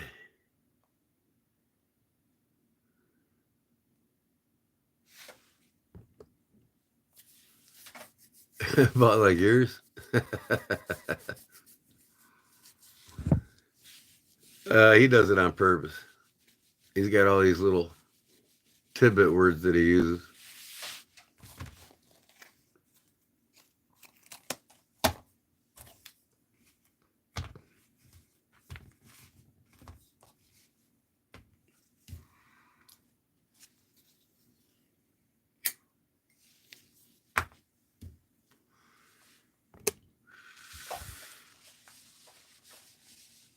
You're trying to spell like a dumbass, so it's hard. You must not be that dumb then if you can't spell like a dumbass. Oh, God. Killing me. Put little things away here and there. Oh, great. Just knocked all my cigarette tubes on the ground.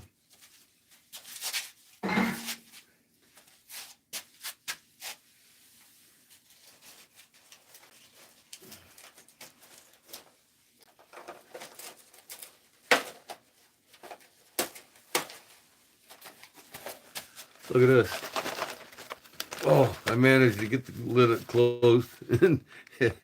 I did a good job. Only 4 remain on the floor.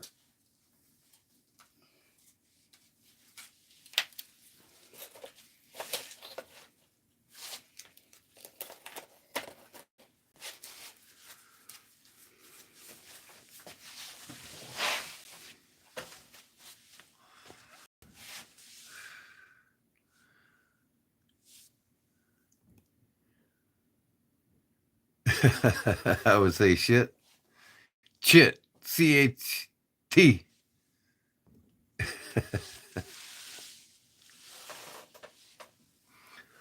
I know what I can make tomorrow and give away. I can make guitar picks and give them away. Y'all want a guitar pick? I got a guitar pick maker here, so it cuts them right out of the bottom there.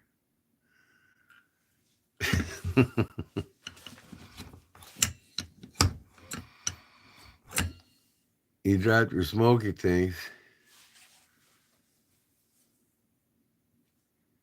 My card holder, what card holder? What are you talking about, Pat?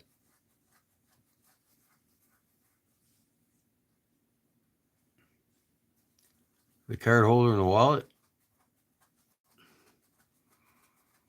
You really like that wallet, huh? I thought nobody liked that thing. It's well built, that's for sure.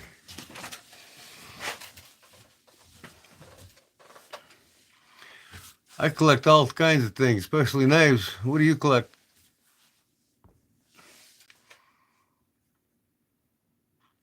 Guitar picks are cool. If I had an old credit card here, you know what? I got an extra one of these. Case card. I'll show you what it does. I'll make a case. I can choose what part of the card I want it to make a pick.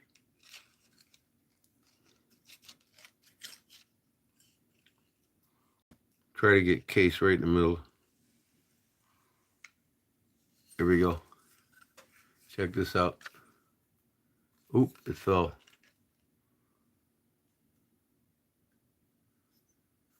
Watch this.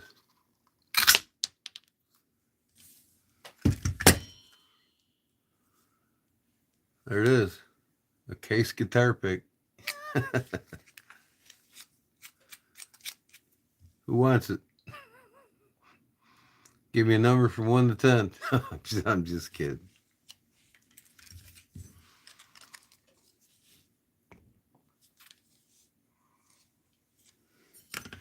I'll make you all kinds of them, Pat. One after the other.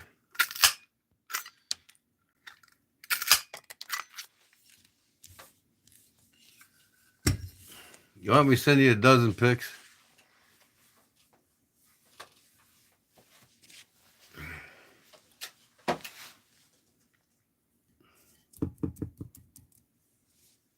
Yeah, right. That's what I did. I made all kinds of picks out of my wife's credit cards. I don't let her have them anymore.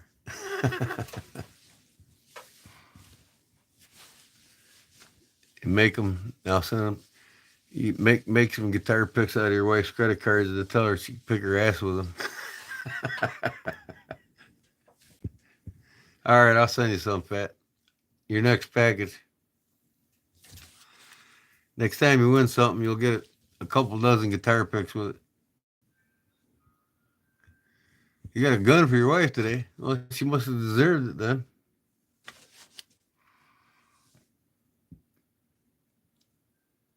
Out of Dean's? Make you a guitar pick out of Dean's? What are you talking about? Oh, you like the Coach card holder?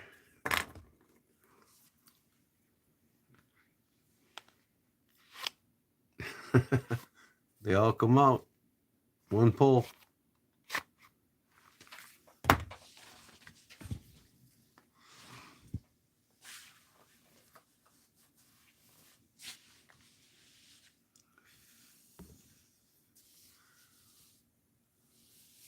That's cool. His credit card, stupid? Yeah, no shit. I need to make guitar picks out of all Dean's credit cards. What a dumbass, man. Goes through 100,000 like candy, and then now he's rung up his credit cards to about $6,000 and just to get a bunch of knives.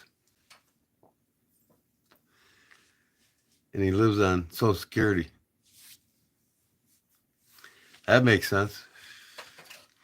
If I was living on Social Security alone, that's all he gets, Social Security. I would not be buying a bunch of fucking knives on credit cards.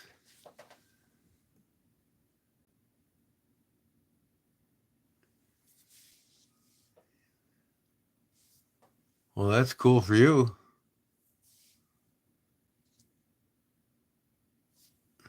We're all going to die of something. Might as well die from smoking.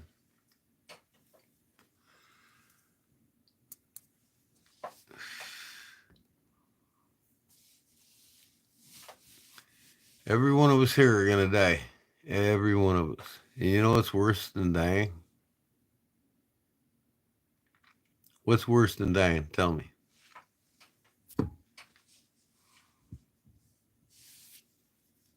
Let's see if the first one can answer this right away, right off the bat. What's worse than dying?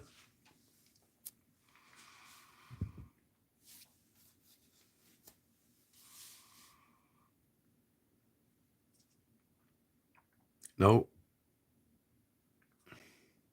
That's not worse than dying. That's living.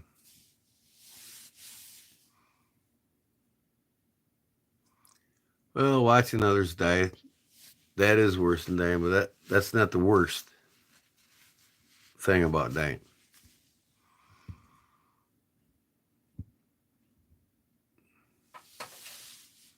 I'm talking about yourself, and not others. We're all gonna die. What's worse than dying? Well, suffering's bad, yeah. But I'll just get to the point. The worst thing than dying is fearing it.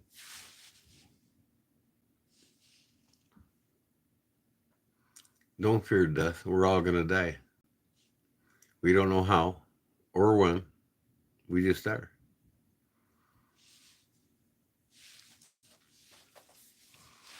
But yeah, I would say probably Paul was right on that one though. Watching something dying, suffering. But I was just talking individually, I'm talking about yourself. What's worse than you know you're gonna die? What's worse than knowing that you're gonna die? Fearing it. So just don't fear it. Just live it.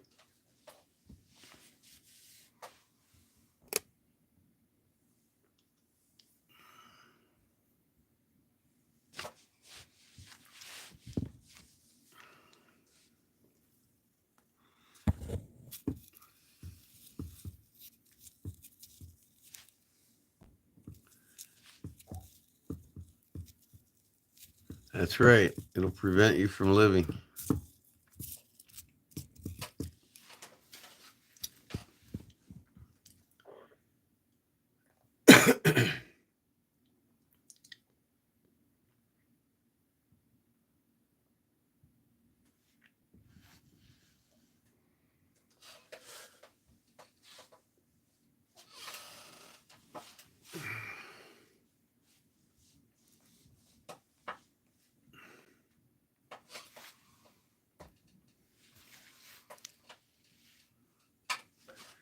And actually, in reality, though, unless you facing death in other ways in life, you know what I mean? Like when you go off in combat and you can die, you're facing death. Do you fear it? No, you don't. Because there's a good chance you're going to die.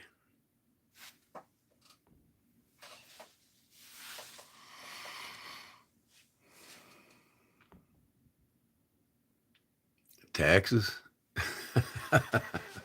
That's not worse than dying. That makes you die. But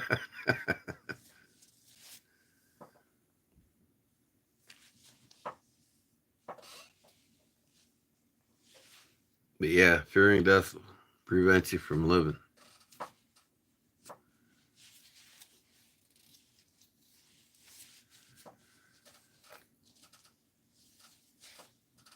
Yeah, I was told to my wife, I don't know if I'm going to die before you, and you don't know if you're going to die before me.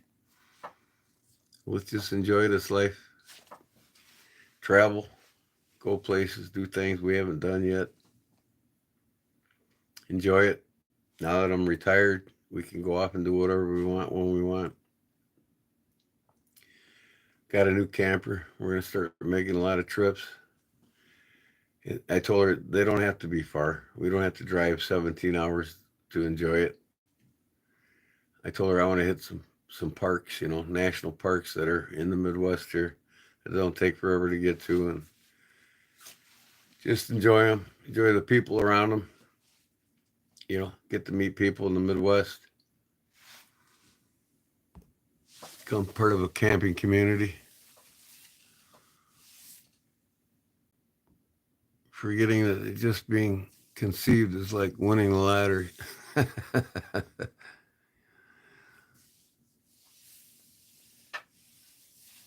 Well, not necessarily. We don't necessarily get to have all the fun being retired because even though I'm retired, my retirement pays my bills and it gives me some extra spending money, but not the money I was used to when I was working by far. So I still work, but I do what I love to do. The work I do, I enjoy doing it. So it's hard not to do it because I make good money doing it. Come to Arizona. My mom lived in Arizona in the winter and came home in the summer every year. And she always asked me, when you coming out to Arizona? I'm like, Mom, there's nothing in Arizona I want to see. I've been to Arizona several times.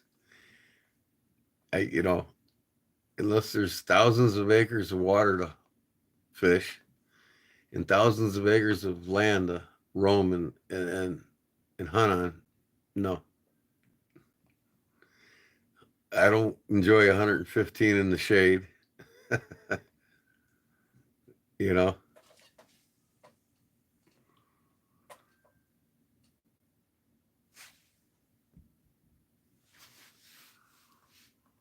Well, I hear you, Pat.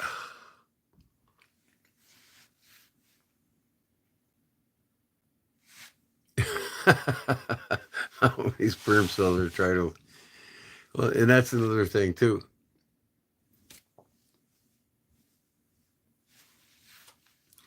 I'll probably come out and see once. I'll go out to Colorado and then jolt over to Arizona. Maybe spend a good month going out west and coming home. But I love Colorado, man, and I love northern Montana. There's a lot of western states that I love going to.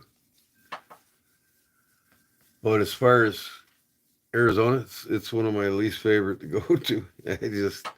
I've been there several times, and I never really enjoyed it. I don't see how anybody can live there, to tell you the truth. Too hot, too dustful. You know, people are nice. Don't get me wrong. I just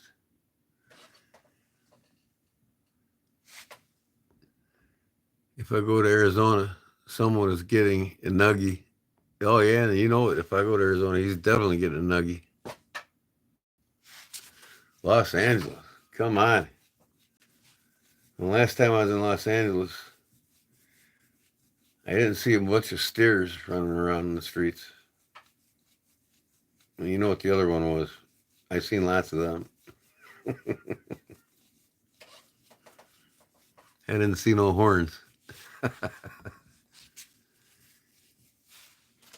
Maybe a titty twister. Yeah, I'm gonna give him a titty twister, a nuggie, and a wet willy, all in the same sentence.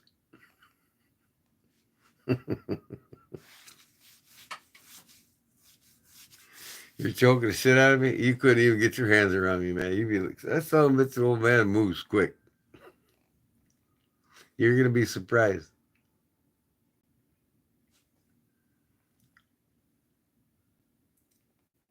Figure four, if you can get your hands on me. I might just pile drive you when you're trying to do it, but I'll probably break my back trying to pick you up.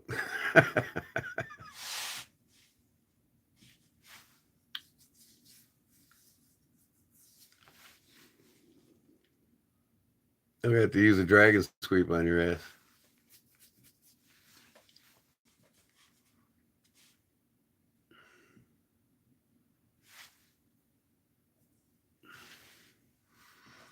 I'll give you buck shots, back shots. uh, oh, we're just rambling on now, ain't we?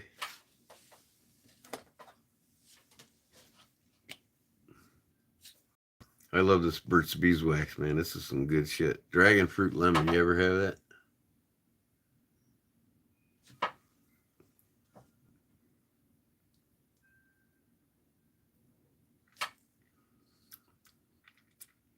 I swear this shit's edible, man. It tastes really good. Paul knows about back shots, does he?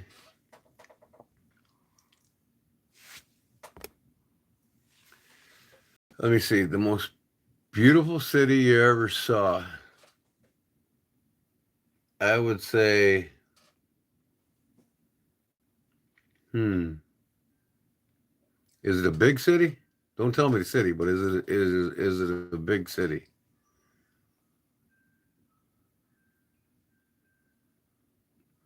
Was it a fat city?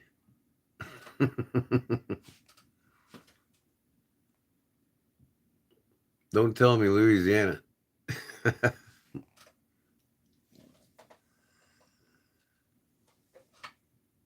It was a small city?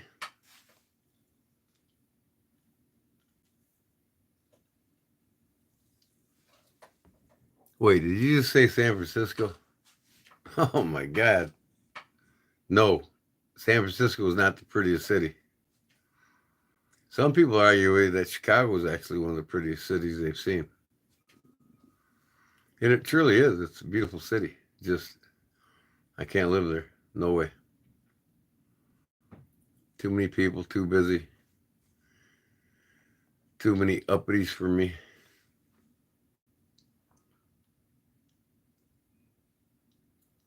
Chicago? No. New York's a shithole. Los Angeles is a shithole. No, but truly, New York is truly a shithole. Yeah. Detroit City, that's a complete shithole. It's all crime ridden now. Industry's left. San Francisco. What do you got in San Francisco with a bunch of rolling hills that lead you into nowhere?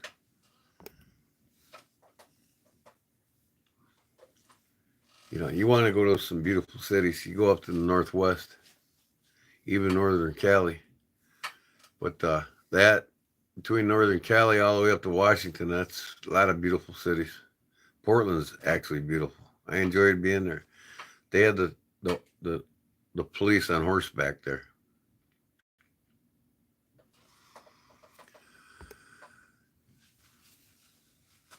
We can't have nice things. What are we talking about there?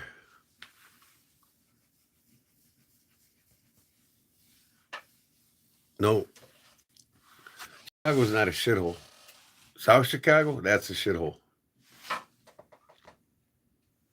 Downtown Chicago is beautiful.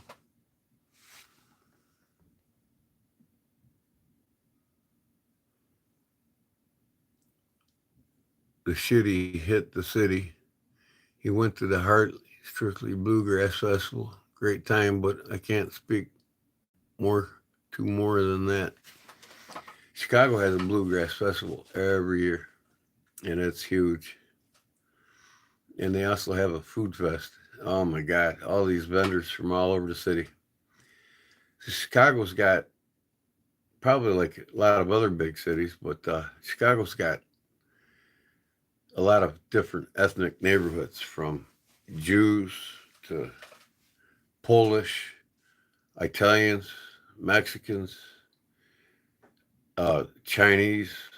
You know, there's little China in downtown Chicago, and just it's a town of lots of different ethnic backgrounds,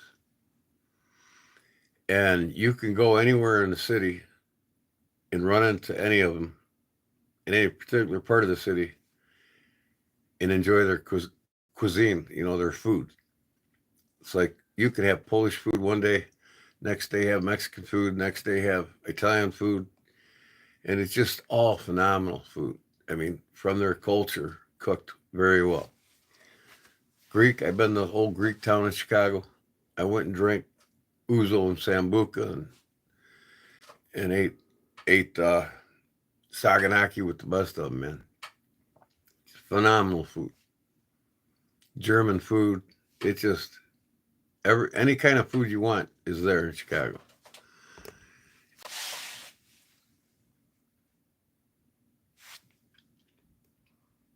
I would think Maine has some Misties, but neither you or I have been there, Gordon. That's right. It's the only state I haven't been in.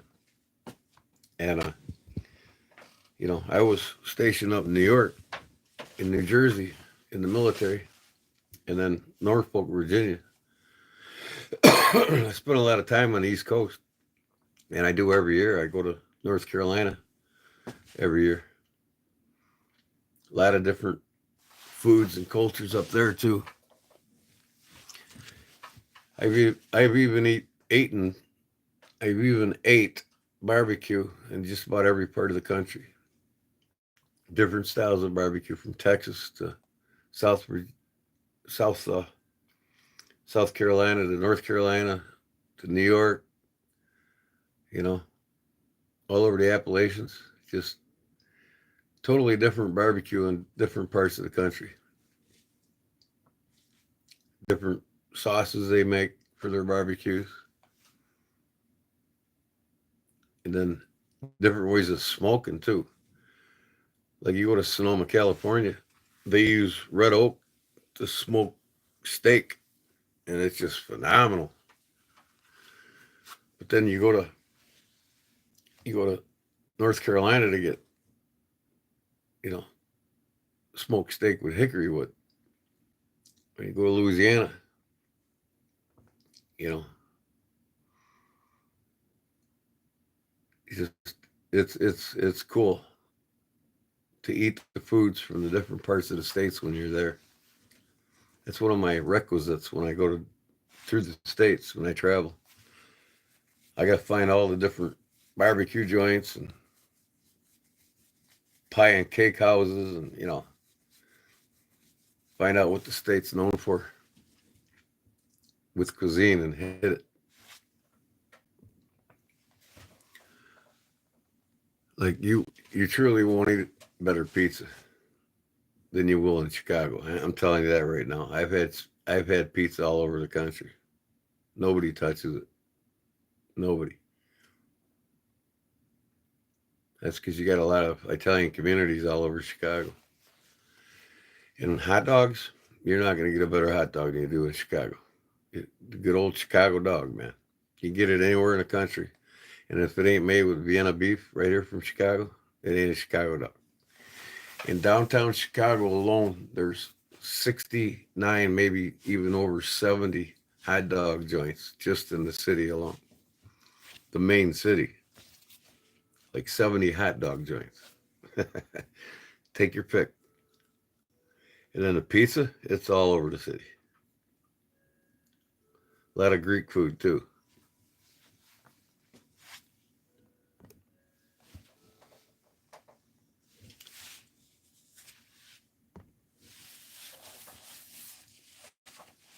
And man, I go to Fat Daddy's in Newport, North Carolina. All you can eat smoked ribs. Oh my God. Hush puppies and sweet tea, baby. I tell you what, I tear that shit up. Their ribs phenomenally smoked and barbecued perfectly.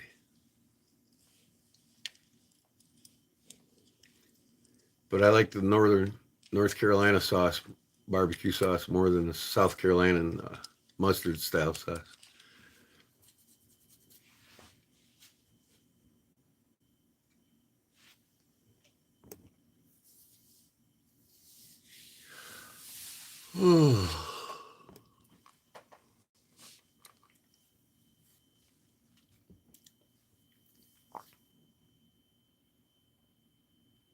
Oh man, sweet tea and hush puppies, Paul. Gotta have them.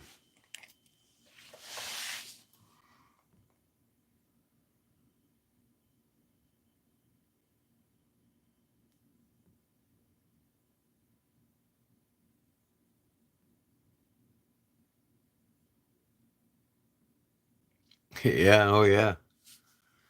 Sell tacos for $8.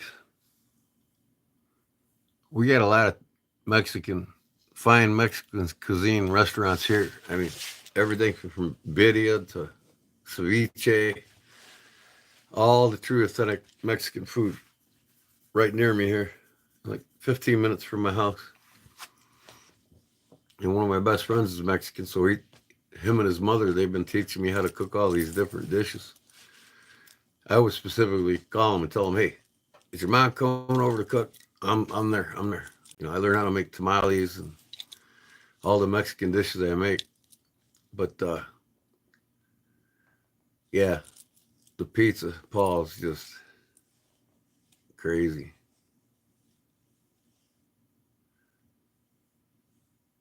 Oh, not Paul, but YouTube. Yeah. I forgot your name again, YouTube. Sorry.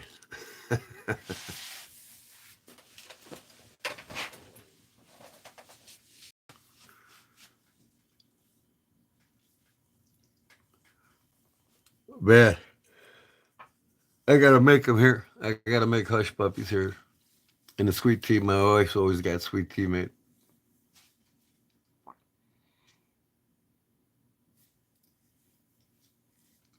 I remember I was growing up as a kid. My grandma used to have the tea in the big glass gallon jugs, 3 or 4 of them sitting on the porch, stewing up, getting ready for drinking. Always made their tea with the sun.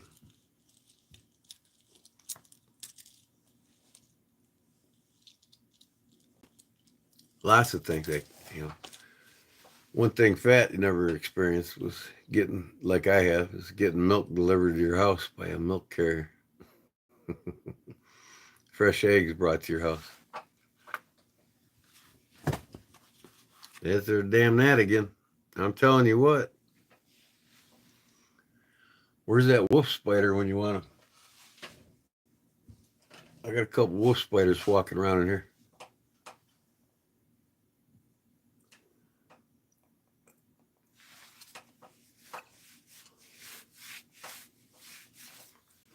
I got 2 wolf spiders. I named them.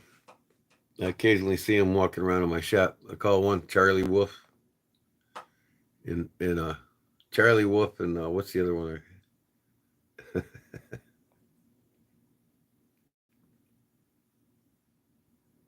I can't remember. I remember Charlie Wolf though. He looks the same.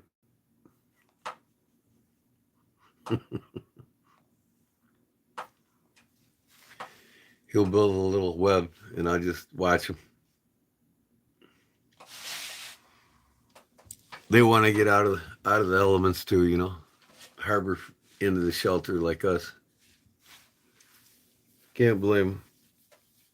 They're fascinating to watch. We got these garden spiders here, man. They're like fucking huge. They're like legs spread out.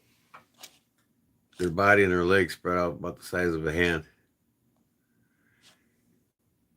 They call them banana spiders here. And they got black and yellow and black and yellow and black and yellow on each leg. They're fascinating spiders.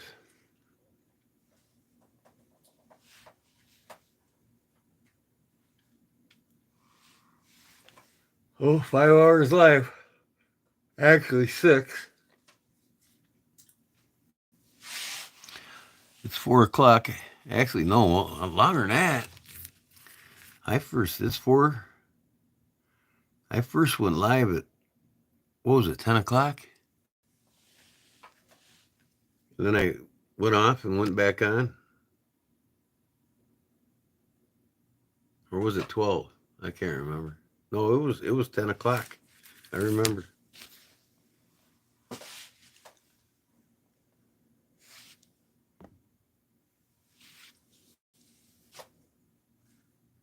Captain D's?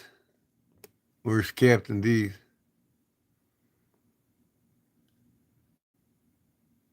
You and Paul know where that's at, I'm sure.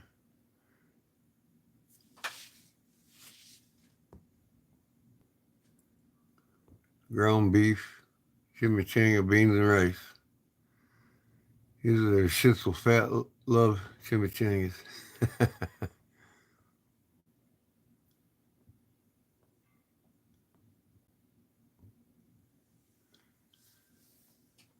4:49 it says, yeah.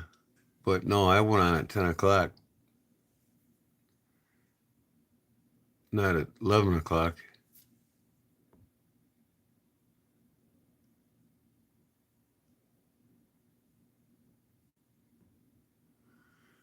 What in the name of the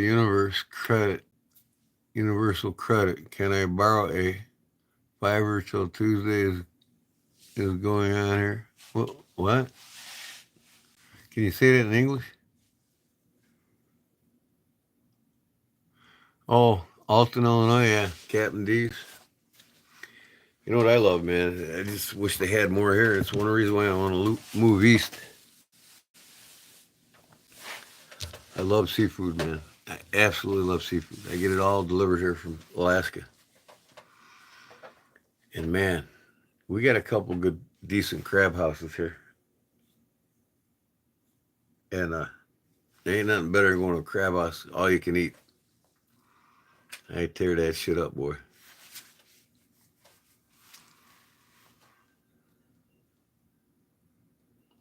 I love good seafood, especially if it's cooked and presented properly. And I knew somebody was going to say that. I'm on a seafood diet. I see it, I eat it. I've never heard that one before.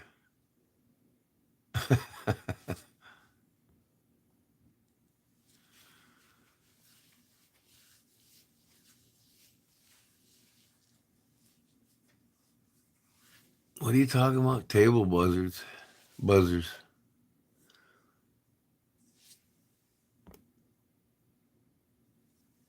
Oh, yeah. I don't think you can ever eat too many hush puppies, can you?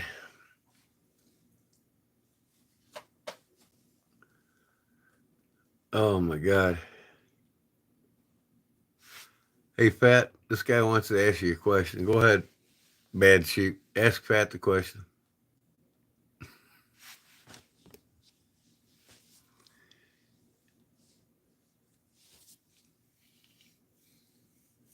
You know what cures acid reflux, Fat? More acid.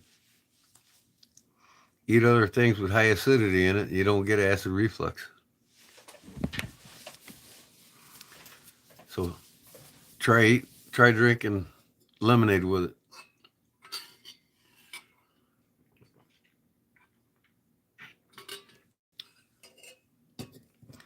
I'm gonna have to look that up, Captain D's in Alton. I'm gonna have to go check that out. Kind of remember that name from somewhere. It's probably there. Oh my God.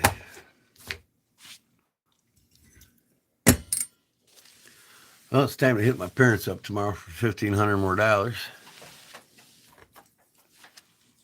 They're giving me 3 payments of $1,500 to do their roof. And then when I do their siding, they're going to give me another 3 payments of $1,500.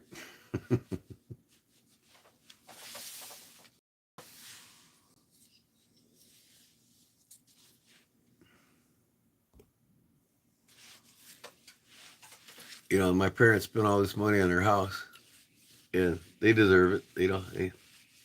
The houses look the same for 20 years. They want a new look, so I'm going to give it to them. And then they'll pass away soon, and guess who'll get the house? So I got to do my best work on it, see?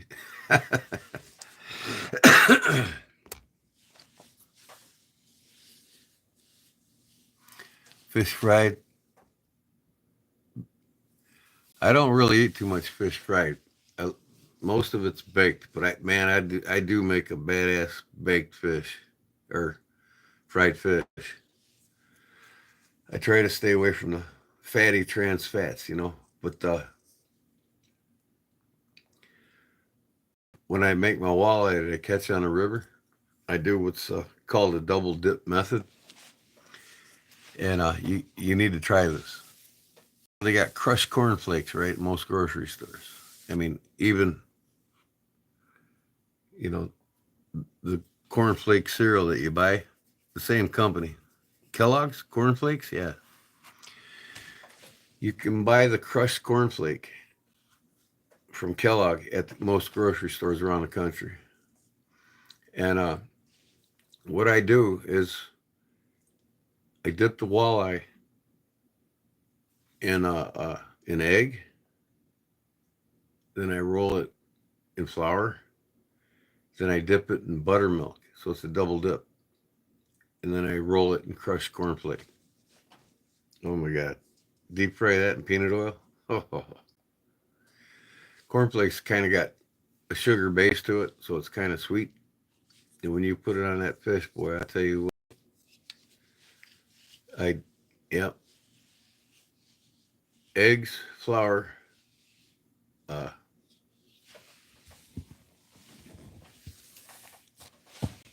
and then in the cream, and then in the cornflakes. Man, is that good.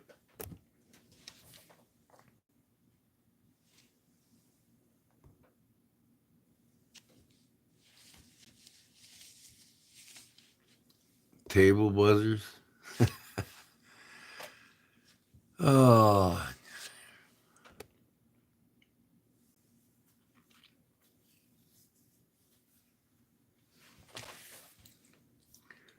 mostly I'd rather have my fish baked, or like crab boiled, shrimp boiled. I don't eat deep fried fish too often. That's like I don't eat too much chicken deep fried either.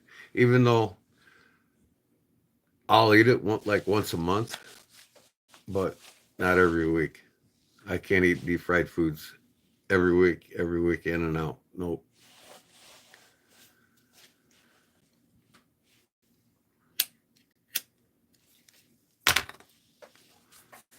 But to me, there's so many ways to bake fish, make it so tasty.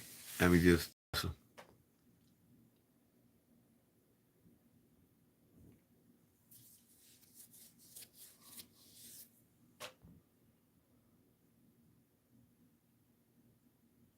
Bad sheep, I got a weight problem. Can't wait to eat.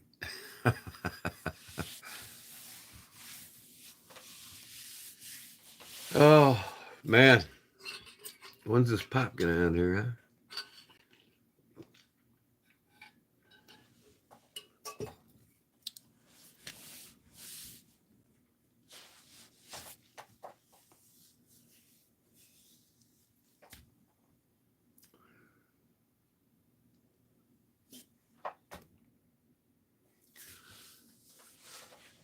So I'm gonna finish the cigarette, y'all, and I think I'm gonna hit it. It's getting late. What is it? 4:15 already.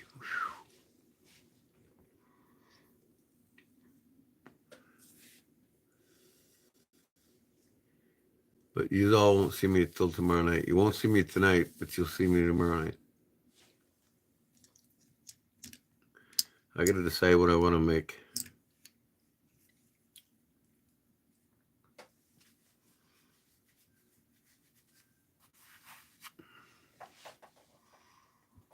One more smoke.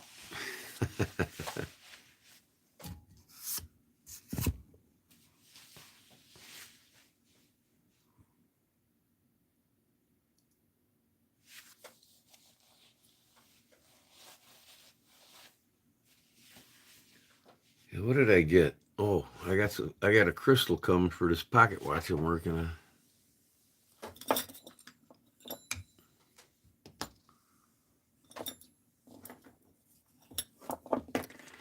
Then I think I'm gonna buy a new case for it, because this thing's just all wore out. Look at this bezel. It's just all rubbed down. I'm rebuilding the whole watch. I'll probably buy a new dial for it next.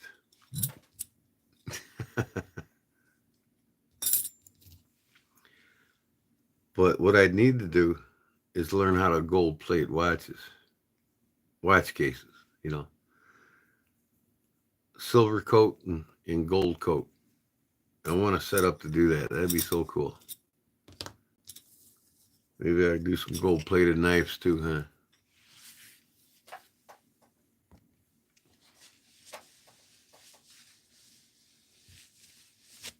Life lessons and hacks. Well, I hope I was enjoying nevertheless.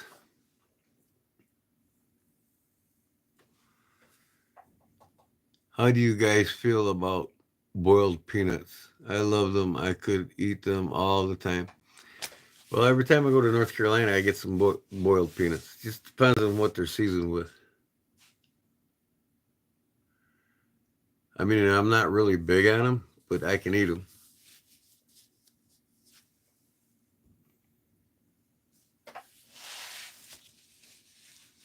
But see, boiled peanuts is something you got to acquire a taste for, really. It's not something that somebody just pick up and start eating and just crave the shit out of them right away. You know? It just depends on who's making them, I guess.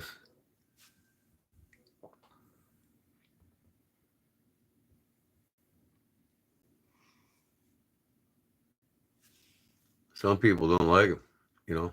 They love peanuts, but man, they can't eat them boiled. I can eat them either way. I enjoy them both ways. But like I said, it depends on who makes them.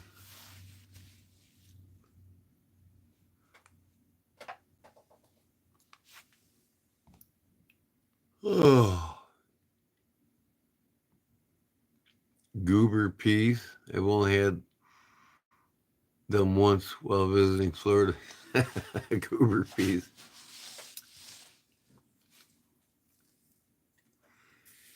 Ain't nothing like getting them fresh pecans when you go down south either.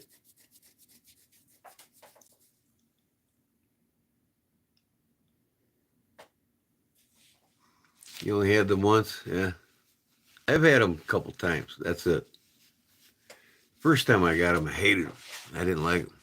But then I tried them in another place and I actually liked them.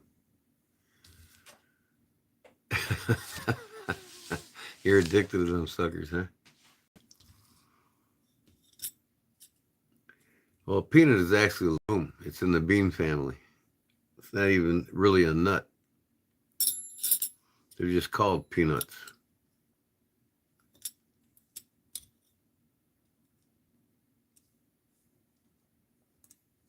They're in the bean family.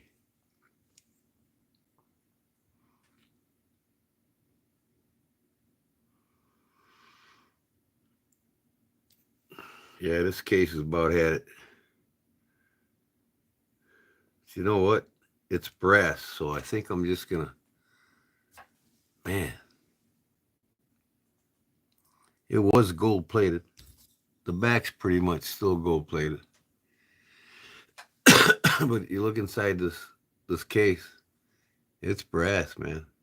I could take the rest of this gold off and just shine the hell out of this brass. It'd be cool.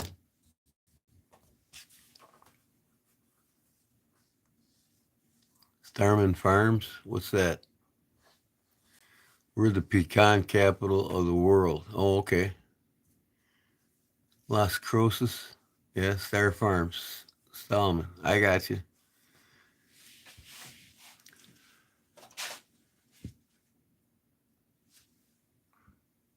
Well, I've been through New Mexico several times. Going to Arizona. Speaking of Arizona, where did he disappear to? He must have fell asleep.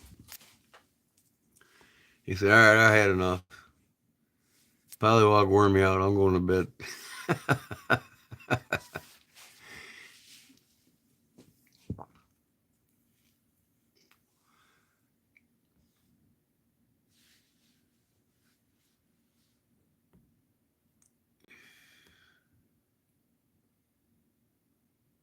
Starman Farms. Okay. Stallman. That's what I thought you said.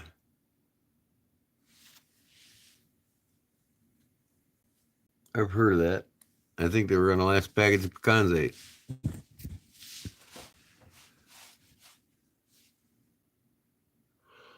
Yeah.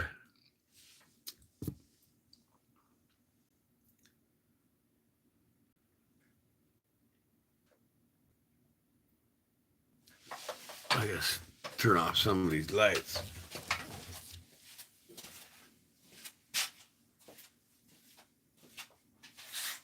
Oh.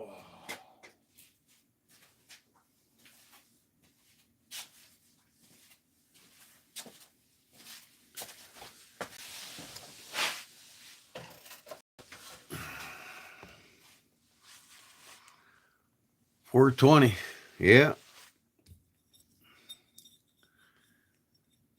It's $4.20.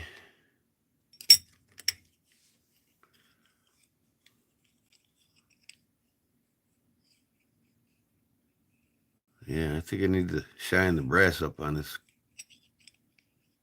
I still want to learn how to gold plate, though. That'd be cool.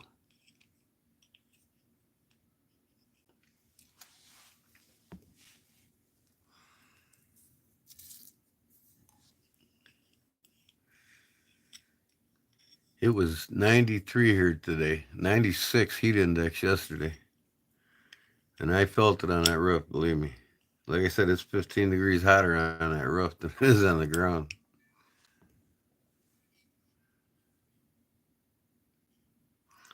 Yep, always have fun when it gets late.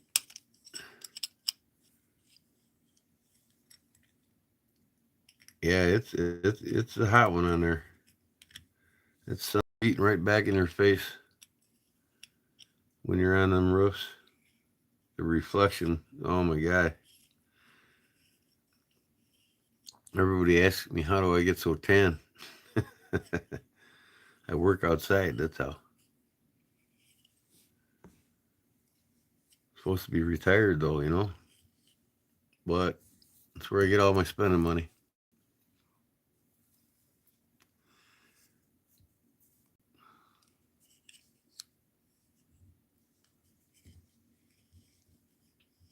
Got my ashtray right underneath the phone. It's smoky in here.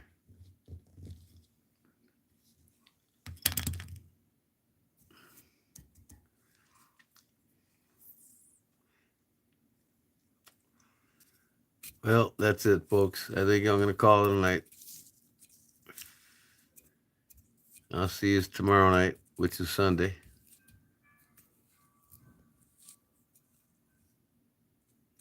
The hell was that? The wind chimes just all of a sudden picked up. You should have heard them yesterday. We had 80-mile-an-hour winds here. Yep. All right, fat YouTuber Paul, Louie, if you're still around. What is land of enchantment? The locals call the land of entrapment. But I don't think that's police thing. Yep. All right, guys. I'm going to hit it. Wishes all well today. Be safe. There's Louie chiming in. Saying good night to your daddy, ain't you? Yeah, I see how you're. Mm-hmm. Good night, Paul. Good night, Louie. Good night, YouTuber. We'll catch you tomorrow night.